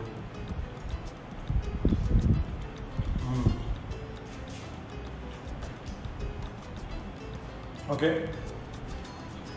Let me keep this aside for you. And now, time for some quick session. This was my recipe of the Himalayan chicken dim sum with some spinach and nice and juicy ones. The momos, the so-called momos, the Tibetan ones, the Himalayan momos is what I got today. And don't forget the cause for which I did this masterclass with you, which is the World Hunger Warriors. We all need to contribute towards this cause and help communities. And now it's time for some quick questions and answers. Of course, you will ask me questions and I'm going to give you answers. Maybe there's some questions which actually you can also answer. So shoot in your questions now and I'll try and answer as many as I can. Ask me anything. एक कदम आगे फिर 2 कदम पीछे. Health और test की लड़ाई में अब आप रहिए 2 कदम आगे विद फिलिप्स एयर फ्रायर. इसकी twin turbo star technology cooks with up to 90% less fat. There's always a way to make life better. Innovation and you. Philips.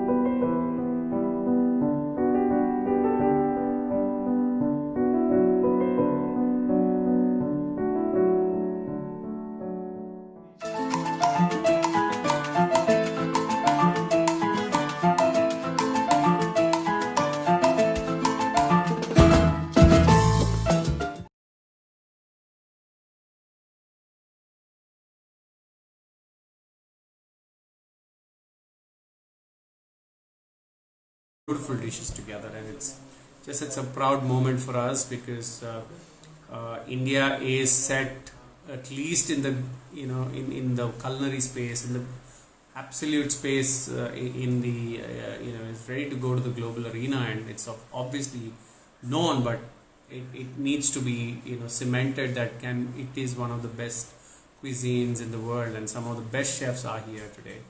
So waiting for Akshay to come in, and so that we can quickly chat. And I'm really excited to chat with Akshay. One of our strong followers and our friends. He's built some really good restaurants in India and around the world. I can see Akshay now. Akshay, please dial in quickly. Waiting for you. So for those who are just logging on, World on a Plate goes live for the very first time. Yeah, you haven't seen this side of World on a Plate. Of course, we would come live when there was, a live event happening. We would go take the Instagram handle and go live. But now you're going to see more and more of us doing master classes online. It might become a weekend masterclass place. You could be able to go download these recipes and also cook. We want you to guys cook from your homes, and that's exciting for us. This whole event is for the cause of hunger. The World Hunger Warriors have been feeding over 500,000 people, and we don't want to stop feeding people. While we look for Akshay, we're just waiting for him to come online. Akshay, if you're there, please dial in to us quickly. I think your Akshay, we can see that your Instagram handle is it says unable to join, because we are looking for you and it says unable to join. So maybe you can, if you've go log out and log in again, it might be possible to make that happen. We're waiting for you. So until you join us, that was such a beautiful masterclass.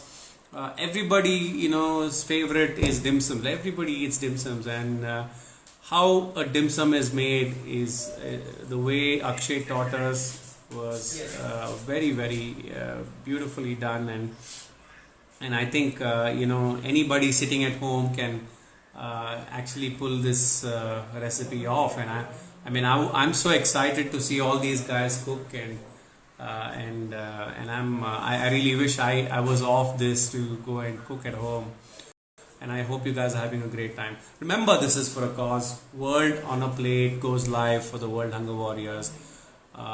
Go to the website www.woap.in and contribute, because it is important to feed people. It is important. This pandemic has really hit the urban poor really hard, and it is important to go and take care of them. While we are all sitting at home in the comfort of our homes, there are few who do not have even a single meal, and that's why the World Hunger Warriors have been feeding this and feeding people, and your contributions are going to make a big difference. So while we still wait for the call from Akshay, we're trying to add you to this.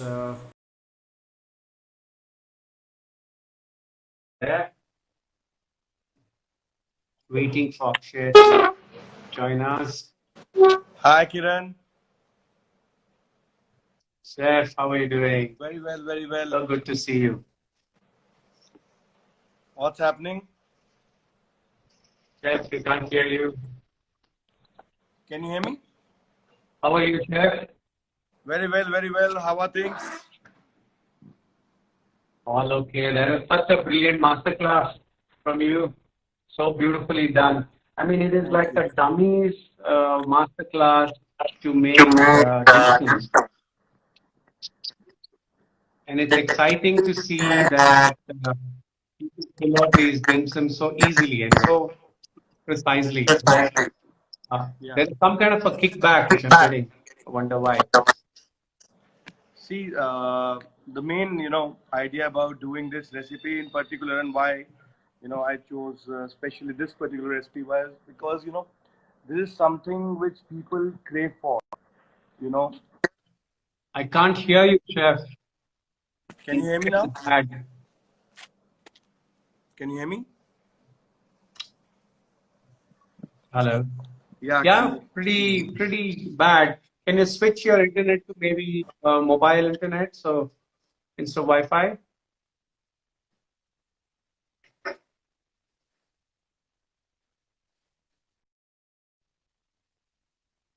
So for those who are logged on, World on a Plate goes live for the very first time. We've got almost 31 restaurants from around the country doing Yeah. signature Is it dishes. better? Can we hear you now? Yes, chef. Go on. Great.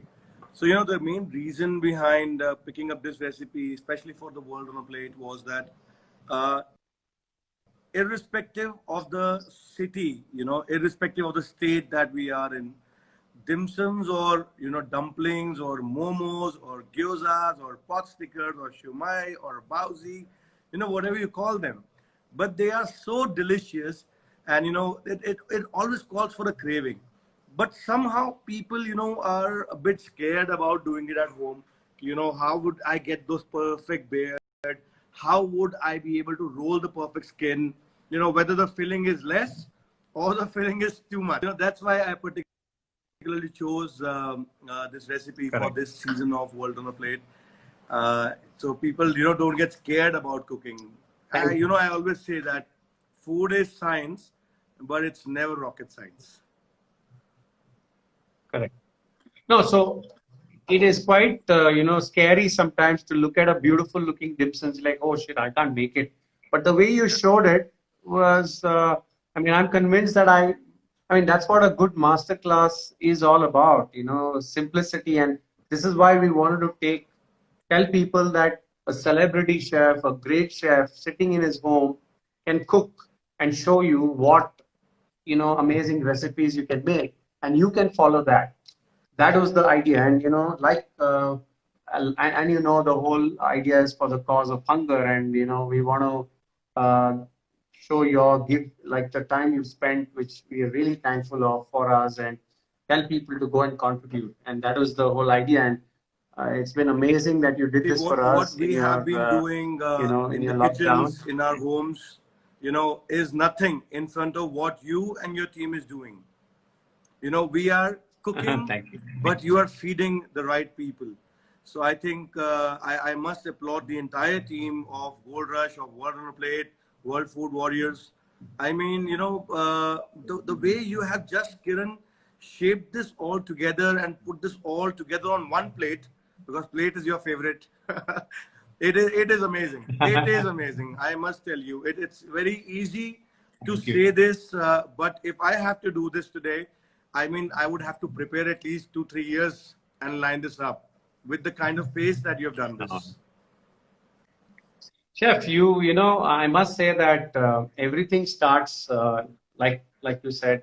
I've been looking at doing for the last 5 years, and wanted to do service, and this was the right opportunity, and I jumped into it. And it was the whole team which put it together, and you guys, you're a part of the team as well. That's why we call you the Warriors as well, because it's all your love, and which is bringing back this love back to from consumers back to us.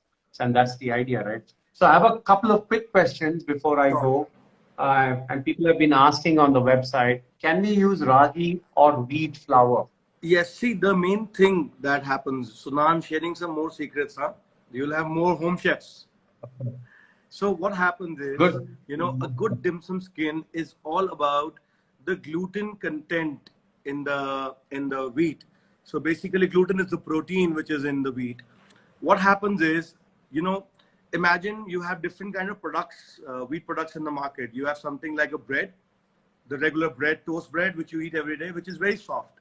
At the same time, you have a cookie or, a rusk or a crisp or a cracker, which is very crisp.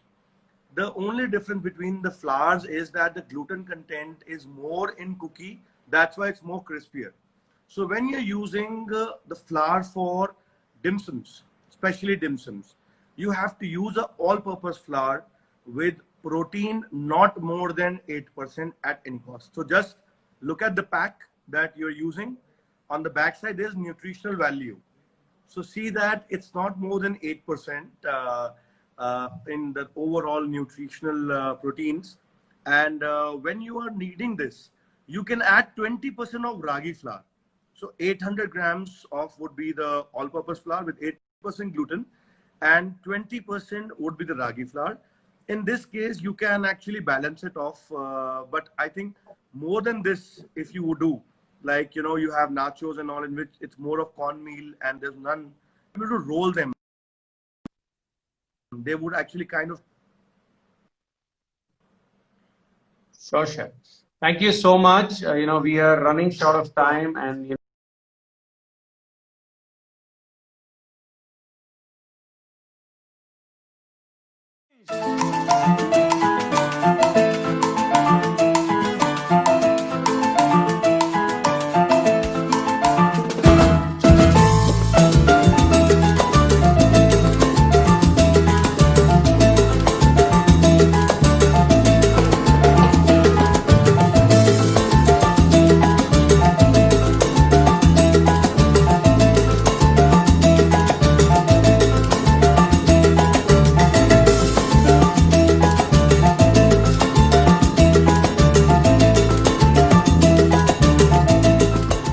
एक कदम आगे फिर दो कदम पीछे health और test की लड़ाई में अब आप रहिए 2 कदम आगे विद फिलिप्स एयर फ्रायर। इसकी twin turbo star technology cooks with up to 90% less fat. There's always a way to make life better. Innovation and you. Philips.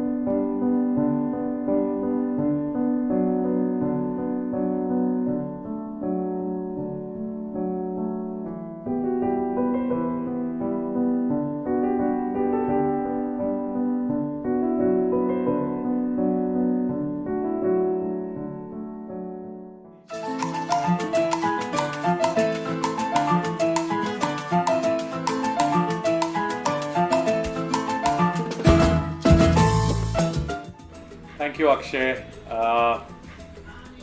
Pleasure to have you on the platform, and thank you for being kind. Thank you. We've had a beautiful chat, and happy to quickly come and catch up with you in Delhi when things are normal. Moving on, wow, I can't believe that we've 4 days finished and just 3 more master classes left, and that overwhelming feeling every time you do World in a Plate, you know, when you come to the end of a few more hours left, and that's the feeling I'm getting in. You know, I have to say that we've pulled off all the odds to do this bit. Pretty much very, very small team. I want to show you guys a little team of us who kind of put this project together, working hard. Thank you guys, you've been really sweet. I know you believed in the concept of World in a Plate live, and while you see massive teams at World in a Plate, you know, we have 60-70 people working at a festival like this, and you made it happen, made this a reality, and literally we shot this for 3 days, and that's what makes me humble that anything is possible if you have the faith in yourself, if you have the faith in doing good to people around you. Now quickly, now this is again, you know, very, very close to my heart. This chef is one of my closest friends. We go 25, 23 years back, and we were 20 years back, don't guess my age, college together. We used to sit in the same bench, closest buddies, and then we kind of lost touch. He started traveling the world, and in 2011 we meet by chance while I was doing one of my New Year events. We bump into each other, and then what we made was history. I was lucky to go back home to Melbourne again. Lots of friends in Melbourne. I think my heart is in Melbourne, my second home maybe. Spent time with him, came back. He became the first sous chef for World on a Plate Season 1. He was the sous chef who literally held the fort for George, Gary, Matt doing these brilliant masterclass in 2016. My dearest friend, Sebastian Simon, I really love you because you have really made me proud by last year appearing on 2019 season, in Bangalore, season 4, with all the top chefs. Today you are on the 5th day, just before 2 other chefs. I'm so proud of what you've achieved, and I'm really excited what you're going to bring to the audience. So we go all the way to Melbourne again, into your home, and I'm sure you're going to make me hungry, and so should all you audience should be. You should download the recipe, start cooking. I hope you've downloaded the recipe and start cooking. Like I said, just after Sebastian Simon, who is also the facility of Cordon Bleu, an amazing brand ambassador for the tourism of Australia, and big brand ambassador for Indian food. We're going to have 2 more master classes, and then we're going to say bye-bye. So stay locked on. We're going to chat a lot. We're going to enjoy these moments because these are special. We wanted to bring back some cheer to all of you all. I'm going to see you come back very soon because we have 2 more very special people we're going to hang out with. See you there.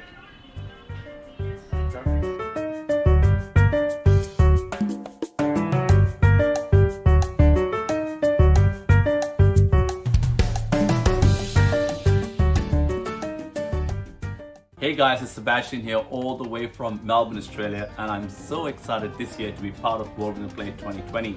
Now, WOAP is doing things a little bit different this year to support those people that don't get a chance to have 3 square meals a day. So here's what you got to do. All you've got to do is go online to woap.in, download my recipe and cook alongside me. See, we all get a chance to share in this. We all get a chance to support this amazing movement. So here's what you've got to do as well. Bring your friends, bring your family, and come online and watch us all cook. And if you wanted to follow this recipe in what I'm going to be cooking today, what I'd like you to do is go to woap.in and download that recipe so you can actually cook alongside with me. So today's all about doing something that is fresh, that is fun, that is funky, and it's got all the taste buds with a bit of a tingle down. So that's really what I want to do. So what I'm going to be doing today is focusing on one of my favorite proteins, which are these crustaceans. I call them prawns, as you always do. So these are these gorgeous tiger prawns from Australia. And I'm so happy that I can actually use an incredible produce that I am so passionate about and then turn this into a delicious, decadent Thai salad with a bit of mango, with a bit of nuts, with a bit of crunch, with a bit of acidity, and some lovely sourness that comes through things that create all that taste bud sensations in your mouth. So what I'm going to do is teach you how to actually desegment these or deshell these prawns. So let me get my favorite little friend here, which is gloves. Really, it's going to help you deal with anything that is untoward or anything that you need to deal with. Wearing a nice clean shirt today as well. So just be clean and tidy. That's the plan, so that if you've got one as well, get some gloves on your hands, and this will actually really help you in this process. So the first thing I normally do whenever I'm working with prawns is to work to see if it is fresh. And typically what happens is that you can see all the segments, all the shells, they really have a nice firmness to it, and they're not broken, so that all the actual parts of the prawn is actually intact, which is really what you want to see. That's the head, that's the tail, that's the body, and that's the tail. So you have segmentations around it, and that's where they actually come under the crustacean family, or shellfish in a bigger picture, so to speak. So what I'm going to do first thing is I'm going to twist. So you want to remove the head. So I'm just going to do that for all of them. I've got about close to 12 prawns in here. You could use about, say, 7 for the final presentation if you'd like. So what I'm doing really is removing all these heads first. And then once you've got the head sorted, then you can start to actually remove the segments around it. So that's really what I'm trying to do. So there you have it. I've got all the heads to one side, and don't throw away the heads because they're great to make a bisque or like a lovely stock that you can put onto your noodles. That seafoody taste that comes from the head is beautiful. So don't discard them. Maybe I will do another recipe one day. And by the way, if you want to know more about what I do in Melbourne, I'm actually a teacher at the Le Cordon Bleu Australia in the Melbourne campus. But I also own a consulting firm called Lava Salt Consulting. And I've been doing that for some time now, where I share my passion of cooking and sharing my stories from the stove really, and to inspire the younger generation of chefs to be someone, to be better, to be happy in what they do as chefs. And even if you're a home cook as well, just to be telling the full story, the full picture of really food, culture, and everything that you enjoy about taste. So prawns, I've got the head off. Now I'm just going to remove the actual shells around them. So these little segments that actually sits around the prawn. So what I'm going to do for this recipe is I want to leave the tail on. Yeah, so leave the tail on. So like that, I've got one. Do the same thing for all of them. Follow me. Take your time if you have never done this before with prawns. My advice is take your time, just be careful. Don't poke yourself because sometimes you can have some of these sharp elements in the prawn that actually could actually hurt you through the gloves as well. So that's number 2 done. I'm going to do number 3. So just take your time. You just want to pinch and just twist over the actual body surface of the actual prawn itself. These segments are great because what they do, they protect the prawn while they're actually in the water to be able to propel themselves to grab food and to be able to move and maneuver because we're aquatic beings, you see. So that's 3, 4. That's it. Wow, these prawns look really, really good. And that translucent color that you see is a good sign actually for prawns of this character. Yep, we've got number 5 just about getting ready. And number 6. And if you are doing this from scratch, my advice would be is to have your prawns kind of done, say, an hour before you actually complete this recipe, so you can have this done and dusted and marinated, good to go as well. So that is going to be pretty much, I think I'm happy with that. So I'm just going to do one more for good measure. And why waste, huh? Why waste? So prawns are expensive. They're not a very cheap protein. But in my traveling all over the world, when I do travel, I always love to eat anything that's local. Local seafood's great, and Australia is blessed with incredible seafood all over the world. So that's a really, really good sign. So that's my prawn. Now what I'm going to be doing is I'm going to now butterfly the prawn. So before you butterfly it, what I normally do is use a really, really small knife if you can. And if you open it very carefully, you'll notice that's where the shoot is, or it's actually where we call it the poop shoot as chefs. So you want to kind of really be very careful with the way you do this.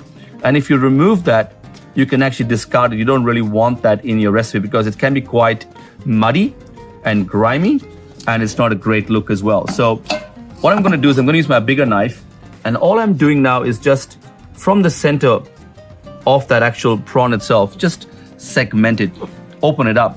So it really would get into the marinade so well, and that's going to really help you in your presentation as well. So there you have it. That's my first one done. I've removed the actual membrane that's inside. And I'm just going to put that into my little tray over here. I'm just going to build that up. So I've just got a few more to go. And all you've got to do is just follow exactly this. You run your knife across. There are other ways to remove this as well. I'm going to show you another technique as well. So if you're doing this for the first time and you're not really sure, this is my easiest technique for you. And I'll show you another technique as well in a minute. So open that up just like that. and butterfly these prawns. So just like that, just cut it through and you've opened it up, and that's really what you want. I love doing this because it really helps get the marinade in really well. That's just going to make my life a lot easy. So another one here as well. So just do exactly the same thing like I've said before. So just run your knife across just like that. And this one is a lot younger, so you have a little bit there. And I'm just going to butterfly it just like the way I showed you. Discard the actual poop shoot, as I said before. Yeah, it sounds a bit gross, but yeah, it actually needs to be removed. Once you've done that, just butterfly that straight through, and then you have it ready for your recipe. That's number 3. Alrighty, let's do this. Now, I want to show you this another technique as well. So a lot of the times you've got the actual poop shoot just in a bit protruding. So what you want to do is very, very carefully want to see if you can just pull it out. And if you can pull it out, in most cases, if you can see, I'm going to open it up a little bit. If you can pull it out, then it just doesn't allow for the actual shoot to then break apart. You can see that? Look at that? So just take your time and just wriggle it out. Just want to open the sides. And if you open it up, what happens is you can actually just pull it out very, very carefully. I'm doing it very slow for you so you can follow through. Look at that. So once you've taken it out, then it's a lot more easy to actually deal with the actual shoot itself. So I'm going to butterfly this as well. And there you have it. That looks pretty good. That's number 4. I'm just going to keep doing all of this so we can finish it quickly. And if you're ever like struggling with doing this as well, I think you can get your fishmonger to actually do it for you if you don't like this particular step. But it really works. I mean, you know, the reality is that these recipes, a bit of love you put in, you're going to get back all that reward. So just that extra care in doing this step is just going to remove all that grit and grime that you're going to actually see in the prawn. So I hope you're enjoying that. While it looks a bit gross at this point, that's okay. Remember, the rewards will pay rich dividends later on. So I might actually I've got to do 3 more, which is fine. Just going to just speed up just a little bit so I can complete this. There you have it. So the birds are really happy in Melbourne today, which is really good fun. I really love that, which is fantastic. It's the perfect to enjoy the sounds of nature when I'm actually in my backyard, you know, trying to do what I do. They're happy. It looks like they want some of my prawns. So yeah, that's the prawns nearly done. And just gonna cut these last 2. That one there is a pretty big one. Yeah, just remove that little membrane there. And this is where the abdomen, all the secretions and all the leftovers that are waste products of the prawn comes through this poop chute. And last thing you want is to have that in your recipe. So yeah, I think I'm happy with that. So that's the prawn done. So I've got about close to 9, I think. That should be pretty good. And I'm just going to now teach you how to marinate that. Okay, so the prawns are done, and now all I'm going to do is just teach you how to make a very, very simple 3-ingredient marinade with the salt 4. So what I've got is about 2 tablespoons of sesame oil. So that's the first one there, which I'm just going to add to the recipe. So you've got the first one and just a bit more. Yeah, that's number 1. And I'm using black sesame oil, which is really good. It's also been roasted as well, so it's fantastic. It's got a fantastic aroma that's going to really help. The second ingredient actually is going to be a Thai chili jam. And this is called Nam Prik Pao. I use it a lot as a dip, as a marinade. It's got shrimp and chili, and that's really going to help. So I'm just going to use 2 tablespoons of that as well into the marinade. And I'm telling you guys, if you don't have this in your pantry, you must. It is a staple in my home, and I use it to make fried rice. I use it to marinate my prawns. And then finally, what I'm going to need is my smoked nori chili salt that I actually manufacture and make here in Victoria, in Melbourne. you want to put that onto the actual prawn. So give that a good little kiss of salt, as we say. And then I'm gonna put maybe a half a lime. So I think half a lime in there is great because that's just gonna really bring this together as your the acid in the actual prawn, and nothing is more better than having just a hint of acid or lime or lemon or something that really helps accentuate any seafood. It's just a match made in heaven. So I've got my lime in, and then I'm just going to mix that into the actual marinade. So don't be shy to use your hands over here. I am just going to enjoy this, so let's do this. Get your hands a bit dirty, and just what you want to do is just mix these prawns in with this shrimp paste and the sesame oil. Come on, look, let me show you. So just see, all you've got to do is just let that jam just get into this coat, a lovely little, like a little primer, like a paint coat. You know, you want to coat these prawns in that chili jam, and wow, look at that. That is going to come out beautiful as it goes on with my barbie. Barbie is a slang for actually barbecue, by the way, if you are not from Australia. And there you have it. That is delicious. That itself is what's going to just lift your prawn to make it something just special. That's it. So you've got half lime juice in there. You've got 2 tablespoons of my nam prik pao, or the chili jam, and you can get it. It's a Thai product. You can actually get it from any Asian grocer. And I put 2 tablespoons of my roasted black sesame oil and my nori chili salt. And the smoked salt just accentuates the prawn itself. So you want to marinate these prawns and keep that not more than about, say, 15 minutes. That's all it needs. You could do more if you wanted to, but for me, for this recipe, it's a salad. So I really wanted to make that special. Okay, so for the salad, I've got a couple of really funky elements that you can actually use. So I've got 1 mango that's about semi-ripe. You want it to be a bit sour, but also a bit sweet as well. You've got 2 Lebanese cucumbers, and these cucumbers are available pretty much anywhere in any part of the world. And we're gonna actually do ribbons with these, so you can use 1 or 2 depending on your preference.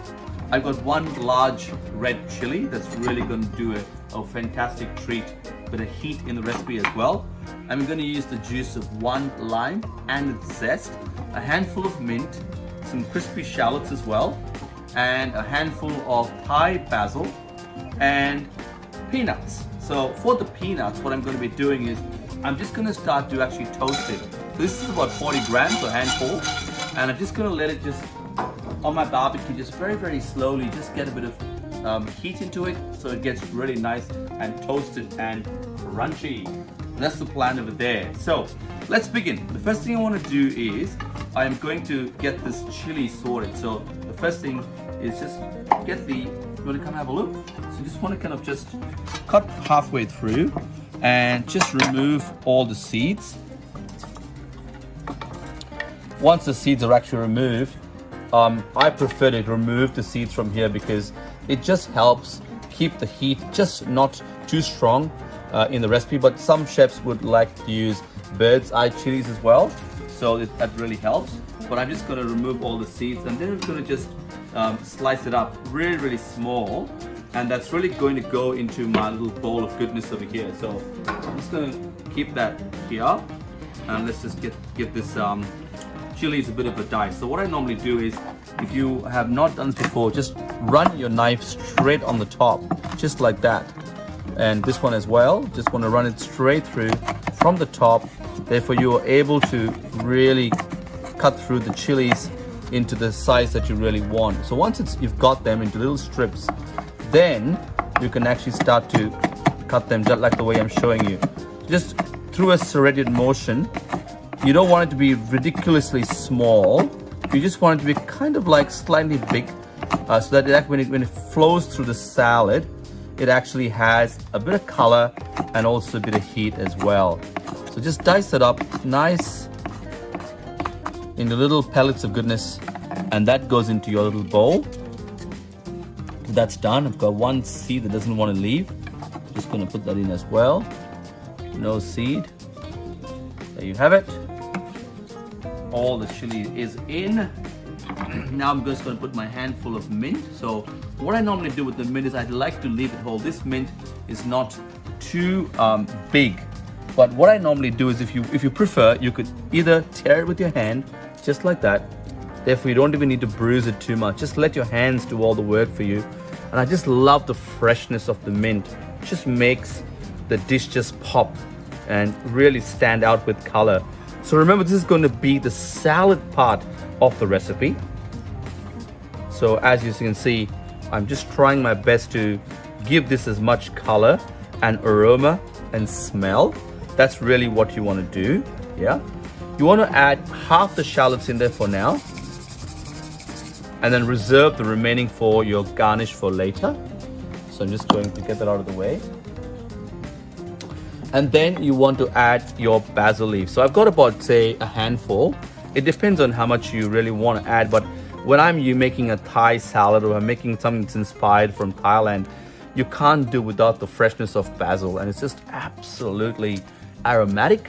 It smells so fuzzy and warm. The basil is all in, the chili is in, and I love using cucumbers. These are Lebanese cucumbers.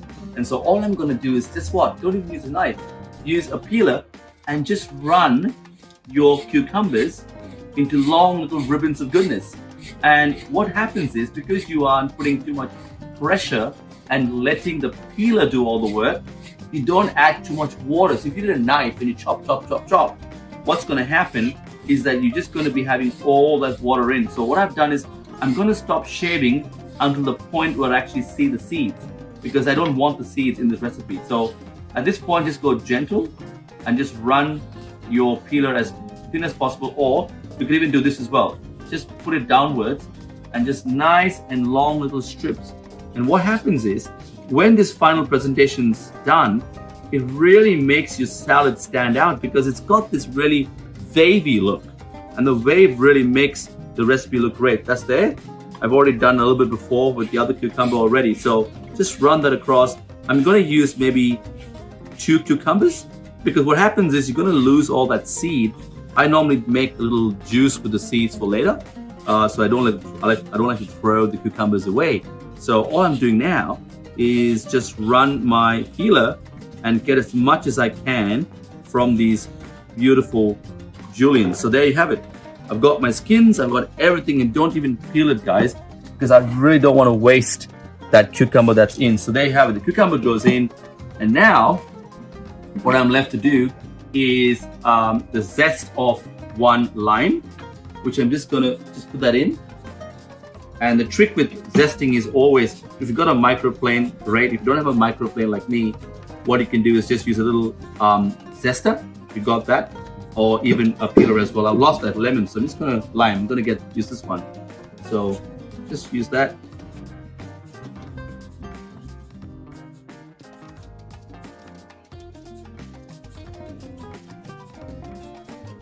What you want to make sure as well is, please don't get the pit in there, the actual green part. You don't want to have this, only the outer skin needs to go in, because it gets very, very bitter. So just do it a couple of times until you get all that zest in, and then happy days, as we say. Beautiful. That's perfect. I'm going to wait for the juice. I won't put the juice yet. All right, so I've got 2 more elements to add to the salad. I've got that mango that I talked about, which is kind of like the main event that kind of just marries really well with the prawns. I'm just going to remove the outer skin for this one, because I really don't want the skin in this recipe. And then once the skin is gone, again, I'm going to do exactly what I did with the cucumbers.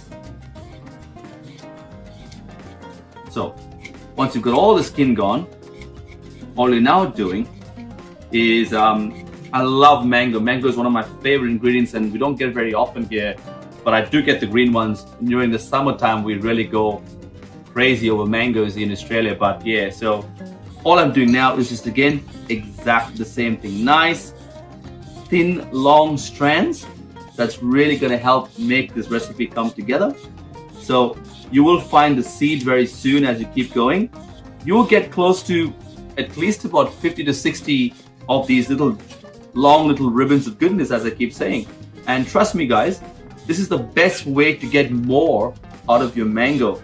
And as you bite into that and that spicy prawn that's going to go onto the barbecue very soon, you will realize that, wow, there is such a unique taste and flavor and crunch that you are looking for in this recipe. Just a bit more to go.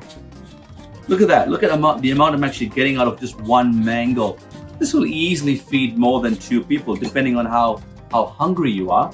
But this is really going to really help you just to build a lovely salad that could be served with a family that's just about to have something else as well. So just to the last bit, I think I'm happy with that. You know, I could use the remaining for something else if I want to. But here you got the seed coming up right now. And let me just taste that. Oh, that a bit of salt. It takes me back to my childhood, where I would go to the streets in India and just have this and salt. The sourness combined with the sweet, that's what makes this so special. So I'm happy with that. Really, really nice. Just one more element to add to this recipe, which is with the scallions or spring onions. So I'm just going to move to the side. So I'm just going to slice this very, very, very thin. So it's got a bit of crunch, a bit of onion goodness in it as well, as I say. And that will just also give me another texture, another element to this recipe. So just want to slice the spring onions. I use a bit of the green and the bottom half as well. That's a lot more stronger in flavor. So mix both and just add that to your bowl.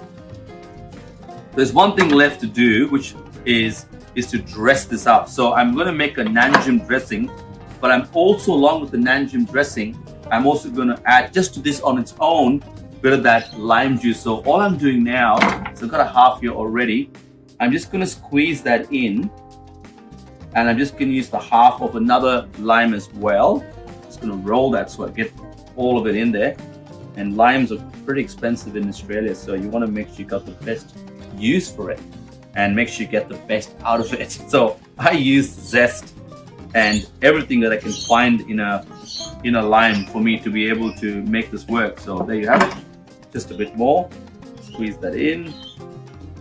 Look at that. Oh, the smell already with the barbecue going on for some time now. I'm just hungry. I'm salivating. I want to eat. I am just enjoying what it's going to taste like, and I hope that you do too. You got to try this recipe, because once you've got all the ingredients good to go, this is fun. There you have it. So I've got my salad. So what I'm going to do is I'm just going to lightly mix it all up, because I'm just going to keep it ready. You know, I just want the ingredients just to marry and just, you know, as you say, make love to each other as they get ready for my next set. Now, one thing I want to do as well is to add a bit of salt. Don't forget as well, you are going to, the moment you add salt, you are going to get a bit of water coming out. So what I normally do is I put the salt in and then I mix it just before I'm serving. Therefore, you know, it's going to make life a lot more easy. So once that's done, look at that. Look at the colors in there. Absolutely gorgeous. Beautiful. Okay, so I've just got to make a dressing, and one of my favorite dressings that I've always enjoyed when I go to Thailand, or when I go and eat any food or eat any of my salads from Thailand, I think of the word nanjim, and I love it because it's so fresh. It's got that freshness about it that really makes Thai salads just pop in my mouth. So let me teach you how to make a very simple nanjim dressing. So I've got some shallots. They're really nice. You could use even red onion if you want to, but shallots really pack a punch. And what I'm doing really is I'm just going to slice up these shallots, and I'm just going to dice them up really, really small. I want to have that texture. And what I normally do is, after I've actually sliced it, I'm just going to dice it up really, really fine. So what you want to do is just run your knife and give it as much depth as possible by giving it a good fine chop. And when you do that, we are going to reserve some of it in the actual dressing, so it has a little bit of a bite. And then we're going to have the remaining of them to actually go inside my mortar and pestle to basically grind it into a nice little paste. So I'm just going to put that into my little bowl there. That's going to be my final dressing. I'm just going to add just a bit more in there, and the chopped remaining fine as well, for that to actually go into my mortar and pestle. So just got a bit more to chop, just like that, nice and fine. If you can, it doesn't matter if this particular stage the onion actually is not as fine as you want it to be, but the more finer it is, the better it's going to be in your final maceration or in your mix as you're going to use the mortar and pestle. So I'm just going to put that now into the mortar and pestle. And you can use a grinder if you want to as well. It really works too. And then I'm just going to add 1 clove of garlic. And again with this garlic as well, just slice it really nice and in little slivers. And once you've sliced it, is again you're going to add that too. So I've used about 1 shallot. Maybe I'm going to use half a garlic more just to accentuate the flavor. And hopefully that's going to work. I think it will. And then comes my chili. And as I said before in the previous recipe as well in the salad, you just want to cut the chilies into nice long strips. And don't worry guys, if you've using or cutting this before for the first time, just run your knife like nice long little strips, and once you get that, it's just going to be a lot more fun than to actually fine chop. So this is going to go into my bowl as well. I'm just going to put a little bit in the mortar and pestle, just nice and fine. Look at that. Take your time, don't be stressed about it, you know. And as you run your knife across, you're going to get these little dices of chili that's really going to help give your dressing a really good color. So this bunch of chili will go inside my bowl. Some of it's going to go into the mortar and pestle. So what I want to do really is the grinding is just going to mix all of those aromatics to make this exactly what we do in Thai cooking, is to grind spices or grind aromatics, grind fresh herbs. That's what really makes the paste so famous in Indian cooking as well as Thai cooking. In most Asian cooking, this is so very common. All right, 2 more ingredients to add. So I've got 2 tablespoons of fish sauce. That's going to go in as well into my base. Have a look, let me show you. Then I'm going to add half a cheek of lime in there. So that lime's going to go in for me as well. And then along with that, I'm also going to add my salt. What salt does really, it really helps improve friction, but also give it a good punch and flavor as well. This particular chili has got a little bit of Japanese nori chili with a nori as well. So the umami is going to be amazing through that. Okay, so we're gonna plate up, guys. I know you've been salivating all this time watching me tell you how to make this. So remember I told you I wanted to actually have the salt really now mixed through, and you can just see how the salad's really lifted, and it's got that moisture, the flavor, and the smell that I'm really looking for. So I'm gonna plate up, and therefore I can, as soon as the prawns hit the barbecue, I can put it straight from the barbecue onto the plate. So I don't have to really waste time. That's why I'm going to do this step right now. So I want to mix it really nicely. And then once I've done that, I'm just going to add just a spoon of the nanjum to go in as well. And I'm just going to let that nanjum just dress that salad to what I really want. And look at that, guys. That's exactly what you want, isn't it? Something just got color, flavor, texture, umami, sour, sweet, all the things that you're looking for in food. So lift it up really nicely, and then you can just have that sitting right in the middle of the plate, just like that.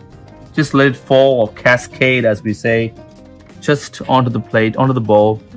I'm just going to put just a little bit more because I really want to show this salad off as much as possible. Look at that. That's what you want really, isn't it? And once you've done that, I'm just going to add just a bit of that Nanjim dressing on the base, but remember it's also going to go on the prawn as well.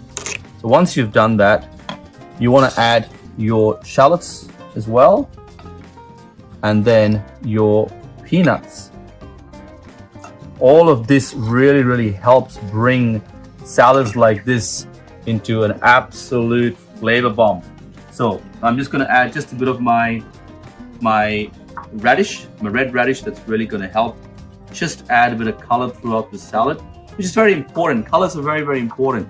Just a bit more there, one here, one there, and all right, I'm ready to cook my prawns. So barbecue just like this, and what I'm going to do is get the prawns right on the grill. Look at that, guys. What else can one ask for? So bring the heat up, and the smell is absolutely tempting. Look at that. That's really what you want.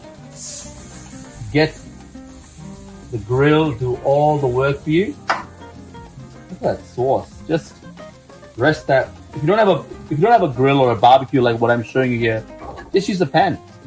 The pan also works exactly the same way as well.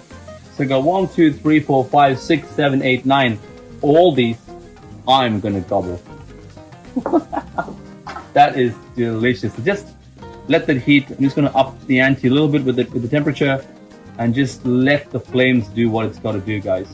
Look at that. Fantastic.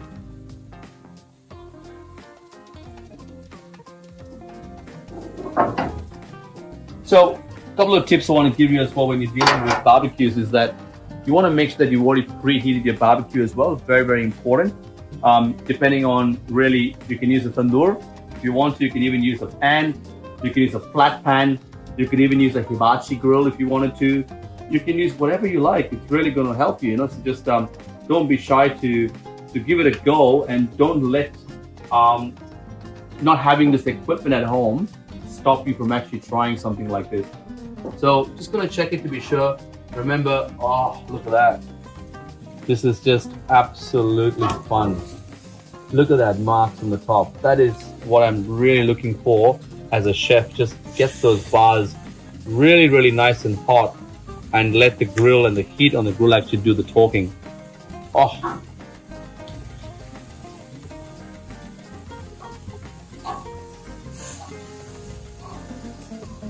That's really what you want, isn't it?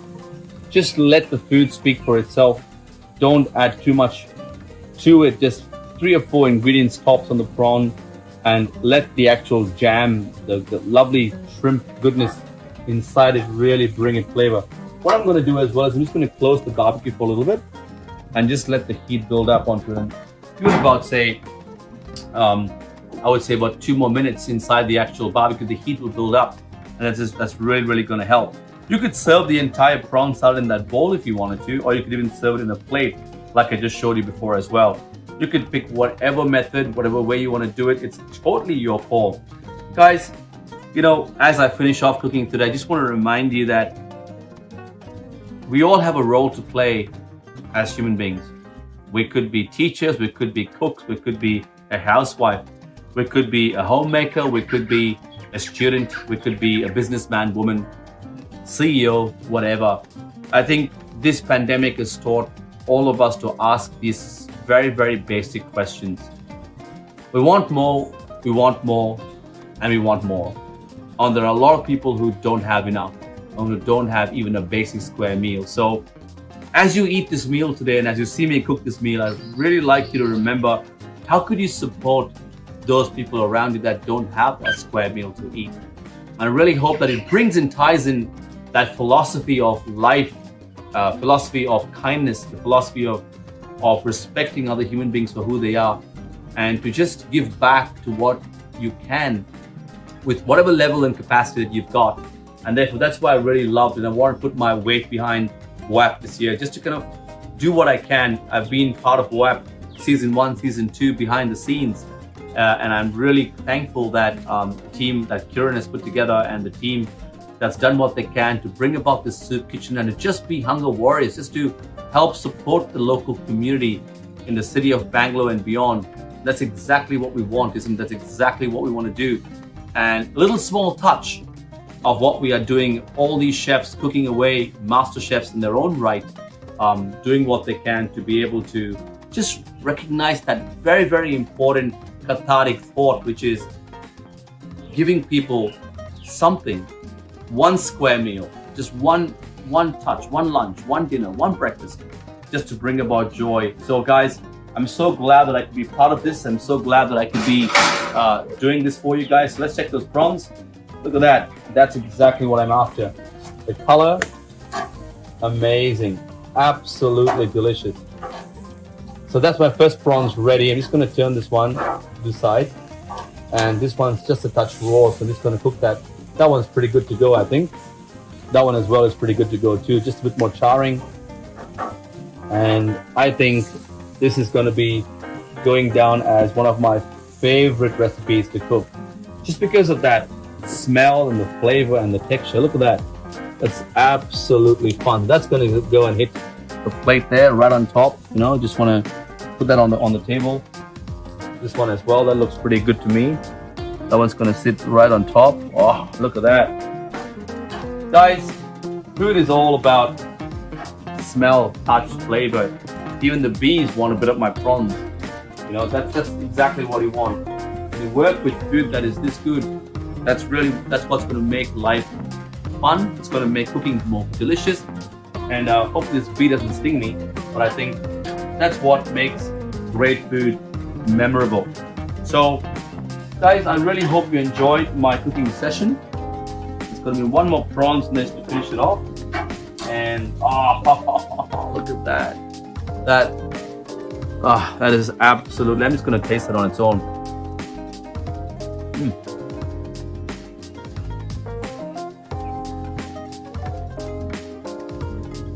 You just can't go wrong with food like that. I'm so glad that I've put this recipe for you guys. Very simple, very rustic. You know, that's exactly what you want. Last bit of prawn there. That is one decadent salad. So there you have it, folks. That is my Thai prawn salad with some green mango and my homemade backyard Nanjing dressing. Thank you for watching, everybody, and have a fantastic WOAP this year and have a great year. We will get through this. एक कदम आगे फिर दो कदम पीछे. Health और test की लड़ाई में अब आप रहिए 2 कदम आगे विद फिलिप्स एयर फ्रायर. इसकी twin turbo star technology cooks with up to 90% less fat. There's always a way to make life better. Innovation and you. Philips.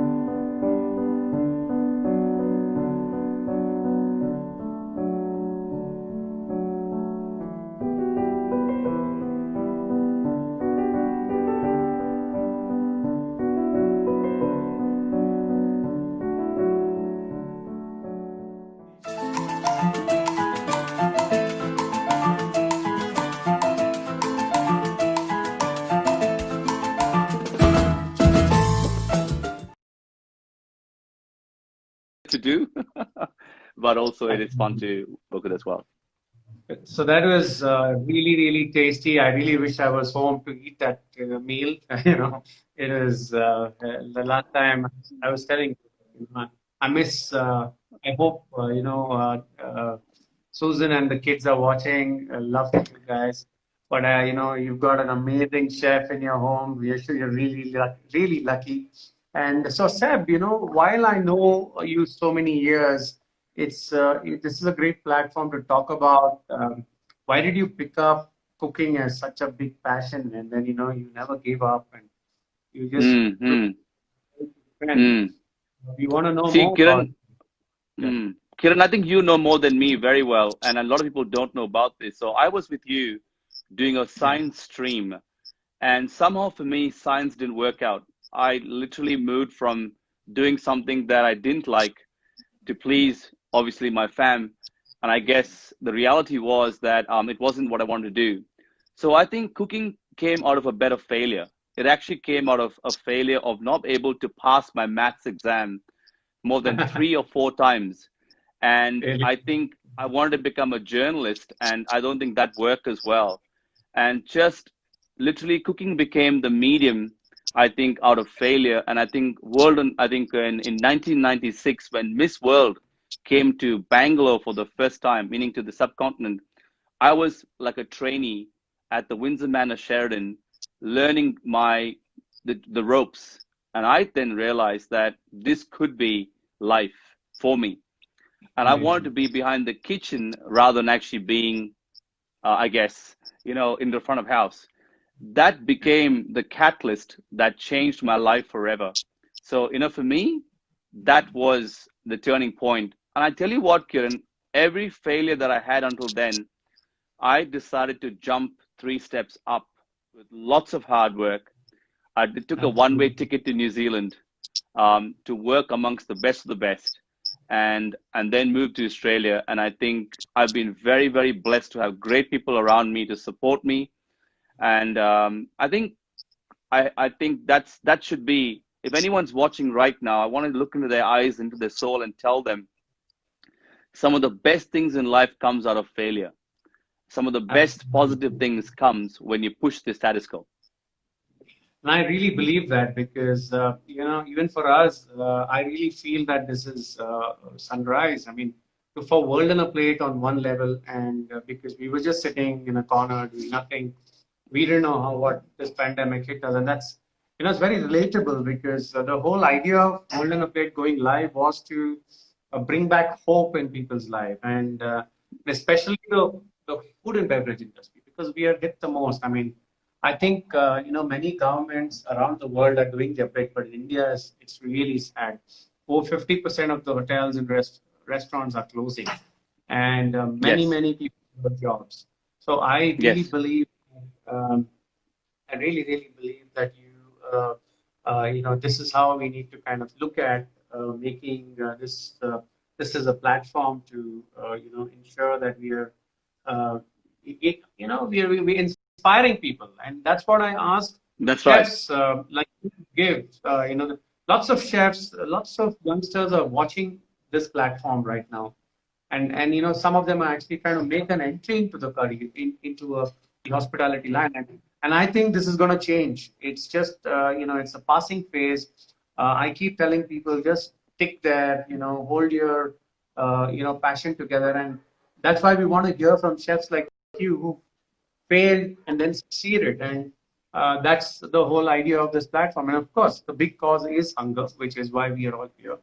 And India being 100 on the World Hunger Index, chefs like you can actually make that gap really small, because if you are able to utilize, like how you really put the whole dish together, utilizing everything, literally everything in that, which is available, you can make a great dish and at the same time make it a zero waste dish.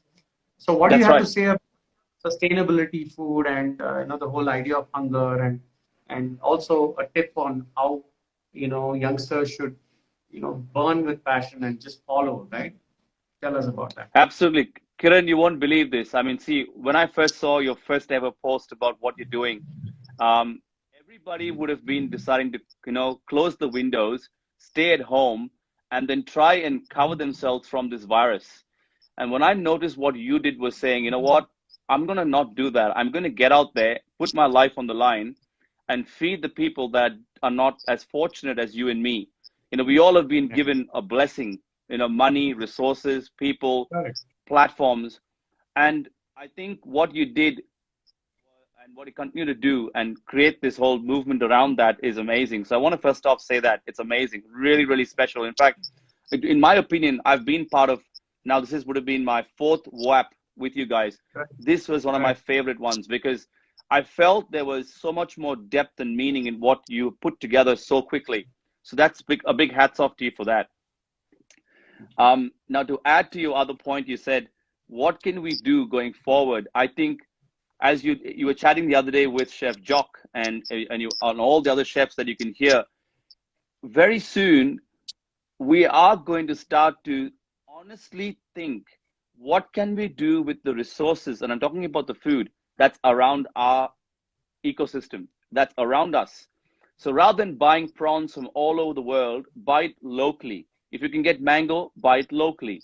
So slowly, I think, if the food doesn't have to look like 25 steps, Kiran, it needs to have just 3 or 4 steps. But if it's made fresh, people will appreciate it. People will love it. And people will respect you for that choice that you've made rather than throwing 1,000 things on a plate for what? So I think that's my challenge to, and the tip to the youngsters is that as you take over the baton as a young chef, don't overcomplicate your cooking.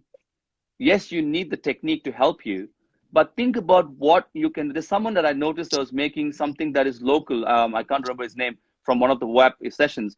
And he just said, I'll make something that I can find that's local, Indian chef, yeah, that I can get from a local market and put that together. And that's what when he did a porridge. Vicky Ratnani yes. Millets, and I think that's exactly what you want. Why did we take the World on a Plate master chefs to Russell Market? Because I'm proud of that market. It might not look the greatest, but I'm proud of that market because that's the life and heartbeat of that city. So we need the people to see those life beats, and that for me is inspirational. That's what I want my young chefs to do. Amazing. That's so good to know. So what is what is Lava Salt and Sebastian Simon? What's the next few months? Any new projects and exciting stuff coming our way, which you can tell the audience about? It's good that you've asked. I think there's a couple of things. At Le Cordon Bleu, one of the things that I'm beginning to really help, and it's not just about cooking anymore. Chefs are not just made to cook. Chefs are also more than cooks. And I think as a role as a chef myself, I feel that I'm also placed in a situation of actually pastoring young chefs, their mind, their mental health, to see how are they going. Some of these students have left their homes 9,000 miles away, 13,000 miles away, and they're here trying to study. And it's more than that. So that's one thing I'm very passionate about. It's just mentor. A bit more mentorship is required. And I think as long as I can do that, that's great. In terms of Lava Salt, you may have heard that I was doing some work with the Australian government and doing a bit of travel. Unfortunately, we can't do that. But my dream is to bring these two amazing countries together. Australia, while it is the country of my stay, and it is the country that I'm so proud to represent, I'm not going to forget my Indian heritage. So it's a blessing to amalgamate the two. And that's something I want to do as long as I can, to travel and to do what I do. So in terms of salt and in terms of the other stuff, that always is evolving. The online platform is evolving. We've talked about that. And I hope that I can really, do what I can. There's a question which someone asked on our website, and I want to bring that up. Can you explain how the Thai chili jam was made? I don't think lots of Indians get access to the Thai chili jam. Do you have a recipe which you want to give it up? Yeah. Or to people? Yeah, absolutely. So Namprik Pao, obviously you get it from a grocer, but if you don't have it, my advice for you is actually to get your fresh chilies and dried chilies. And what I normally do is that I take shrimp paste, or belachan, it's called shrimp paste, that you take from dried shrimp, and then you roast the shrimp. You add that with a bit of, if you have in India, you get gur or jaggery or palm sugar. You add that, soy sauce, fish sauce, lime, and fresh chilies, and blend that into a paste. And normally you want that preservation to happen, meaning leave it in the fridge for about 2 days, and slowly you'll find that the shrimp is eating into the chili, and it creates like kind of a fermentation. That that is what really makes that lovely jam. Now, people add sugar to it as the sweetener, but that's my quick version of making one at home. Amazing. So I think we've just got a little bit of like maybe the last question, and of course a little bit of conversation. We're going to call you back, and I'm going to personally catch up with you soon. But Sure. Another inspirational so people who are feeding on the ground, especially the World Hunger Warriors. It's just not me. There are many of them on the ground. Also to your fans to go and do their bit to contribute, so that we don't stop feeding. And then of course about if you want to say something else to the fans who are who watched your session. I mean, it's so funny. That's what I've been telling all the chefs, that this is the first time I'm sitting and enjoying each of your master classes. I mean, while always run around doing these events, we don't have time to see what content is being created, and it was so good. I've honestly enjoyed each and every, personally on a personal note, enjoyed each and every person's beautiful recipe. Is the kind of the talent which we have is unbelievable. I mean, gives it absolutely more faith and hope that this platform is here to stay. So, last notes. Thanks, man. Yeah. I think for me, all I want to say is thanks for that platform again. I really enjoy this. It's very special to me because one square meal at a time. I have had moments in my life as a very, very young apprentice in Goa, my first job, where I must have started off with 3,250 rupees a month as a commie. And that was my first ever job, and to have to pay the rent, to also do what I did. I have, I'm not going to compare myself to anyone that you're talking about, but I want to finish off by saying is that when you don't have a meal to eat, it is not easy. Life is tough mentally, physically, and whatever. So I really want to tell people, if you're watching, when you stare at your 3 square meals that you enjoy at home, think about that person that may not have that opportunity. One thing we do in Melbourne is that I'm not going to give people's names out. That one joy that I had before curfew was just go to someone's house and just drop them a meal outside their home and just leave that and say, mate, that's for you. It's cooked for you. And Susan and I love doing that. And we don't do it to get something back in return, but it's the simple gestures that changes life, that changes our thinking and changes the way we behave as humans. Otherwise, why are we humans? What is the purpose of, all of this? If you notice, the pandemic has actually been a massive citizen movement. We need to bring this out to the people. The Warriors, we've been running a program called the One Extra Meal, which is exactly this. So anyway, India is so generous. They're actually very generous people, right? Everyone has, at least a couple of meals at home. Mom would have cooked a couple of meals at home. So what we said was, we put these meals, we went to these apartment complexes and just put these meals. We'll give you packaging material, put that extra meal into that box, and let's distribute. That's how we were able to achieve the 500,000 mark. And we are going to bring, because the spread is massive, we've stopped it now, but in the next week we'll bring it back. And that's the joy. I mean, you won't believe the joy. Like this morning, there was an interview with one of the complexes who did that for us. The joy they got doing it was crazy. So the World Hunger Warriors is going to create those platforms. So you guys have to just go, even if it's $1, anything, just go donate. Because at the end of the day, while the pandemic is really, really bad in India, it's only getting worse. And people have lost jobs, and we have to support them. And that's what this whole idea is for. And so without, taking too much of your time, thank you so much. No, it's never. Loved it. Really love you from here, and look forward to catch up with you very soon.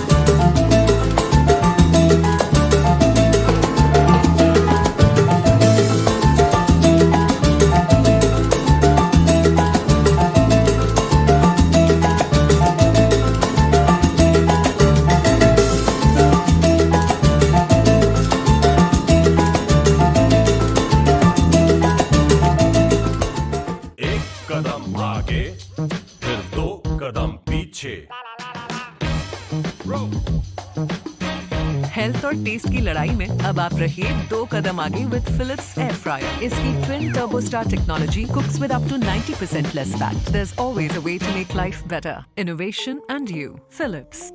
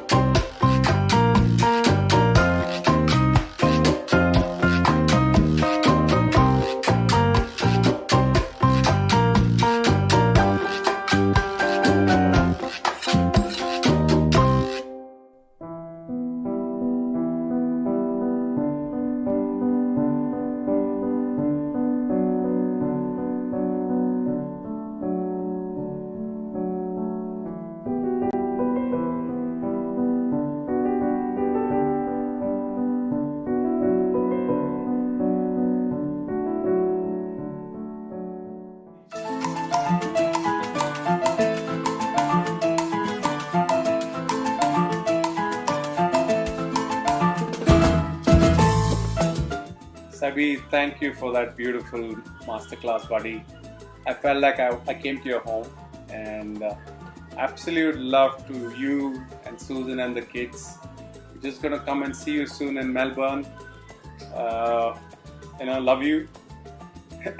Had to say it in front of the camera, in front of the whole world.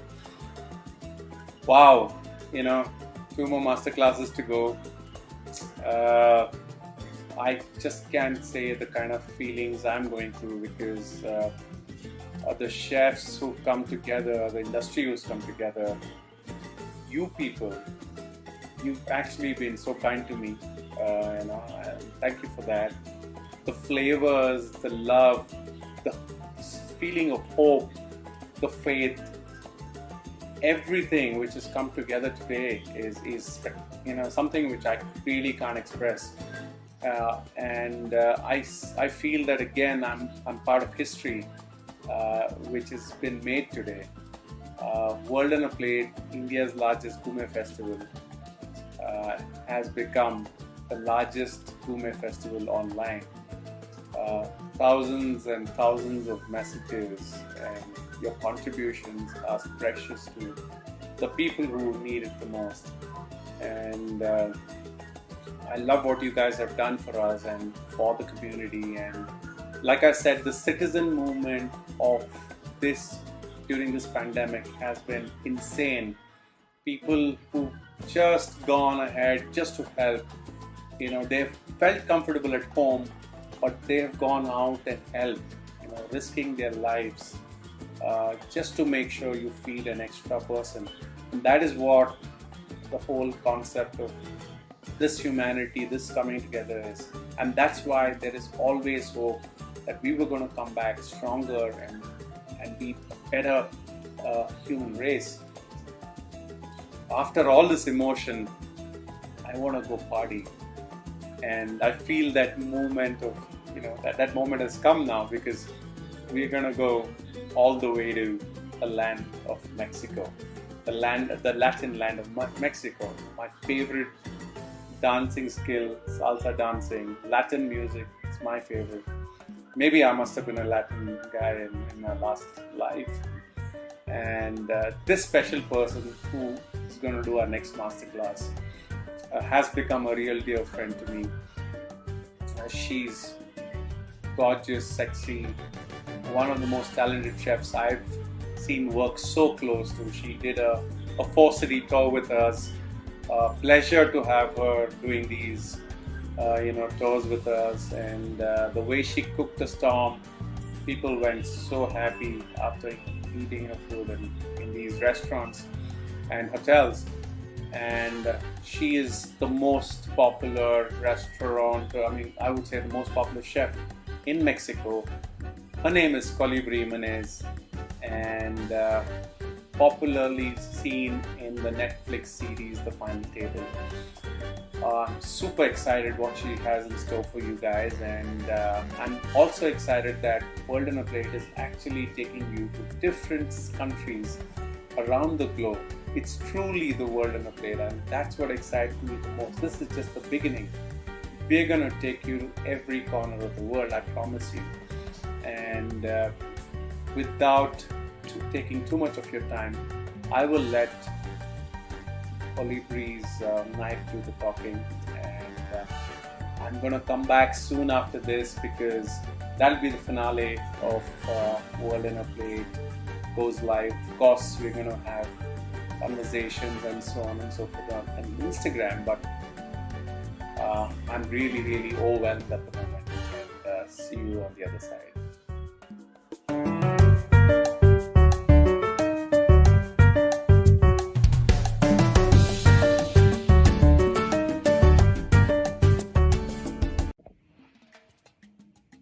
Hello everyone, Namaste from Mexico. This is Chef Colibri Jimenez greeting you all from Mexico City and cooking along with you on this master class. Thank you to World on a Plate that we're doing this regarding the world situation, and that we can keep cooking and close to each other through the internet these days. And I'm really happy to share with you people in India this dish, steamed fish with rice. We're gonna cook together, and I'm gonna teach you how to do this with endemic ingredients from Mexico. And I'm really happy to be able to cook with you guys, and we can share this recipe. So let's start by the ingredients and the things we're gonna need to cook today. So we are gonna need banana leaf. These banana leaves are fresh, and we use it a lot in Southeast Mexico to cook. I think Mexico's weather is similar to India's weather. We have a lot of fresh fruit, very seasonal, a lot of coast. So we have very fresh fish and very fresh ingredients. So we're gonna do this fish wrapped on banana leaf. So you guys are gonna need banana leaf. You're gonna need red chili. You can choose how spicy you want it, but by the amount of chili you're gonna put on the recipe. We're gonna need tomatoes. Here I have some small assorted tomatoes. You're gonna need white onion. You're gonna need cumin. I have some cumin here. You're gonna need sea salt, lemon juice, coriander, olive oil. I'm gonna use this endemic herb from Mexico that is called hoja santa. I encourage you to use an endemic herb from India, because I don't think you guys are gonna get it there. But if you can get something similar, it's full of aroma, and it's very flexible, and it goes really well with fish. You can probably use avocado leaf, or experiment with any kind of leaf that has this texture, and it's good to cook in India. And we're also gonna use some white rice. We're just gonna steam it to go as a side dish of the steamed fish. I have two white fish fillet. This come from the sea, not from river. And so that's basically all the ingredients we're gonna use. So let's go back again really fast to make sure you guys have everything ready. Banana leaves, red chili, tomatoes, white onion, olive oil, cumin, sea salt, lemon for lemon juice, fresh coriander, white fish fillet, and white rice to steam. Then for the equipment, we're gonna need a steam cook. I'm gonna use this one, but you can use any steam cook you have at home. You're gonna need a pot to cook on top on the steam cook. You're gonna need a pot to cook the rice, a plate to plate the fish, and a little bowl to go with the rice on the side dish. We're also gonna need the stove to cook the fish. And so those are basically the ingredients. My cooking is very simple. It doesn't seem to be pretentious. It aims to be comforting, to make the heart warm, and to be healthy. Also, for me, it's very important the sustainable part. So this is sustainable fishing from Mexico coastline. We are surrounded by coastline in Mexico, so we get really good fish, and I'm sure in India you can get really good fish too. So those are the ingredients we need, and we're gonna start the master class, and I'm gonna cook with you alongside. Okay guys, are you guys ready to cook along? So we're gonna start to get the mise en place done. So first of all, I want you guys to get a really good knife and a cutting board. Then a little bowl to start putting our ingredients together, and another one to separate, one for the marinated and the other one for the chopped ones, okay? So let's start. I'm gonna clean the onion.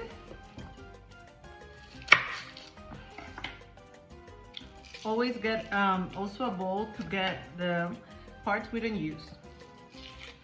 So I cut the onion in half, and then what we're gonna do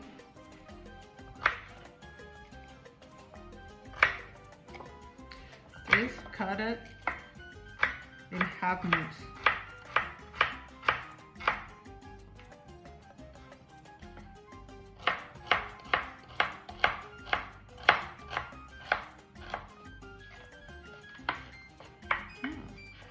Yummy. I love these little onions. They're organic onions from the farm I work with, and they're from sustainable crops and full of flavor.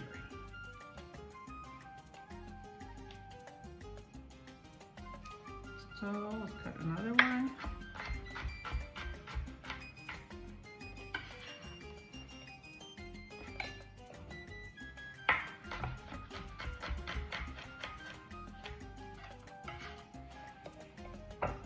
Good. So now we're gonna cut the tomatoes. I want you to get small tomatoes. If you can get different colors, is better. And we're gonna cut them in rounds.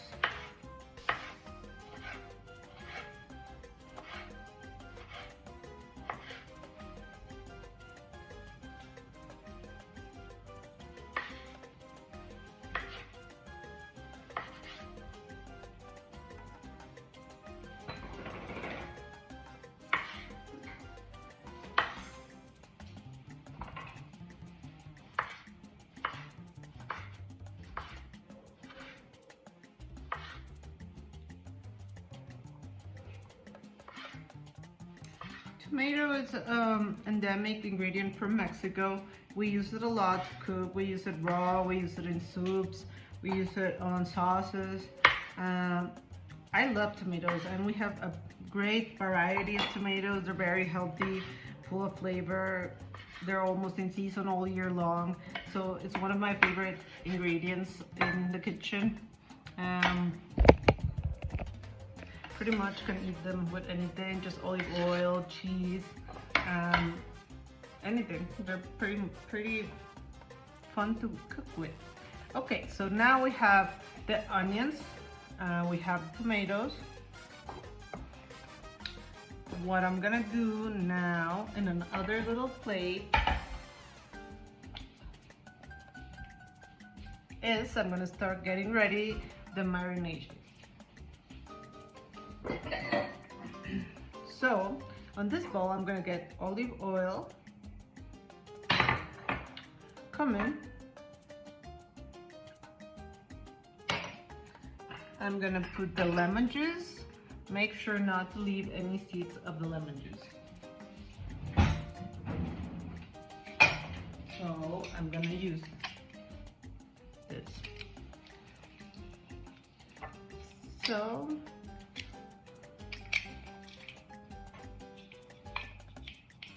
there we go. We're gonna add salt, enough amount. Oh, we're also gonna chop coriander. I was forgetting about this. I love coriander.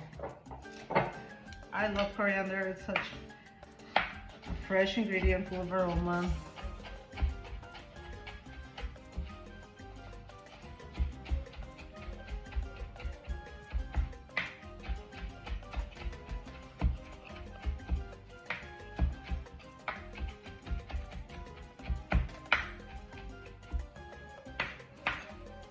Okay, so we add coriander.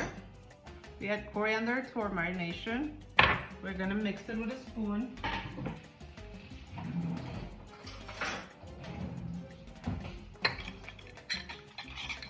This smells delicious. It's pretty simple to do. You can do this at home. It's very healthy. It's important to keep healthy during this pandemic and boost our immune system. So these are all very fresh ingredients, very easy to get, and not expensive. And you're gonna be a professional chef cooking this kind of things. So here we have olive oil, fresh coriander, salt, lemon juice, and cumin. That's it, okay? And we are gonna add the onions.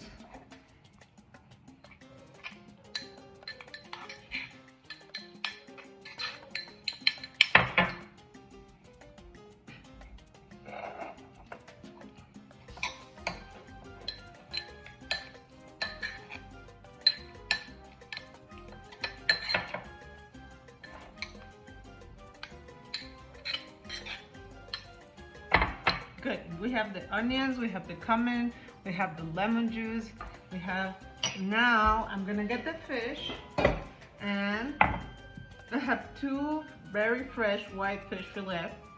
And what I'm gonna do is I'm gonna cut them in half.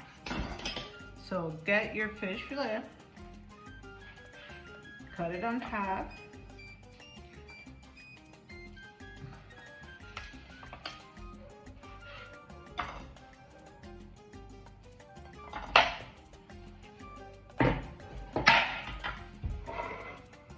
And we're gonna put the mixture over it.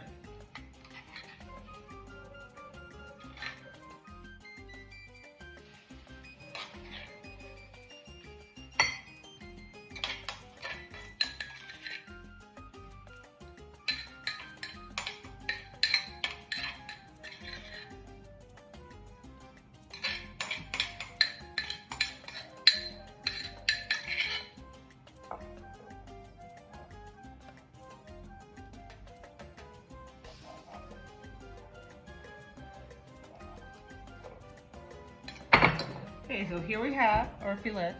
We're gonna cover it and let it set on the fridge for 30 minutes. Okay? Okay, everyone, so now while our fish is marinated, we are gonna start to make our banana leaves flexible. So here we have our banana leaves, and I'm gonna go near the stove.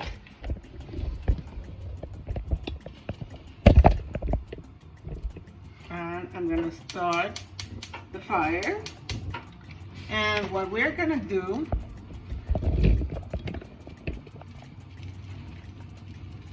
is go fast with the banana leaves over the fire, okay? Be careful not to get burned. This is fun to do. I really love it, and I love the smell of banana leaves.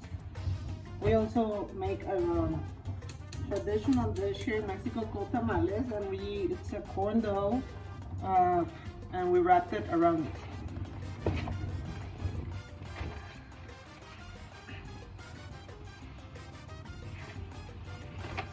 So see how it starts getting flexible? When it's raw, it's gonna break. But with the heat, the banana leaves starts getting flexible. So that's what we want. Make sure all of it gets to the heat. You can go like this to make sure all of it becomes flexible.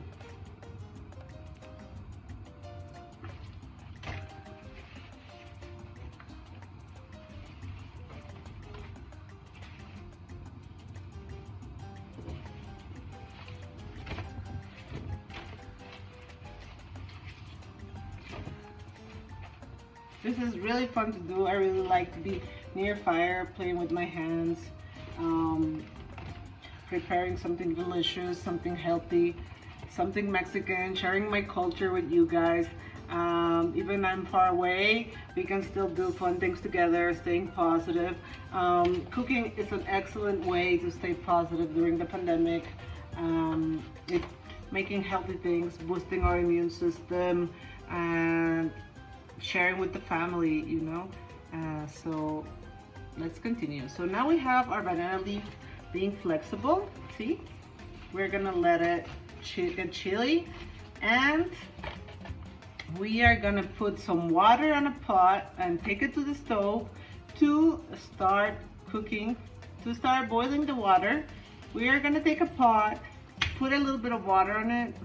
We are gonna take a pot, fill it with water, take it to the stove to make it ready for the steam cook.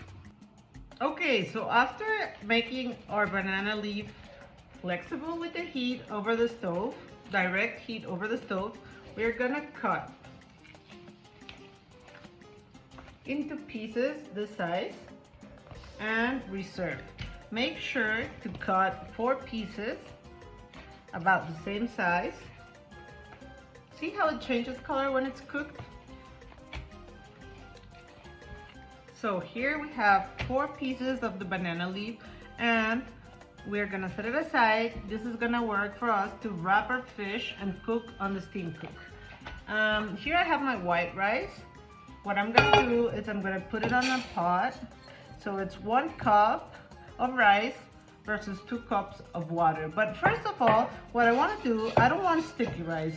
I want just steamed rice. So I'm gonna let it soak in hot water for about 15 minutes, and then I'm gonna rinse it twice, and then I'm gonna cook it with steam. So here we have the rice. Let's cover it with warm water and let it soak for 15 minutes, and then put it to cook on the stove. So here we have our rice. It's been set for 15 minutes here.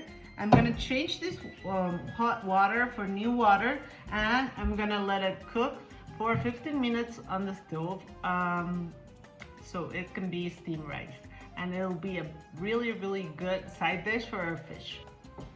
So now we have our fish. It has been set for 30 minutes to marinate, and it's almost ready to being cooked. So what we're gonna do next is grab one of our banana leaves that are cooked and flexible. We are going to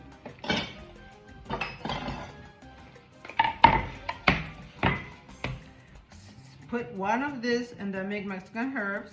If you don't have this, you can use any herb from India, or not use anything. Avocado leaf could work.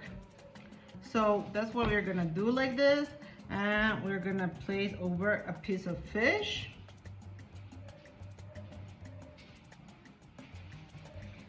And remember the hot chili, this is the time to use it. So I don't know how spicy you want it. I don't want it that spicy. So I'm gonna use half of the red chili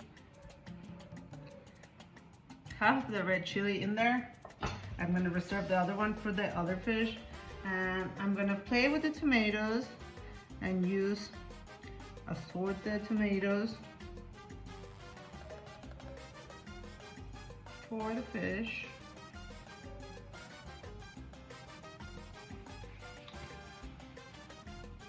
And I'm gonna wrap it.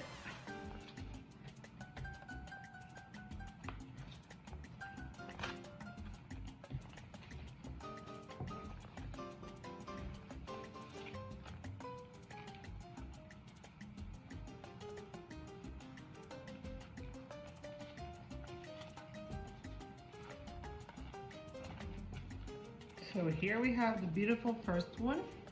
Look at this. Look at these colors, beautiful colors. I love healthy food with beautiful colors. So we're gonna start putting this on the steam cook. Great, let's do the next one.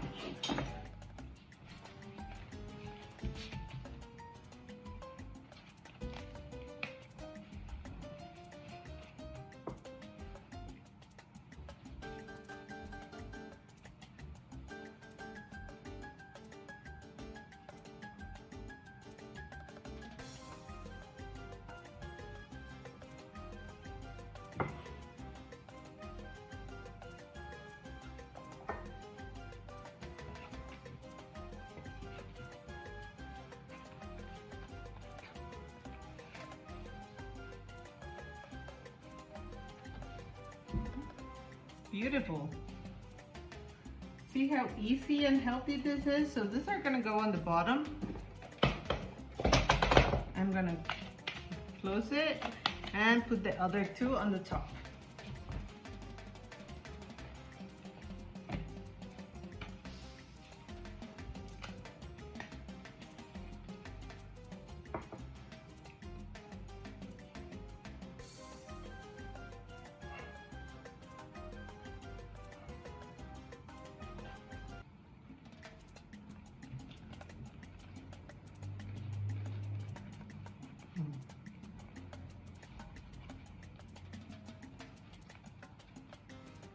Beautiful. One left.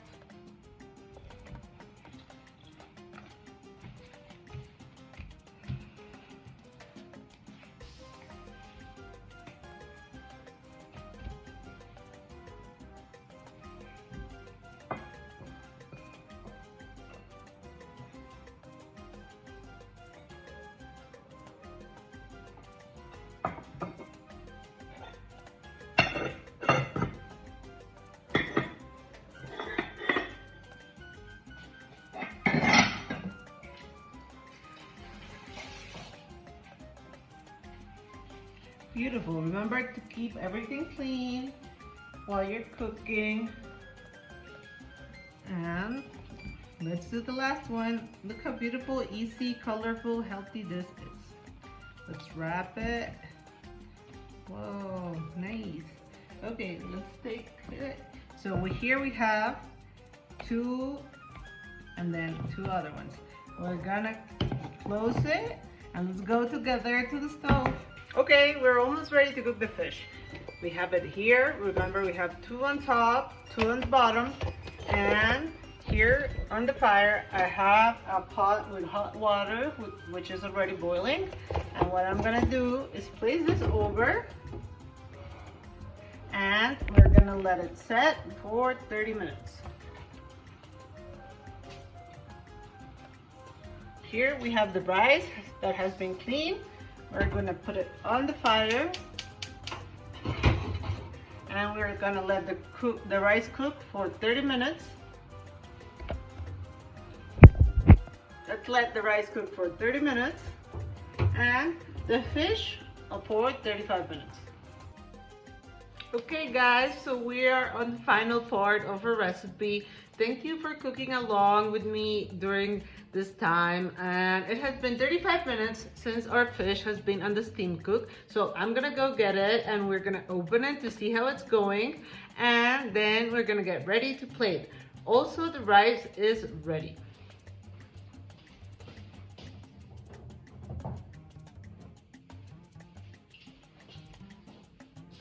So here we have our beautiful steamed fish. This smells delicious. Look at it. It's ready.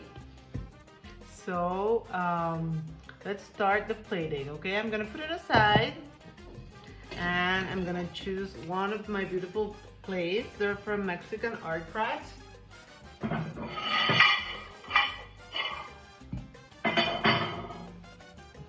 So I'm gonna use this black plate. This little one for the rice. And here I have some fresh coriander to garnish and some lemon juice.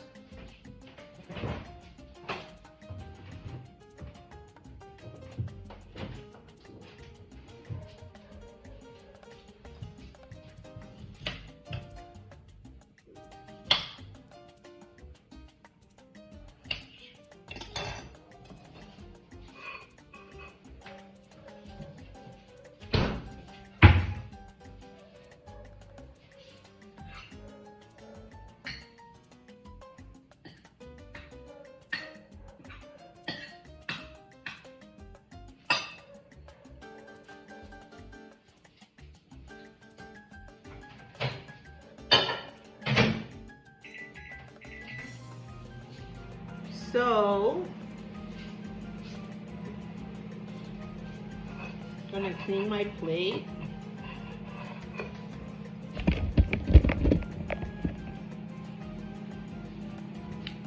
get our beautiful steamed fish here. I'm so happy to share this recipe with you guys. It's a mixture of my Mexican cooking with what I've learned on my trips through Asia. And so here we have two of this beautiful fish. And be careful, it's really hot. I'm gonna choose this beautiful one, put it on the plate, and I'm gonna start unfolding it. Whoa. This smells really good.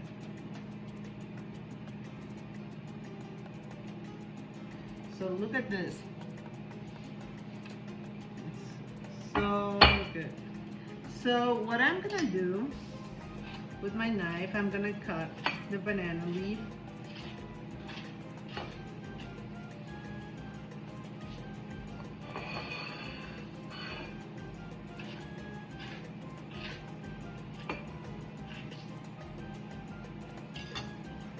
I'm gonna place it on the middle.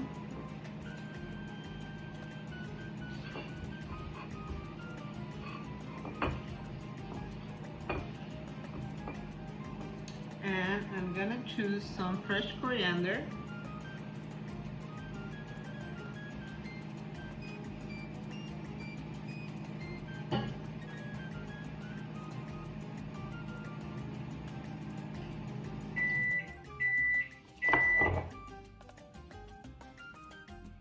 Here we have some really fresh coriander. I love coriander. And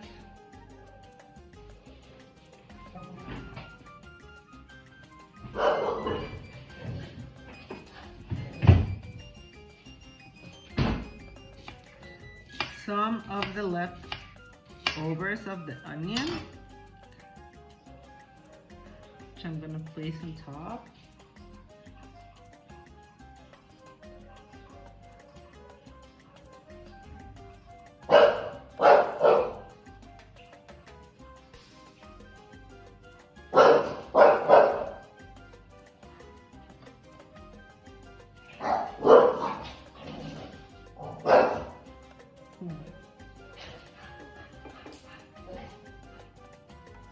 This smells really good, guys, and it's really healthy.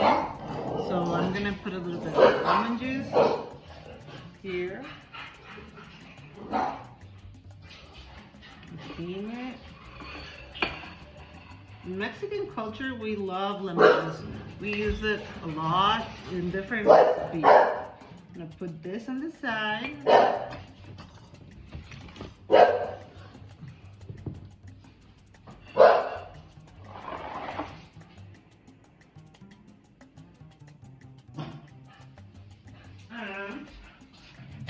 Well, we have come to an end. Thank you everyone for sharing this easy, healthy Mexican recipe with me and cooking together on this special occasion with Word on a Plate, supporting hunger around the world. Thank you to all the Word on a Plate team.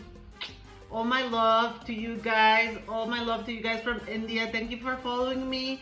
Hopefully we can see each other again soon. Please share with me on my Instagram or my social media your experience through this recipe. Please do it at home. Stay safe. Take care of yourself. Eat healthy. Enjoy cooking with your family. And I'm gonna try this because it smells completely delicious. So of course we have tortillas here in Mexico. We always have tortillas at the table. So what I'm gonna do is cut the fish, put a little bit in the middle of this tortilla, add a little bit of rice, lemon juice, and let's try your taco. Enjoy! एक कदम आगे फिर दो कदम पीछे health और test की लड़ाई में अब आप रहिए 2 कदम आगे विद फिलिप्स एयर फ्रायर। इसकी twin turbo star technology cooks with up to 90% less fat. There is always a way to make life better. Innovation and you, Philips.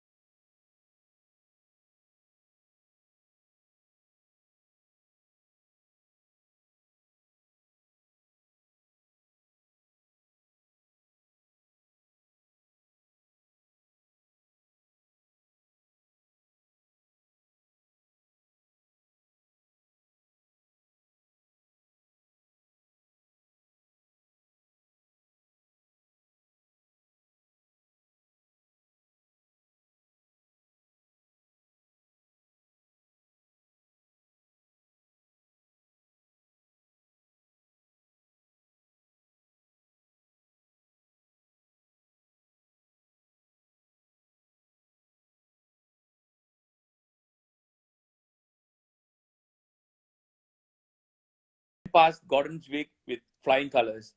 So that was slowly building my confidence, and confidence is required in that competition, so that you know that you are in the right path. Whatever flavors that you are giving the judges, and the concept of the whole competition, I was able to understand the concept pretty early. So that benefited me. The confidence really boosted me in the very early stage of the competition, and that has brought me a long way into the competition. So going forward, what do you think of this? What I mean is there? How is the pandemic in that side of the world? Is there also a little bit about relief work, charity work, which is happening, and the reason why we've kind of put this platform together, and all you guys have been kind enough to come on the platform.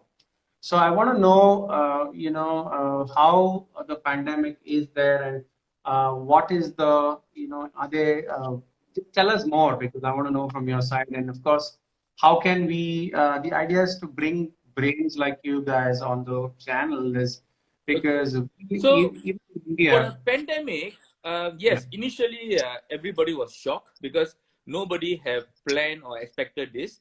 The first, I'll say 6 to 8 weeks, everybody was struggling. A lot of restrictions were put in place. Hospitality industry like restaurants, catering companies, tourism, everyone was affected. Everybody had closed doors, especially like people who don't have deliveries or takeaway options. We had to shut down the whole restaurant completely. So there was a big impact. A lot of people lost job.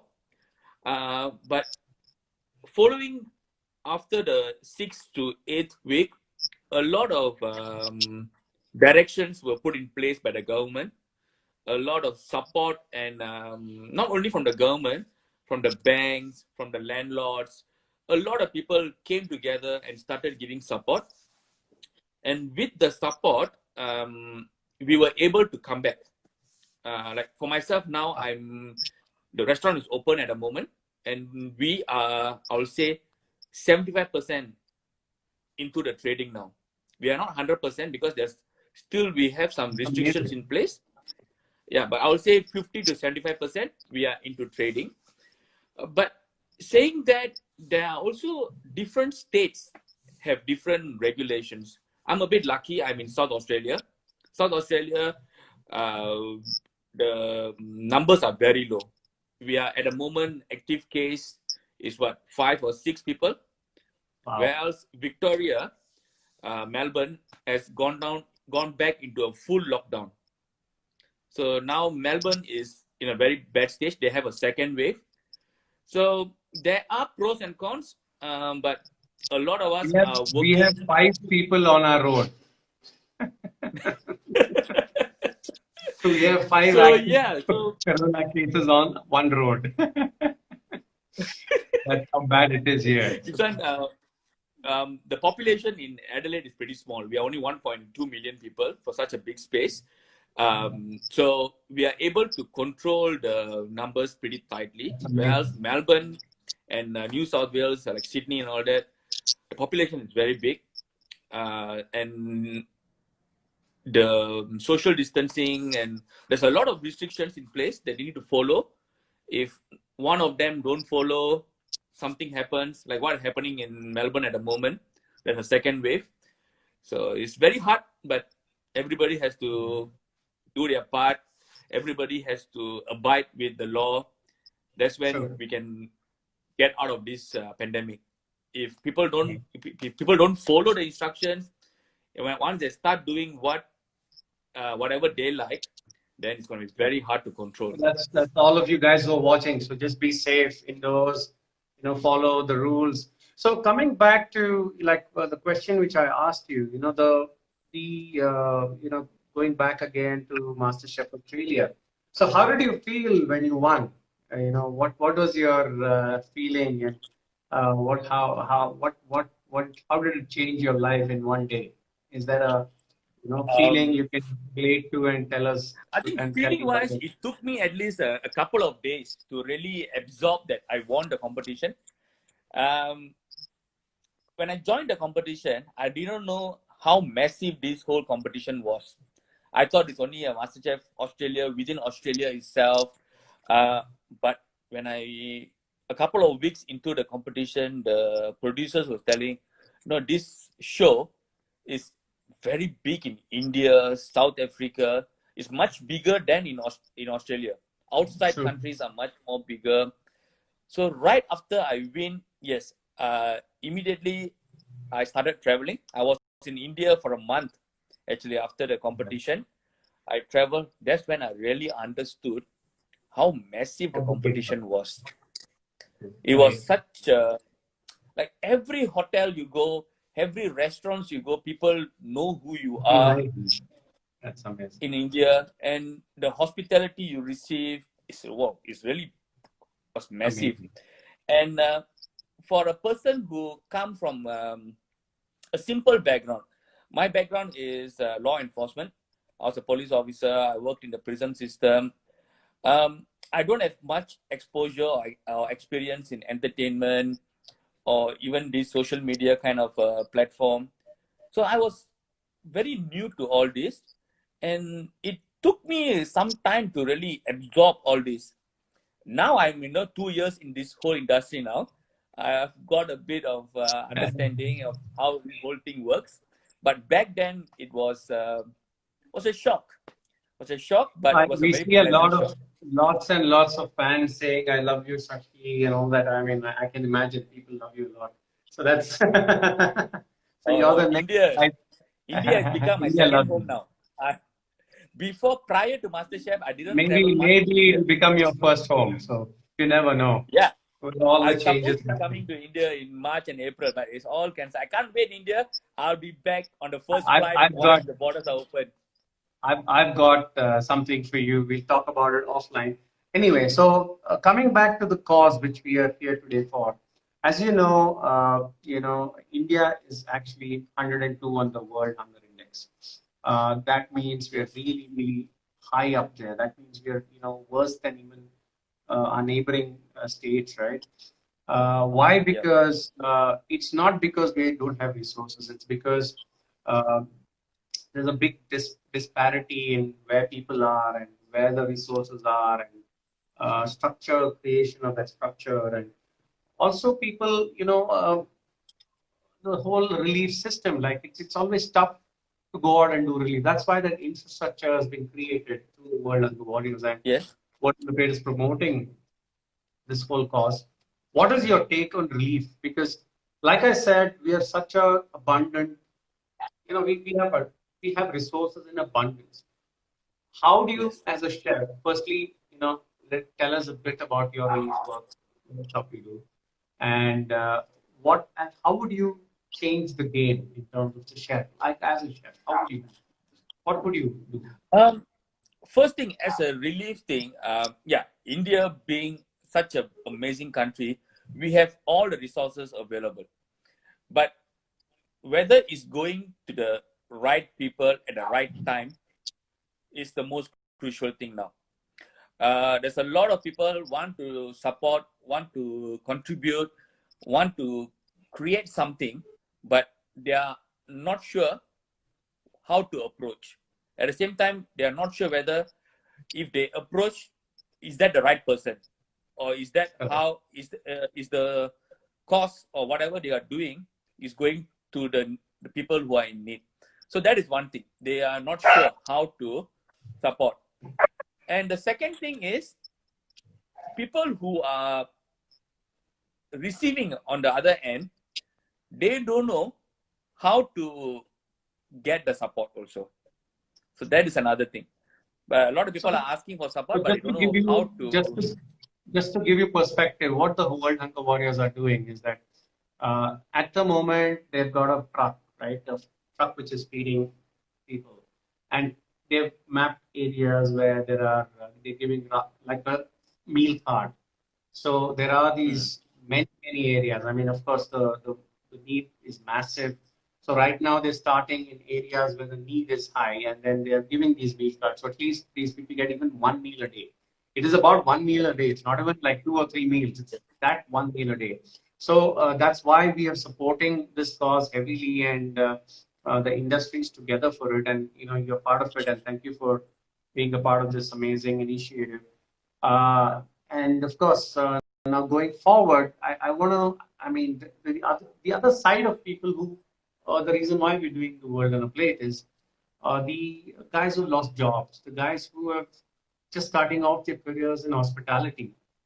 It is a bad, like 50% of restaurants are going to close in especially in Bangalore and Bombay, and the rents are so high. There is absolutely no support from the government, zero support from the government. They've asked you to do what you need to do, on your own. So, what is that word of inspiration you tell people watching today, so that at the end of the day, it's hope, and it's your own inner strength to come out successful. Yeah, What would you tell them? It's a very difficult situation, especially for people like us in hospitality industry. Hope is the right word, and at the same time, now is the time. Like, do some things that is available at the moment. There's a lot of other jobs. Like, okay, I know that I'm a chef, but now it's not the time to think that I will only be doing cooking. Now is the time to see what are the other skills that I have, I can put in use. What are the other knowledge I have? You might have learned something as a kid or as a young adult. Can you put that in place to some other income? Find some things that is available at the moment. Like, for example, when I came to Australia, even though I was holding an high position in Singapore Police Force, but when I came down to Australia, I started out at ground zero. So now is the time that you should not be shy to do other things. You can go and start doing other things, start learning new skills.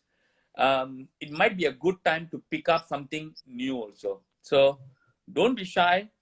Don't be, heartbroken that you have lost your job or you have lost something.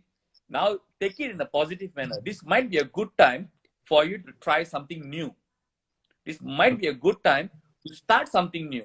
Who knows? You might create a new environment, area of expertise that might be useful for this pandemic. So basically, you're saying great ideas. Sorry? Yeah, believe in yourself. You're saying believe in yourself, create great ideas, work really hard. Don't be shy to, pick up other things, because you never know, that skill might be the ones taking you to the place where you wanted to be, even before the pandemic. Correct. Cooking was not cooking was never my career, but cooking has brought me to places. So it's something, any skill is a useful skill. So don't be shy to learn something new. Start learning. I think learning is something is very important. Never stop learning. I love that positive attitude, Shashi, and it's absolutely been a pleasure talking to you. And I know for a fact that we're going to work very fast, really, really soon. Like I said, the same thing goes to us. We're an offline platform. The first time we're doing something, and I think beginning to enjoy this platform and taking food to people's home. Like, imagine food going from your home to someone else's home where they can cook along, enjoy themselves, and creating a little bit of cheer back in people's life. And at the same time, like, people who are watching, guys, please go and do your bit. Go and donate. The World Hunger Warriors truck a little later, just after Ranveer's masterclass, which is the last one. We're going onto the truck. We're doing the feeding. Please come join us and help us feed more people. Thank you, Shashi. It's a pleasure. Thank you for having me. Please donate for the hunger charity thing they are doing. Please support and stay positive. We are not far away from coming back to normal. Stay positive. Follow all the instructions. Stay safe. I hope to see every one of you in life in India very soon. Thank you, Shashi, and have a great evening, night, sleep well, and I'll catch you soon on the other side. And for guys who are just logging on or who just catching up with us, this is World on a Plate Live. We were chatting with Shashi, the winner of MasterChef. A very proud moment for India. He's from the Indian origin and he's won MasterChef Australia. Now, the day four, basically, we're going to go on to day five. I mean, today is the last day, and we've had 5 days of amazing cooking from people's homes, from chefs from around, from around the country, from around the world. We just had a chef from Mexico cooking a beautiful fish. Mexico. That's nice. Yeah. Colibri Jimenez from Netflix. She cooked a beautiful fish, steamed fish. And where all the action is happening at www.woap.in. Please, Shashi, we're happy to invite you and please watch the masterclass, the last one. And we are going to also see the day 4 highlights.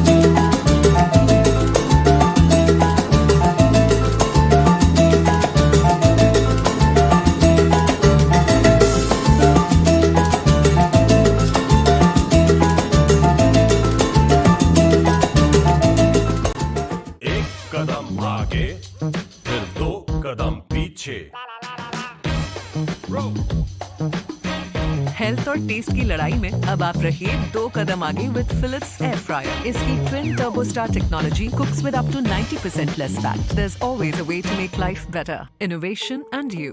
Philips.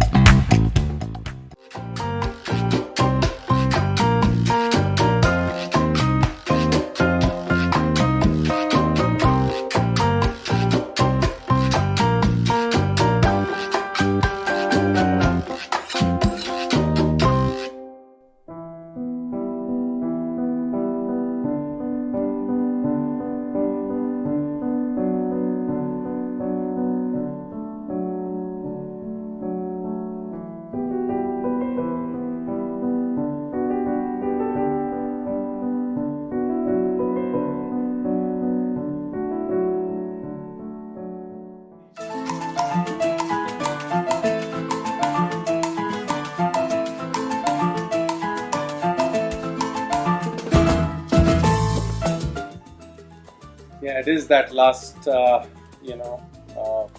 is that last piece for me.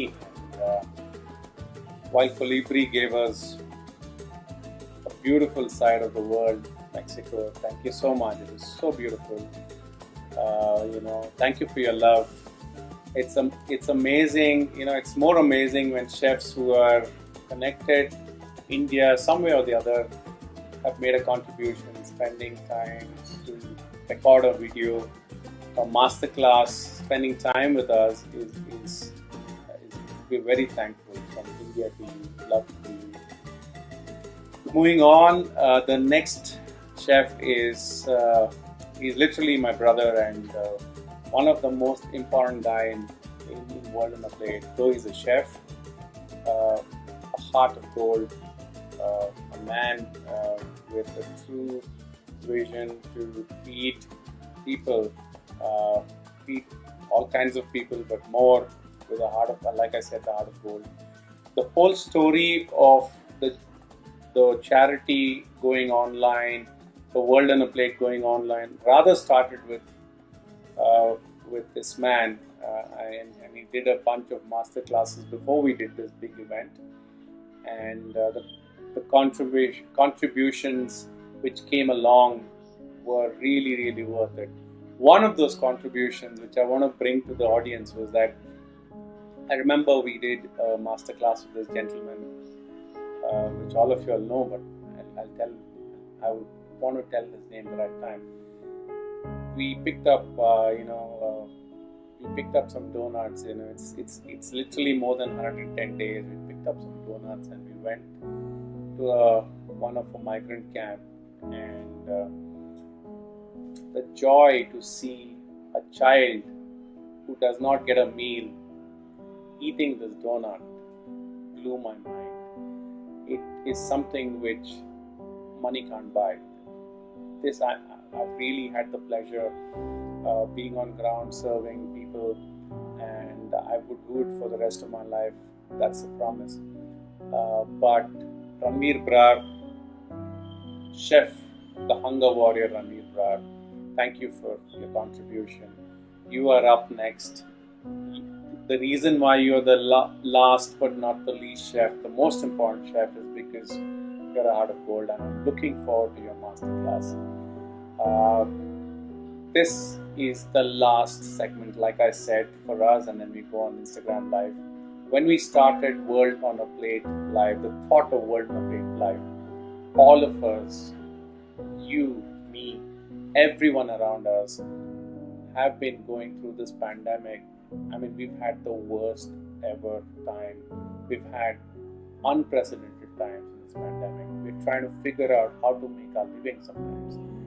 We are trying to figure out how to pay salaries, the industry is in such a bad shape. But we wanted to do something. We wanted to pick up that word of hope and move forward. And that's why we started this as a really, really small idea. And today, like I said in my last video, my heart is, in that warm space. I'm so overwhelmed by every one of you all who came and supported it. The chefs, the restaurants, the industry, people, the apartment complexes, the people who just contributed, the people who just said, "Oh, we love you." The messages we've got has made us believe that there is nothing more stronger than the power of that word called hope. And today I can confidently say that we can defeat anything together. We can be together, holding hands, and move to a better future. I want to leave all of you all with one word, and that word is hope. And thank you so much for being with me all these days. My name is Kiran Sons. I will see you soon.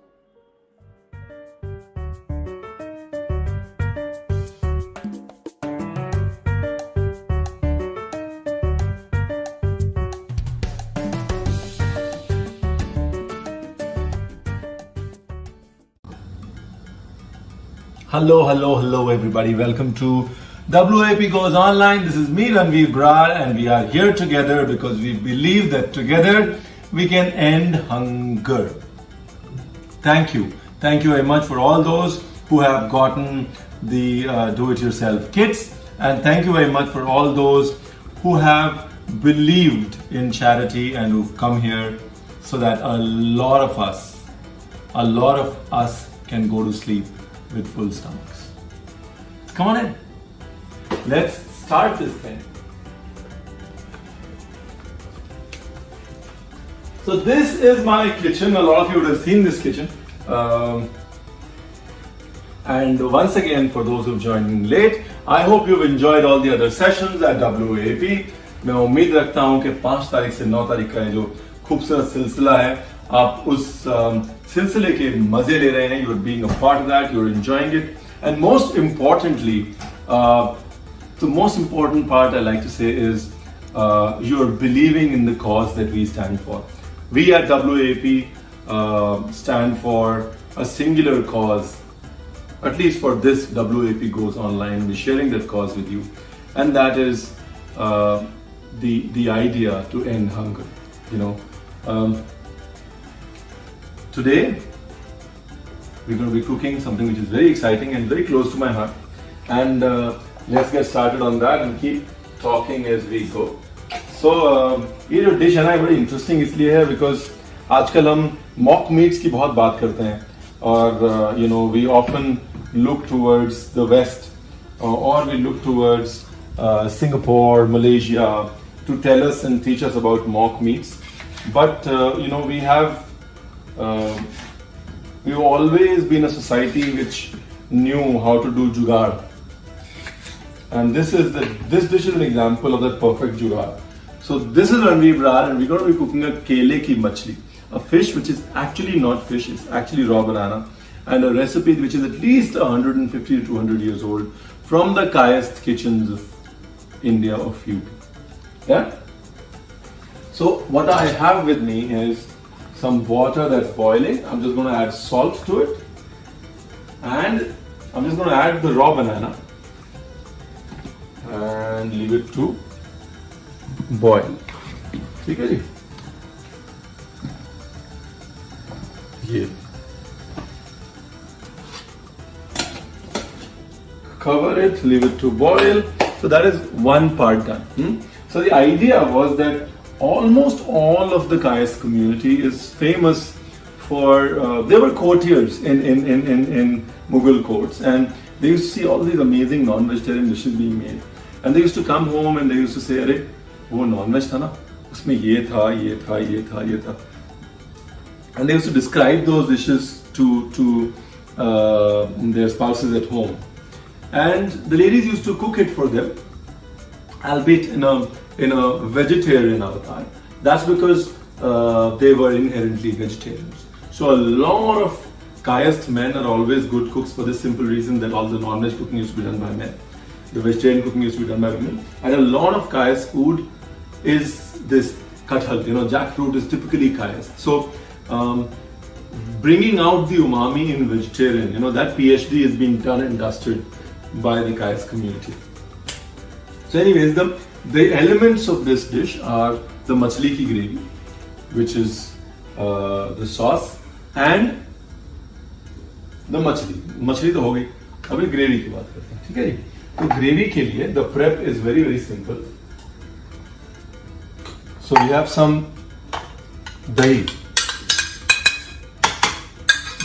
yogurt. Okay. Now in this dahi, I'm going to add a bunch of spices. I'm going to add turmeric. I'm going to add. This is rang wali mirch or degi mirch, as they say. This is not. And there goes the coriander powder. So this is not the spicy red chili. It's the color wali red chili. So please don't get fooled by the quantity that I'm putting here. Typically, if you use spicy chilies at home, please use lesser quantity. I use chilies at home more for color. And even in my cooking beyond home, my chilies are more for color than for kick. Yeah? And then I'm going to add a little bit of, just a little bit of besan. Little means really teeny weeny bit. Like a quarter teaspoon. Just that much. Just to give it a basic rough binding. Because a lot of you would be working with yogurt for the first time. And the chances are that yogurt might split, might curdle when you cook it. So this is your insurance. The yogurt splitting insurance is the besan. That is one. Also, I'd already told you to keep onions ready. So if you have your DIY kit, I'm giving you 3 minutes. Please take your onions and make a paste like I have done. In those 3 minutes, I will wait for the DIY group and I will talk to the non-DIY group. And just have a quick, small conversation about how much goodness has come out of COVID. I've always believed that we are as a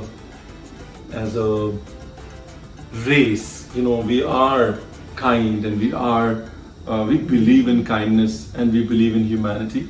However, sometimes it takes difficult times to bring out that humanity. And I have seen so much good and kindness in this world in this COVID time that made me believe that that humanity is still alive. And for a bunch of people, the hunger warriors, to have fed 500,000 people all by themselves by sheer will, guts, and for them to dream of this mobile soup kitchen, I think we need to show that goodness. We need to bring out that goodness in us one more time, and and we owe it to them. So please donate generously. Please donate for a good cause, because for us it might be a small amount of money. For somebody else, it's a week's rations. That's how wide the gap is. I'm going to grab a matchbox, because matchbox, this has been my contribution to the home kitchen. ये gas खराब कर दिया मैंने. मेरा contribution बस यही है कि रणवीर घर आया, घर पे खाना बनाया और उसने अच्छी खासी चलती चलाती गैस खराब कर दी. Okay, so chilies, and I'm assuming that you guys are back. So if the DIY kit guys are back, we are starting. You haven't missed much. Let's start. Actually, come over there. Come from the other side. थोड़ा angle भी change होना चाहिए ना भाई. Yeah. थोड़ा angle change होता रहे तो अच्छा है. आई एम गोइंग टू रफली कट द ग्रीन चिली. बिल्कुल रफली हाँ. और ये ग्रीन चिली भी बिल्कुल माइल्ड वाली है. The light coloured green chilli. the light and long green chili. It's not the sharp one. That's why I'm taking the liberty with that quantity. And ginger. That's one thing I've learned at home, you know. I've learned to appreciate working with regular knives in sort of on smaller gas ranges with lesser ingredients. That's the good that has come out for me this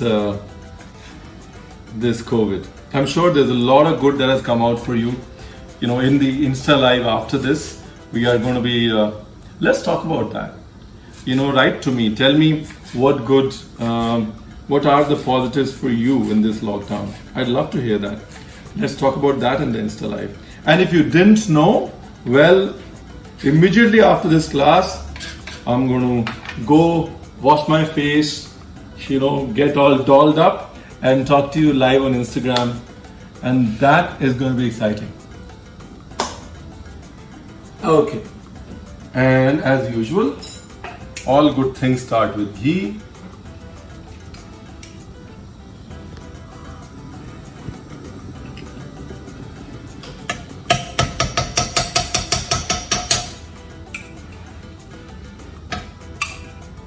So we also started with ghee. So after ghee, please keep jeera ready. And the rest of the stuff ready as well. And yes, I'm just showing off my new wooden spatula. देखिए, मैं अक्सर कहता हूँ कि हंसते खेलते जो खाना बन जाए वो अच्छा। एटलीस्ट जिन्होंने हमको काम सिखाया है उन्होंने यही सिखाया है कि भाई जितनी टेंशन है ना वो बाहर ले लो। एक बार किचन की दीवार लांघ जाओ तो उसके बाद फिर टेंशन की कोई जगह नहीं है किचन में।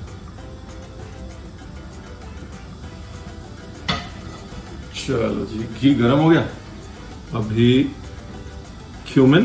Again, I'm sure you know you can take this recipe as far as you want. You can add some khade masale also. You can add, you can add whatever you want. But I'm giving you the most basic version of this recipe, something that all of us can try.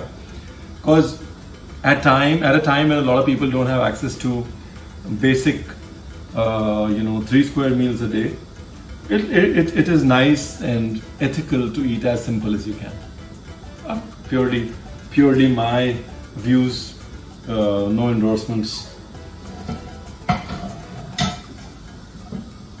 And here goes the jeera.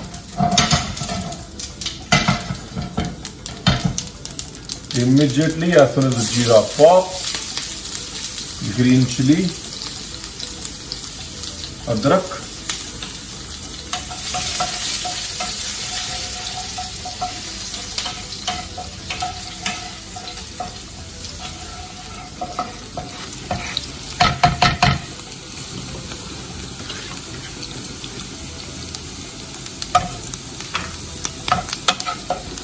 beautiful.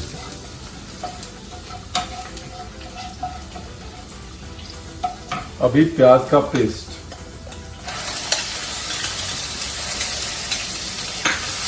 so this is the paste of 2 medium onions. Yeah. So in this machli, you're making. I'm just coming close to you so you can hear me well. For this machli, you're not making a very thin gravy. You're making a thick masala.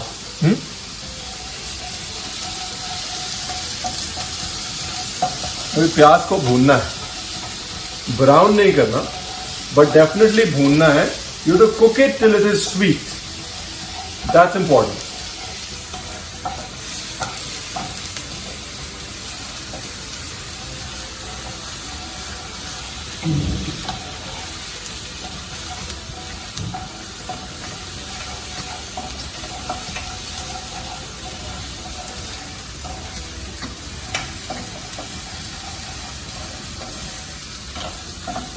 Nice.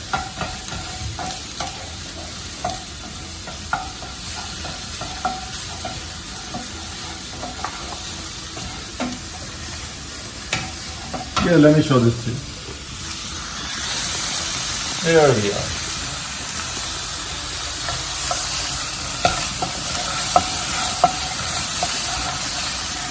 Yeah, in television language we call this point of view. So right now you have my point of view, and this is how the world looks from my point of view. And in my point of view, the bananas are not ready yet.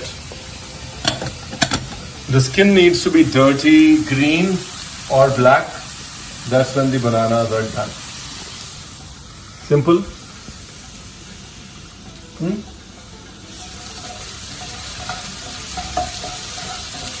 You know, that's another thing that I've sort of started to love in this lockdown. Is just this joy of cooking live. You know, there are no cuts like television. There is no time to breathe. You have to think on your feet. You have to act on your feet, and I love it. I love it. You know, as somebody who's cooked in the industry for 25 years, मुझे बड़ा मजा आता है. मुझे बड़ा मजा आता है कि जब आपको एकदम से घोड़े पे बैठा दिया जाता है और बोला जाता है चलो रेस लगाओ. You know, cooking live is like that. ये है प्याज जो है ना, इतना ही भूनना है बस. हाँ, इससे ज्यादा नहीं भूनना पड़ेगा. We don't want a brown gravy, and this is when you add the yogurt. And the moment you add the yogurt, please make sure you start stirring immediately. जैसे ही दही डालें वैसे ही चलाएं, वरना हम लोग बोलते हैं ना कि दही फटने के चांसेस वो हो जाते हैं. जैसे ही दही डालें वैसे ही चलाएं.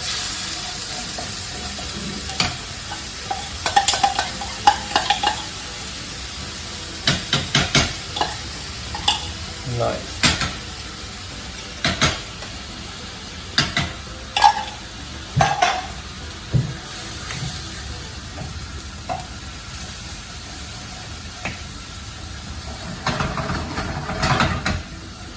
अभी इसको भूनना है. And this is the most important part. This is an extremely important part. Let me show it to you.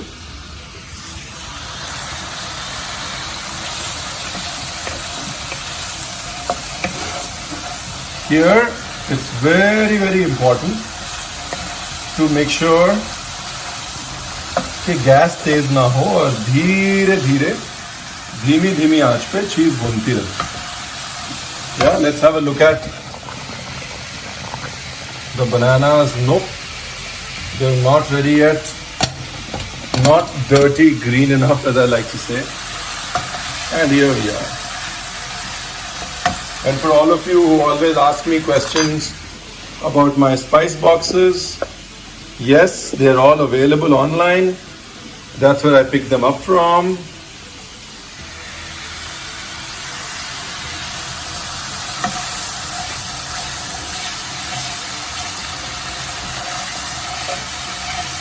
Beautiful.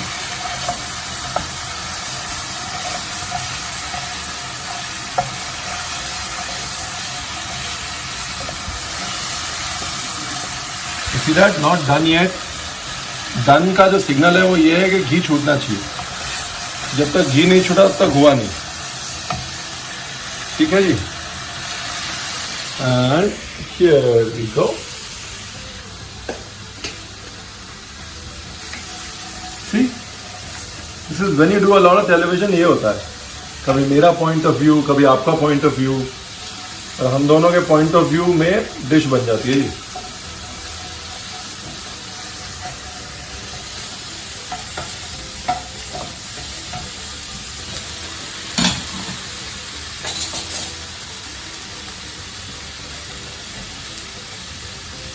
Almost there. Almost dirty green.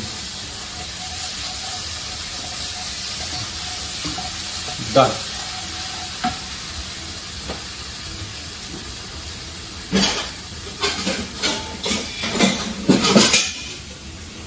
So my strainer for the bananas is here.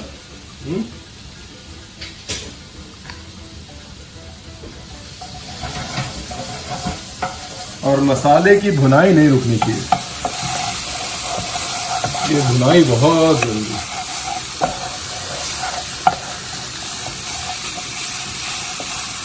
सीधा कोई दही नहीं फटा, कुछ नहीं हुआ, nothing happened. So when the moment you put the dahi, stir it immediately. It won't split, and even if it splits, don't worry about it. The gravy won't spoil. But क्योंकि इसमें ऑलरेडी आपने इतना प्याज डाला हुआ है ना, तो इसके लिए ग्रेवी खराब नहीं होगी. अगर दही थोड़ा बहुत फट भी गया, प्याज जो है वो ग्रेवी को संभाल लेगा. दूसरा वो हमारा शीट याद है ना आपको, लिसन, हमारा लाइफ इंश्योरेंस.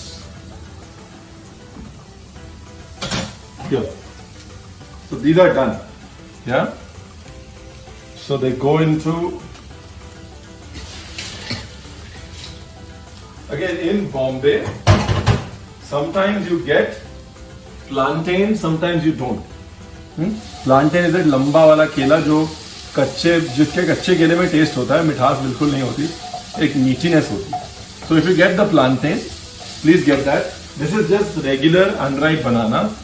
Irregular कच्चा केला है, प्लांटेन नहीं है. अगर प्लांटेन मिलता है, लंबा वाला कच्चा केला मिलता है, तो प्लीज वो लीजिए. उसमें जो टेस्ट आएगा वो इसमें नहीं आ पाएगा.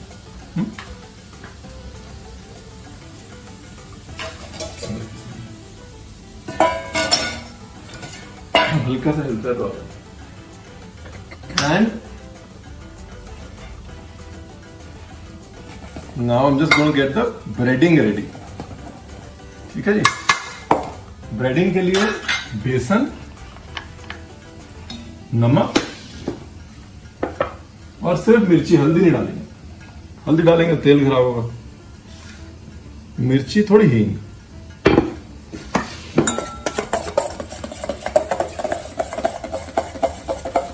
So this is the coating for the banana.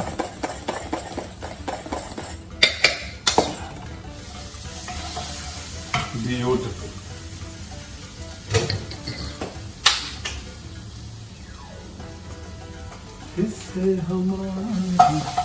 And for everybody who's joined in late, this is Ranveer Brar and you're on WAP Online. I am live with you cooking a very, very interesting dish called kele ki machli.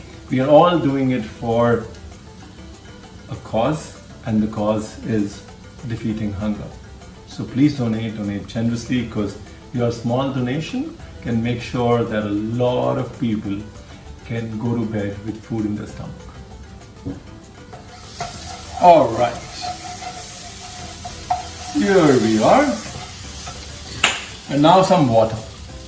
Don't put all the water at once. पहले थोड़ा पानी डालें और gravy को थोड़ा और भुनने दें. जो मसाला बन रहा है ना, उसको थोड़ा और भुनने दें. उसके बाद पूरा पानी डालें. You have to give it one more chance to bhun hona. And also, we have to add the salt.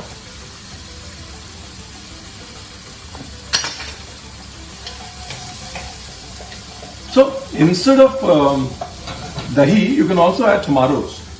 अगर आप चाहें तो टमाटर डाल सकते हैं. दही नहीं डालनी है अगर तो.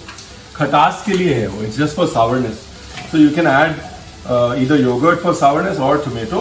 I am a firm believer in the yogurt school of sourness more than the tomato school of sourness, because the older school is the yogurt school. Tomatoes only came to India in 1840s and only got famous much later. So इसलिए me being an old school person, I still prefer yogurt.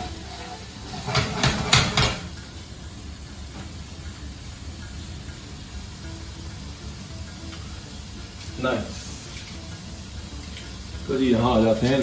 I'll show you what we have. The boiled raw bananas.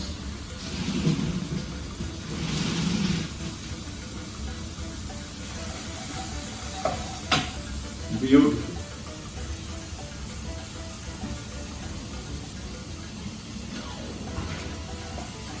Lovely. On one side I have a saute pan. I'm just going to shallow fry the bananas in this. So again, you could use oil or ghee, whatever you'd like. I'm going to use a little bit of oil and a little bit of ghee.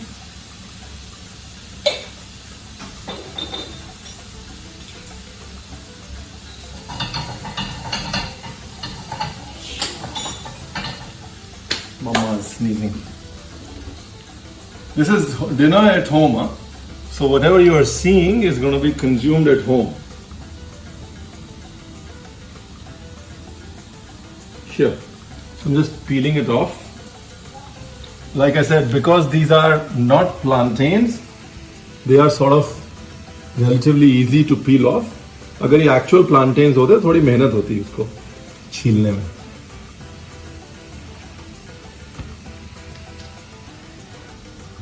Done?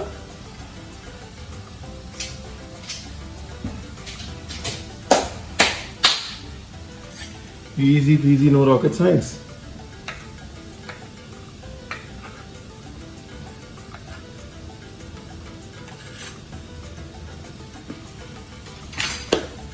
And now we will just split these in two and let them cool a little quicker. So Kayastha खाने की अगर हम बात करें ना, if we talk about Kayastha food in general, like I said, their food is a sort of a PhD on umami. You know, they know how to use the ginger coriander combination for umami, for meatiness. Yeah, they know how to use textures for meatiness. The most common vegetables that they use when they want to cook vegetarian food like non-veg food is suran, that is elephant foot yam, फिर कच्चा केला या फिर कटहल, क्योंकि तीनों सब्जियां जो हैं they give that they are slightly fibrous, so they give you the feel of having something that's non-vegetarian.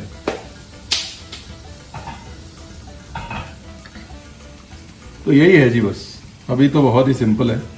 अभी इनको कर लिया फ्लैट.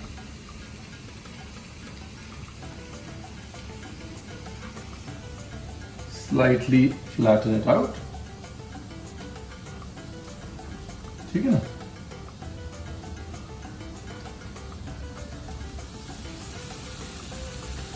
और मसाले में पानी डालने का हो गया time, because the gravy is ready.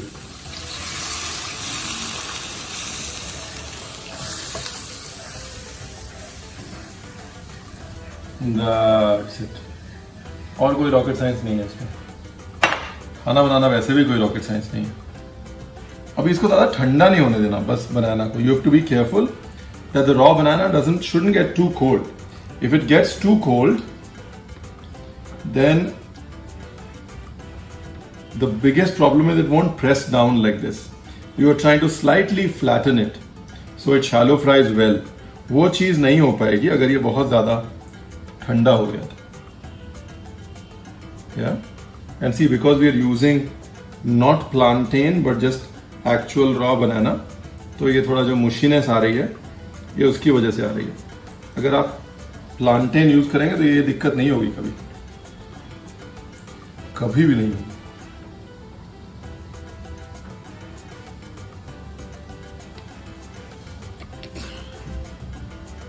Beautiful. I like the silence now. Gravy जो है भुन भुन के जब शांत होके बैठ गई है. I like it like that. So अभी तो बहुत सिंपल है.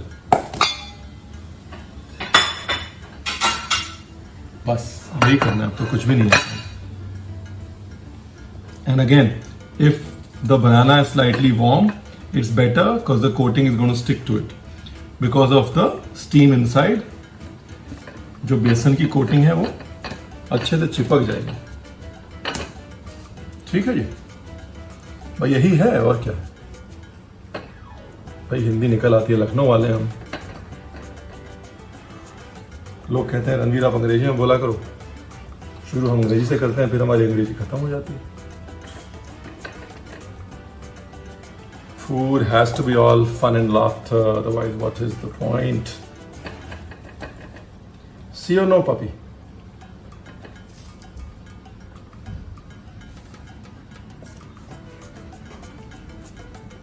Nice. So the gravy is ready, it just needs to reduce. And in the end, we're going to put a little bit of mint, some fresh coriander, and we're done. इतना ही है जी काम.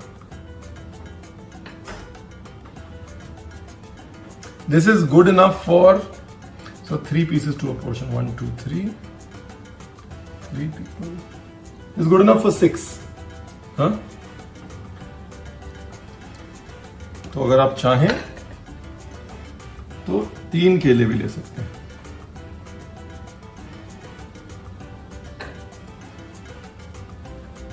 Beautiful.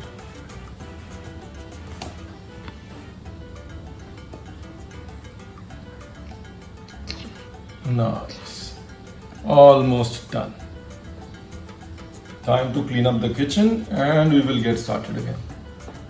भैया सफाई बहुत जरूरी है. And for everybody who's cooking along with the DIY kits, it's time to clean up the kitchen for you too. Beautiful. Let's quickly clean up.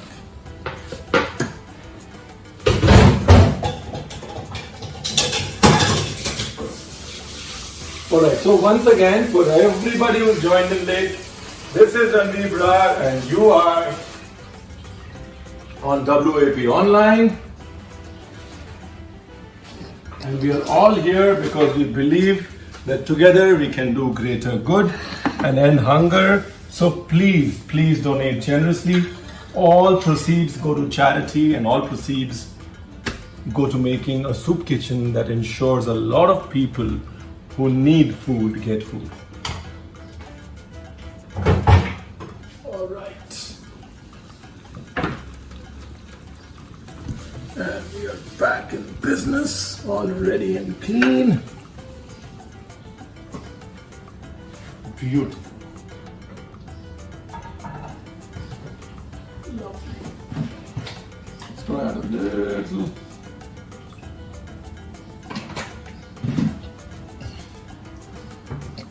Beautiful. Let me swap gas ranges so you can see this better. Gravy पीछे पकती रहेगी. ठीक है जी. अभी बहुत ही simple है. अभी तो कोई रॉकेट साइंस नहीं. It's very simple.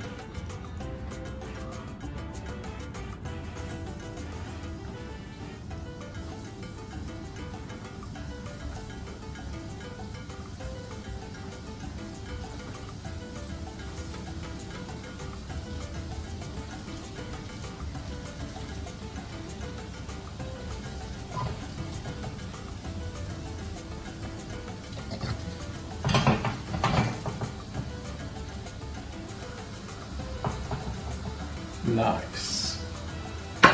Like I said, please make sure don't leave your bananas out there without crumbing them while they're hot. वो part बहुत important.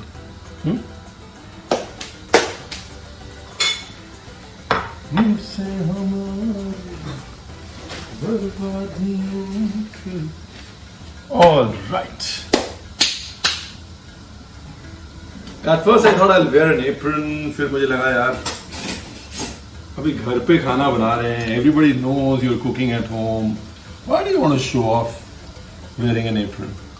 So I thought I'll let that thought pass.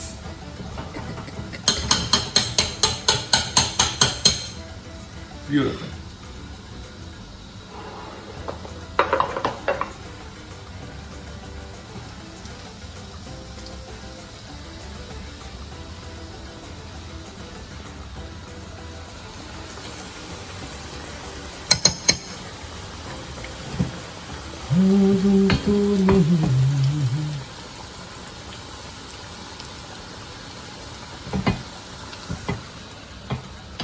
Beautiful.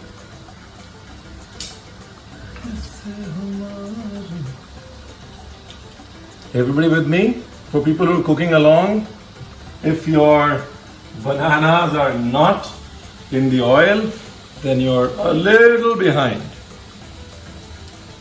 Please try and keep pace.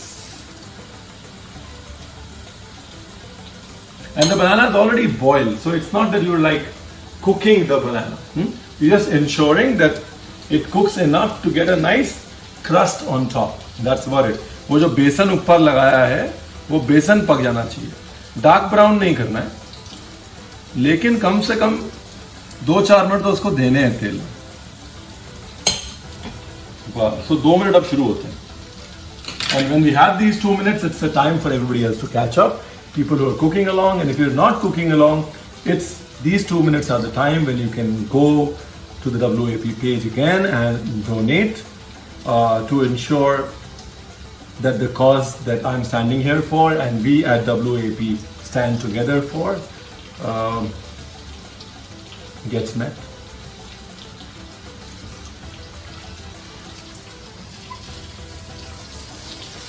Beautiful.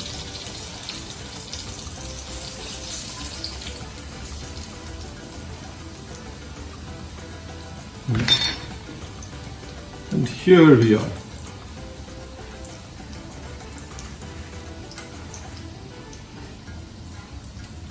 बस जब बेसन के भुनने की खुशबू आ जाए ना तो समझ लीजिए कि अपना जो खाना है वो तैयार है।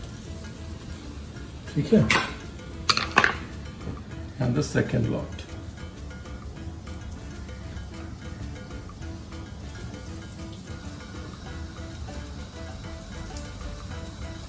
Nice. Very beautiful.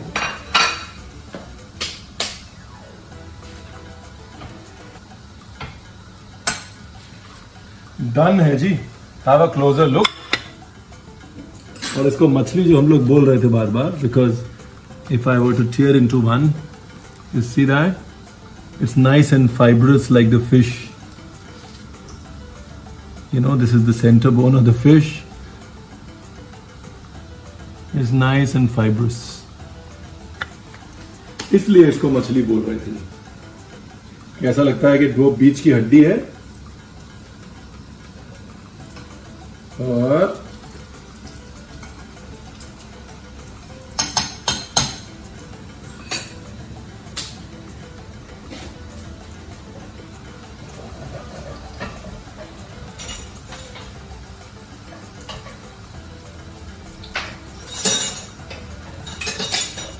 तो ये जो मसाला है इसको यहां तक लेके आना। देखिए, see the oil has come on top.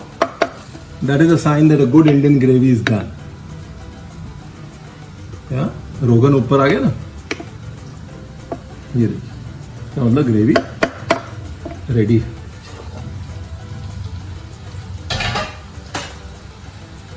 गम तो नहीं इससे हमारे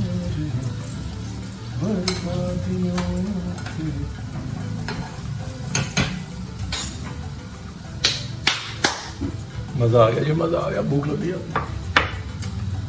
So like I said, this is my family's dinner, and if you're cooking along with me, please let me know how did your family's dinner go.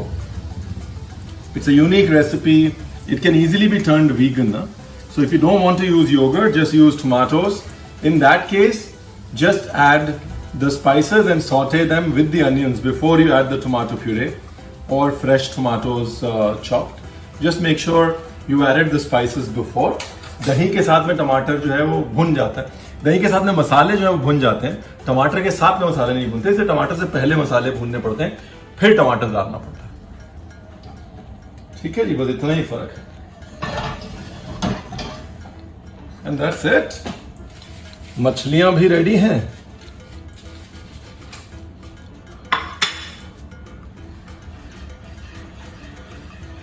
Beautiful. So do a very simple home style plating. But before that, I'm going to just put some coriander, roughly torn. Coriander का जो असली flavour है वो ऐसे ही आता है, रफली torn.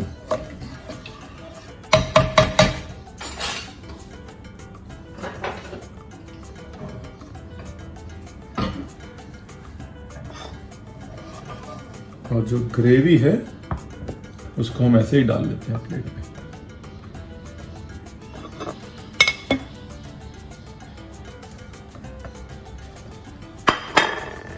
If you're thinking why didn't I use a deeper plate, this dish is supposed to be like a मसाला होना चाहिए, ये ग्रेवी नहीं होनी चाहिए, गाढ़ा मसाला होना चाहिए।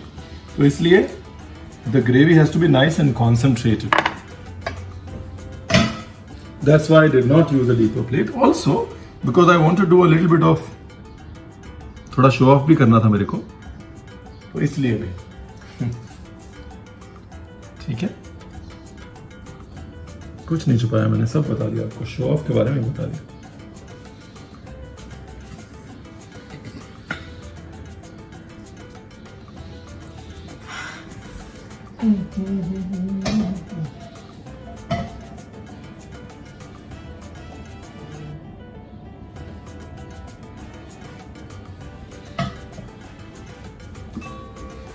And here we are. ये लो जी, फिश करी without fish.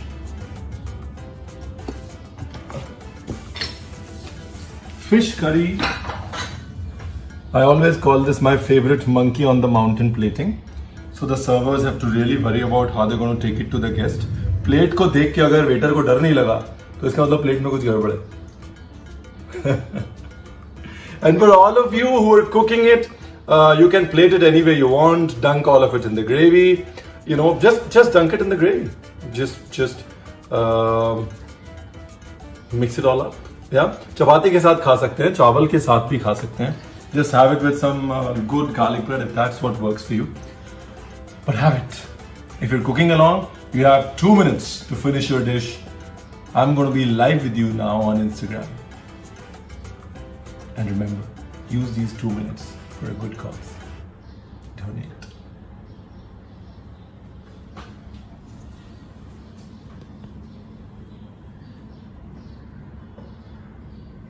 एक कदम आगे फिर 2 कदम पीछे. हेल्थ और टेस्ट की लड़ाई में अब आप रहिए 2 कदम आगे विद फिलिप्स एयर फ्रायर. इसकी twin turbo star technology cooks with up to 90% less fat. There's always a way to make life better. Innovation and you. Philips.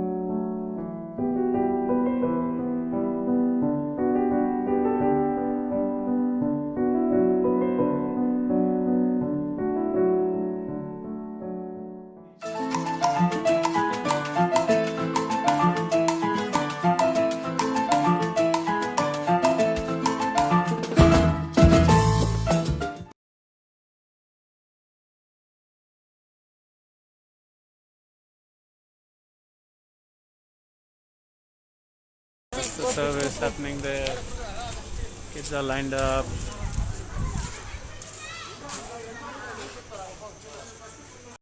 All lined up for food.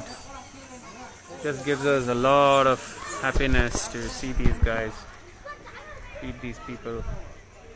India is 103 or 102 on the hunger index, and because of the pandemic it's gone worse.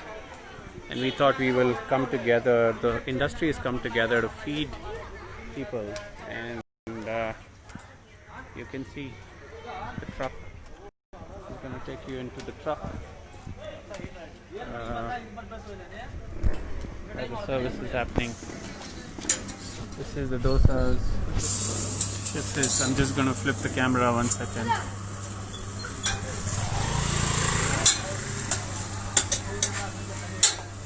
Dosas.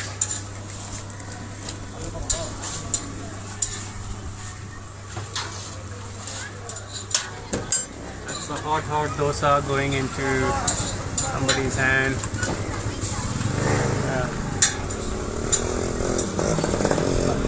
Right there, like you see, kids are being served. There's nothing better than serving these beautiful children who don't even get like a single meal. And this is our daily service space. We serve over 500 people in the city of Bangalore. So while we wait for Ranveer Bra to finish his masterclass and join us, we are at the truck. That's the truck. That's the meal coming out. Hot dosas. So guys, go and contribute to the truck on WOAP.in.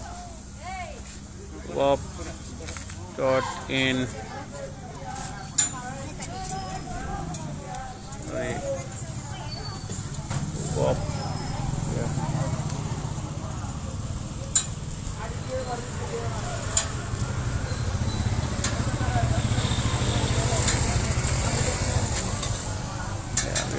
We're just waiting for Ranveer to join in. Until then, thank you all for being part of this beautiful initiative. We've had a beautiful 5 days of master classes with some of the top chefs across the country, and all for a cause, and the cause of hunger.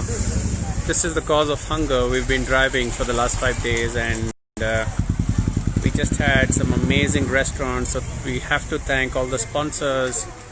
Philips, they've been amazing with the appliances. We also want to thank Swiggy for helping us out with the deliveries of the restaurants. All the restaurants have been doing an amazing job. They've been absolutely amazing, and apart from that, of course, the chefs. You cannot do without the chefs. The chefs have done a beautiful job. They have spent hours and hours of their time just to do master classes, and this is amazing for all of us. Like I said, it has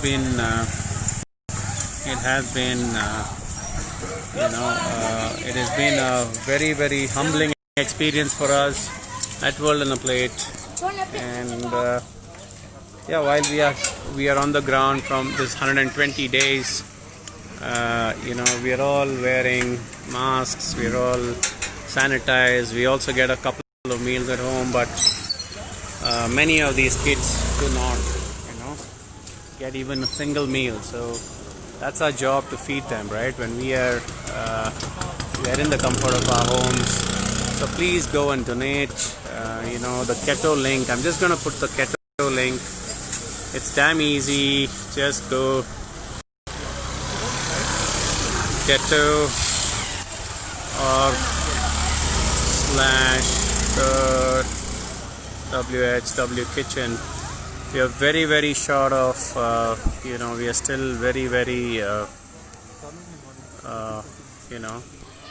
short of numbers at the moment. So we want you guys to contribute generously as much as you can. So my team and I are very, very thankful to people who are been part of this initiative. It's just been a really humbling experience for us, and we're just here to say thank you, and we're going to be coming back to give you guys more food experiences week after week, month after month, and it's going to be something where you guys notice that there is humanity which is working hard while we are in the most unbelievable situation, most unprecedented situation. Humanity is always going to work. We are all here together to make sure that we are. So quickly going to show you guys around again. I'll just turn the camera around. I'll show you what is happening. Yeah, this is the kitchen. There are hot dosas coming in here. The chef is sending some amazing dosas. It's important to feed them a good meal. He's an amazing South Indian chef doing dosas. It's just not about feeding, but feeding the right food is critical, you know. So this is where we are. We're in a place, beautiful place. It's got, it is, yeah, we right here. Got a church. We've got some, you know, people lining up. We also have a temple here. It is a place in Jeevan Bhima Nagar, and these cute kids, we feed them every day, and it's just a joy to have this truck going, and we want to do more number of trucks, more number of feedings. And thank you to all the contributors, all the sponsors, all the chefs who've come generously and contributed. And while we just wait for Ranveer to join us, you know, we're just about to look at waiting for him, his questions, and this would be the end of the festival. Yeah, so hi Ranveer, waiting for you.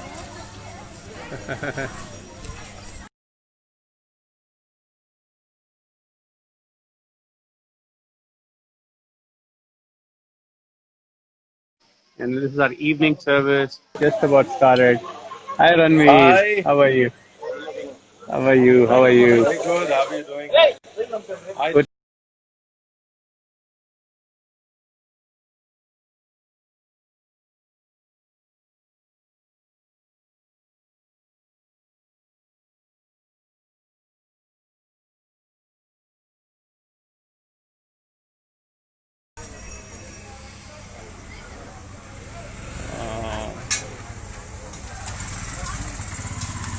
Sorry guys, we just lost connection there.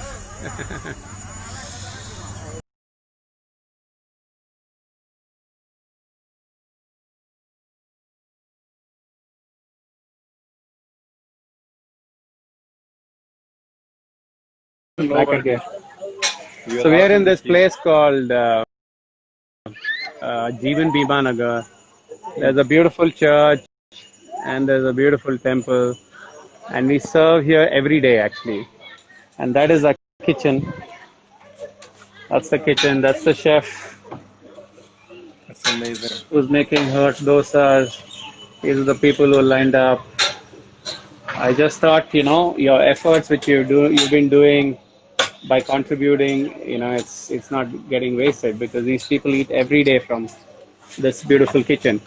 That's And amazing. That's amazing. yeah, so I thought, you know, I have to take you here because you're in Bombay. I'm sure if you were in Bangalore, you would have come here. But I thought I'll take you, show the world on a plate, your fans, that these guys are doing an amazing job and we should support them. And so, like I said, it is the cause of hunger. It is, you know, the urban poor is affected the most because, like I said, they have lost jobs. Many people have lost jobs. And, you know, it's just humbling to see that we are able to do a bit, you know, a little bit to help them survive. So there is, of course, we have sanitizer which is kept here. The sanitizers are used. Sanitizer hugs bakwa huh? So and then, you know, we are trying to keep as much social distancing. You know how badly it's spread, but people can't stop eating, right? So that is the situation. So I thought we'll kind of bring after your beautiful masterclass, bring you into. I know you haven't. You know, you've been at. You've been doing some amazing stuff for us. Thank you so much. That's my first thing to say. That I mean, it's like that, right? You have to get inspired by somebody.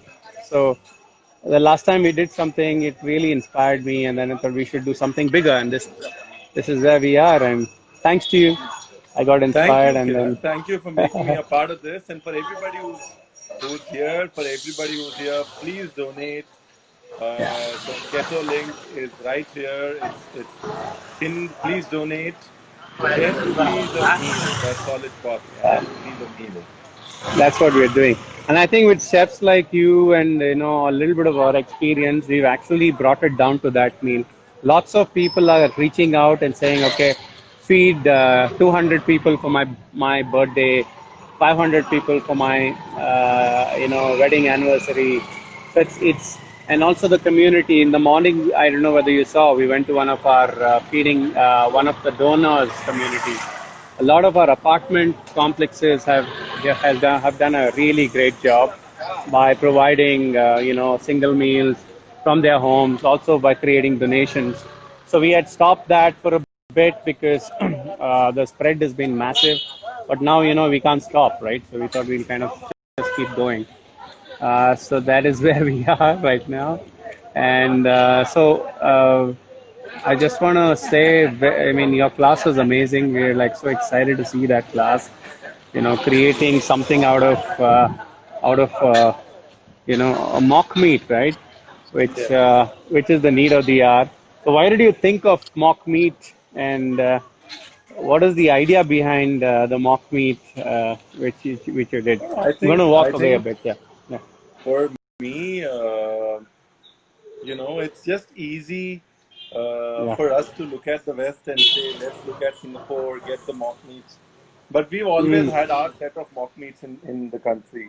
Correct. Jackfruit, the world is talking about it. Correct. Breadfruit, suran, jamikand or elephant foot yam, raw bananas. We've always used them as mock meats. We've just, Correct. we haven't marketed it well. And in a time Right. today when everybody's looking for vegetarian options for meat, I just thought Mm. that there are these recipes that exist in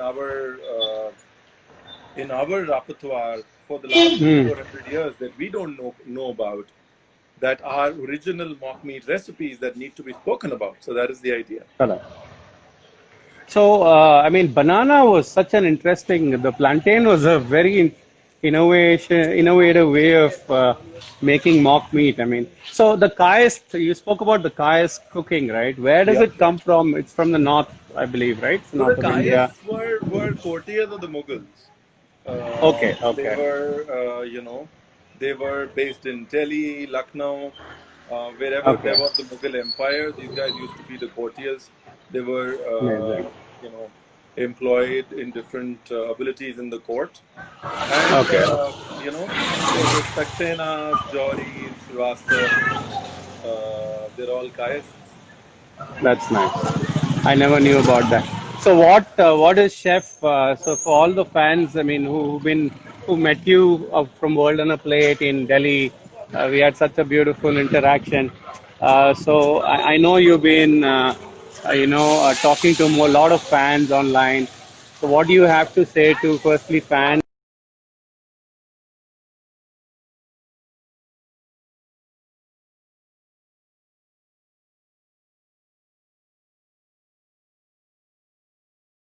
The hospitality guys who are also going through one of the worst times of their lives.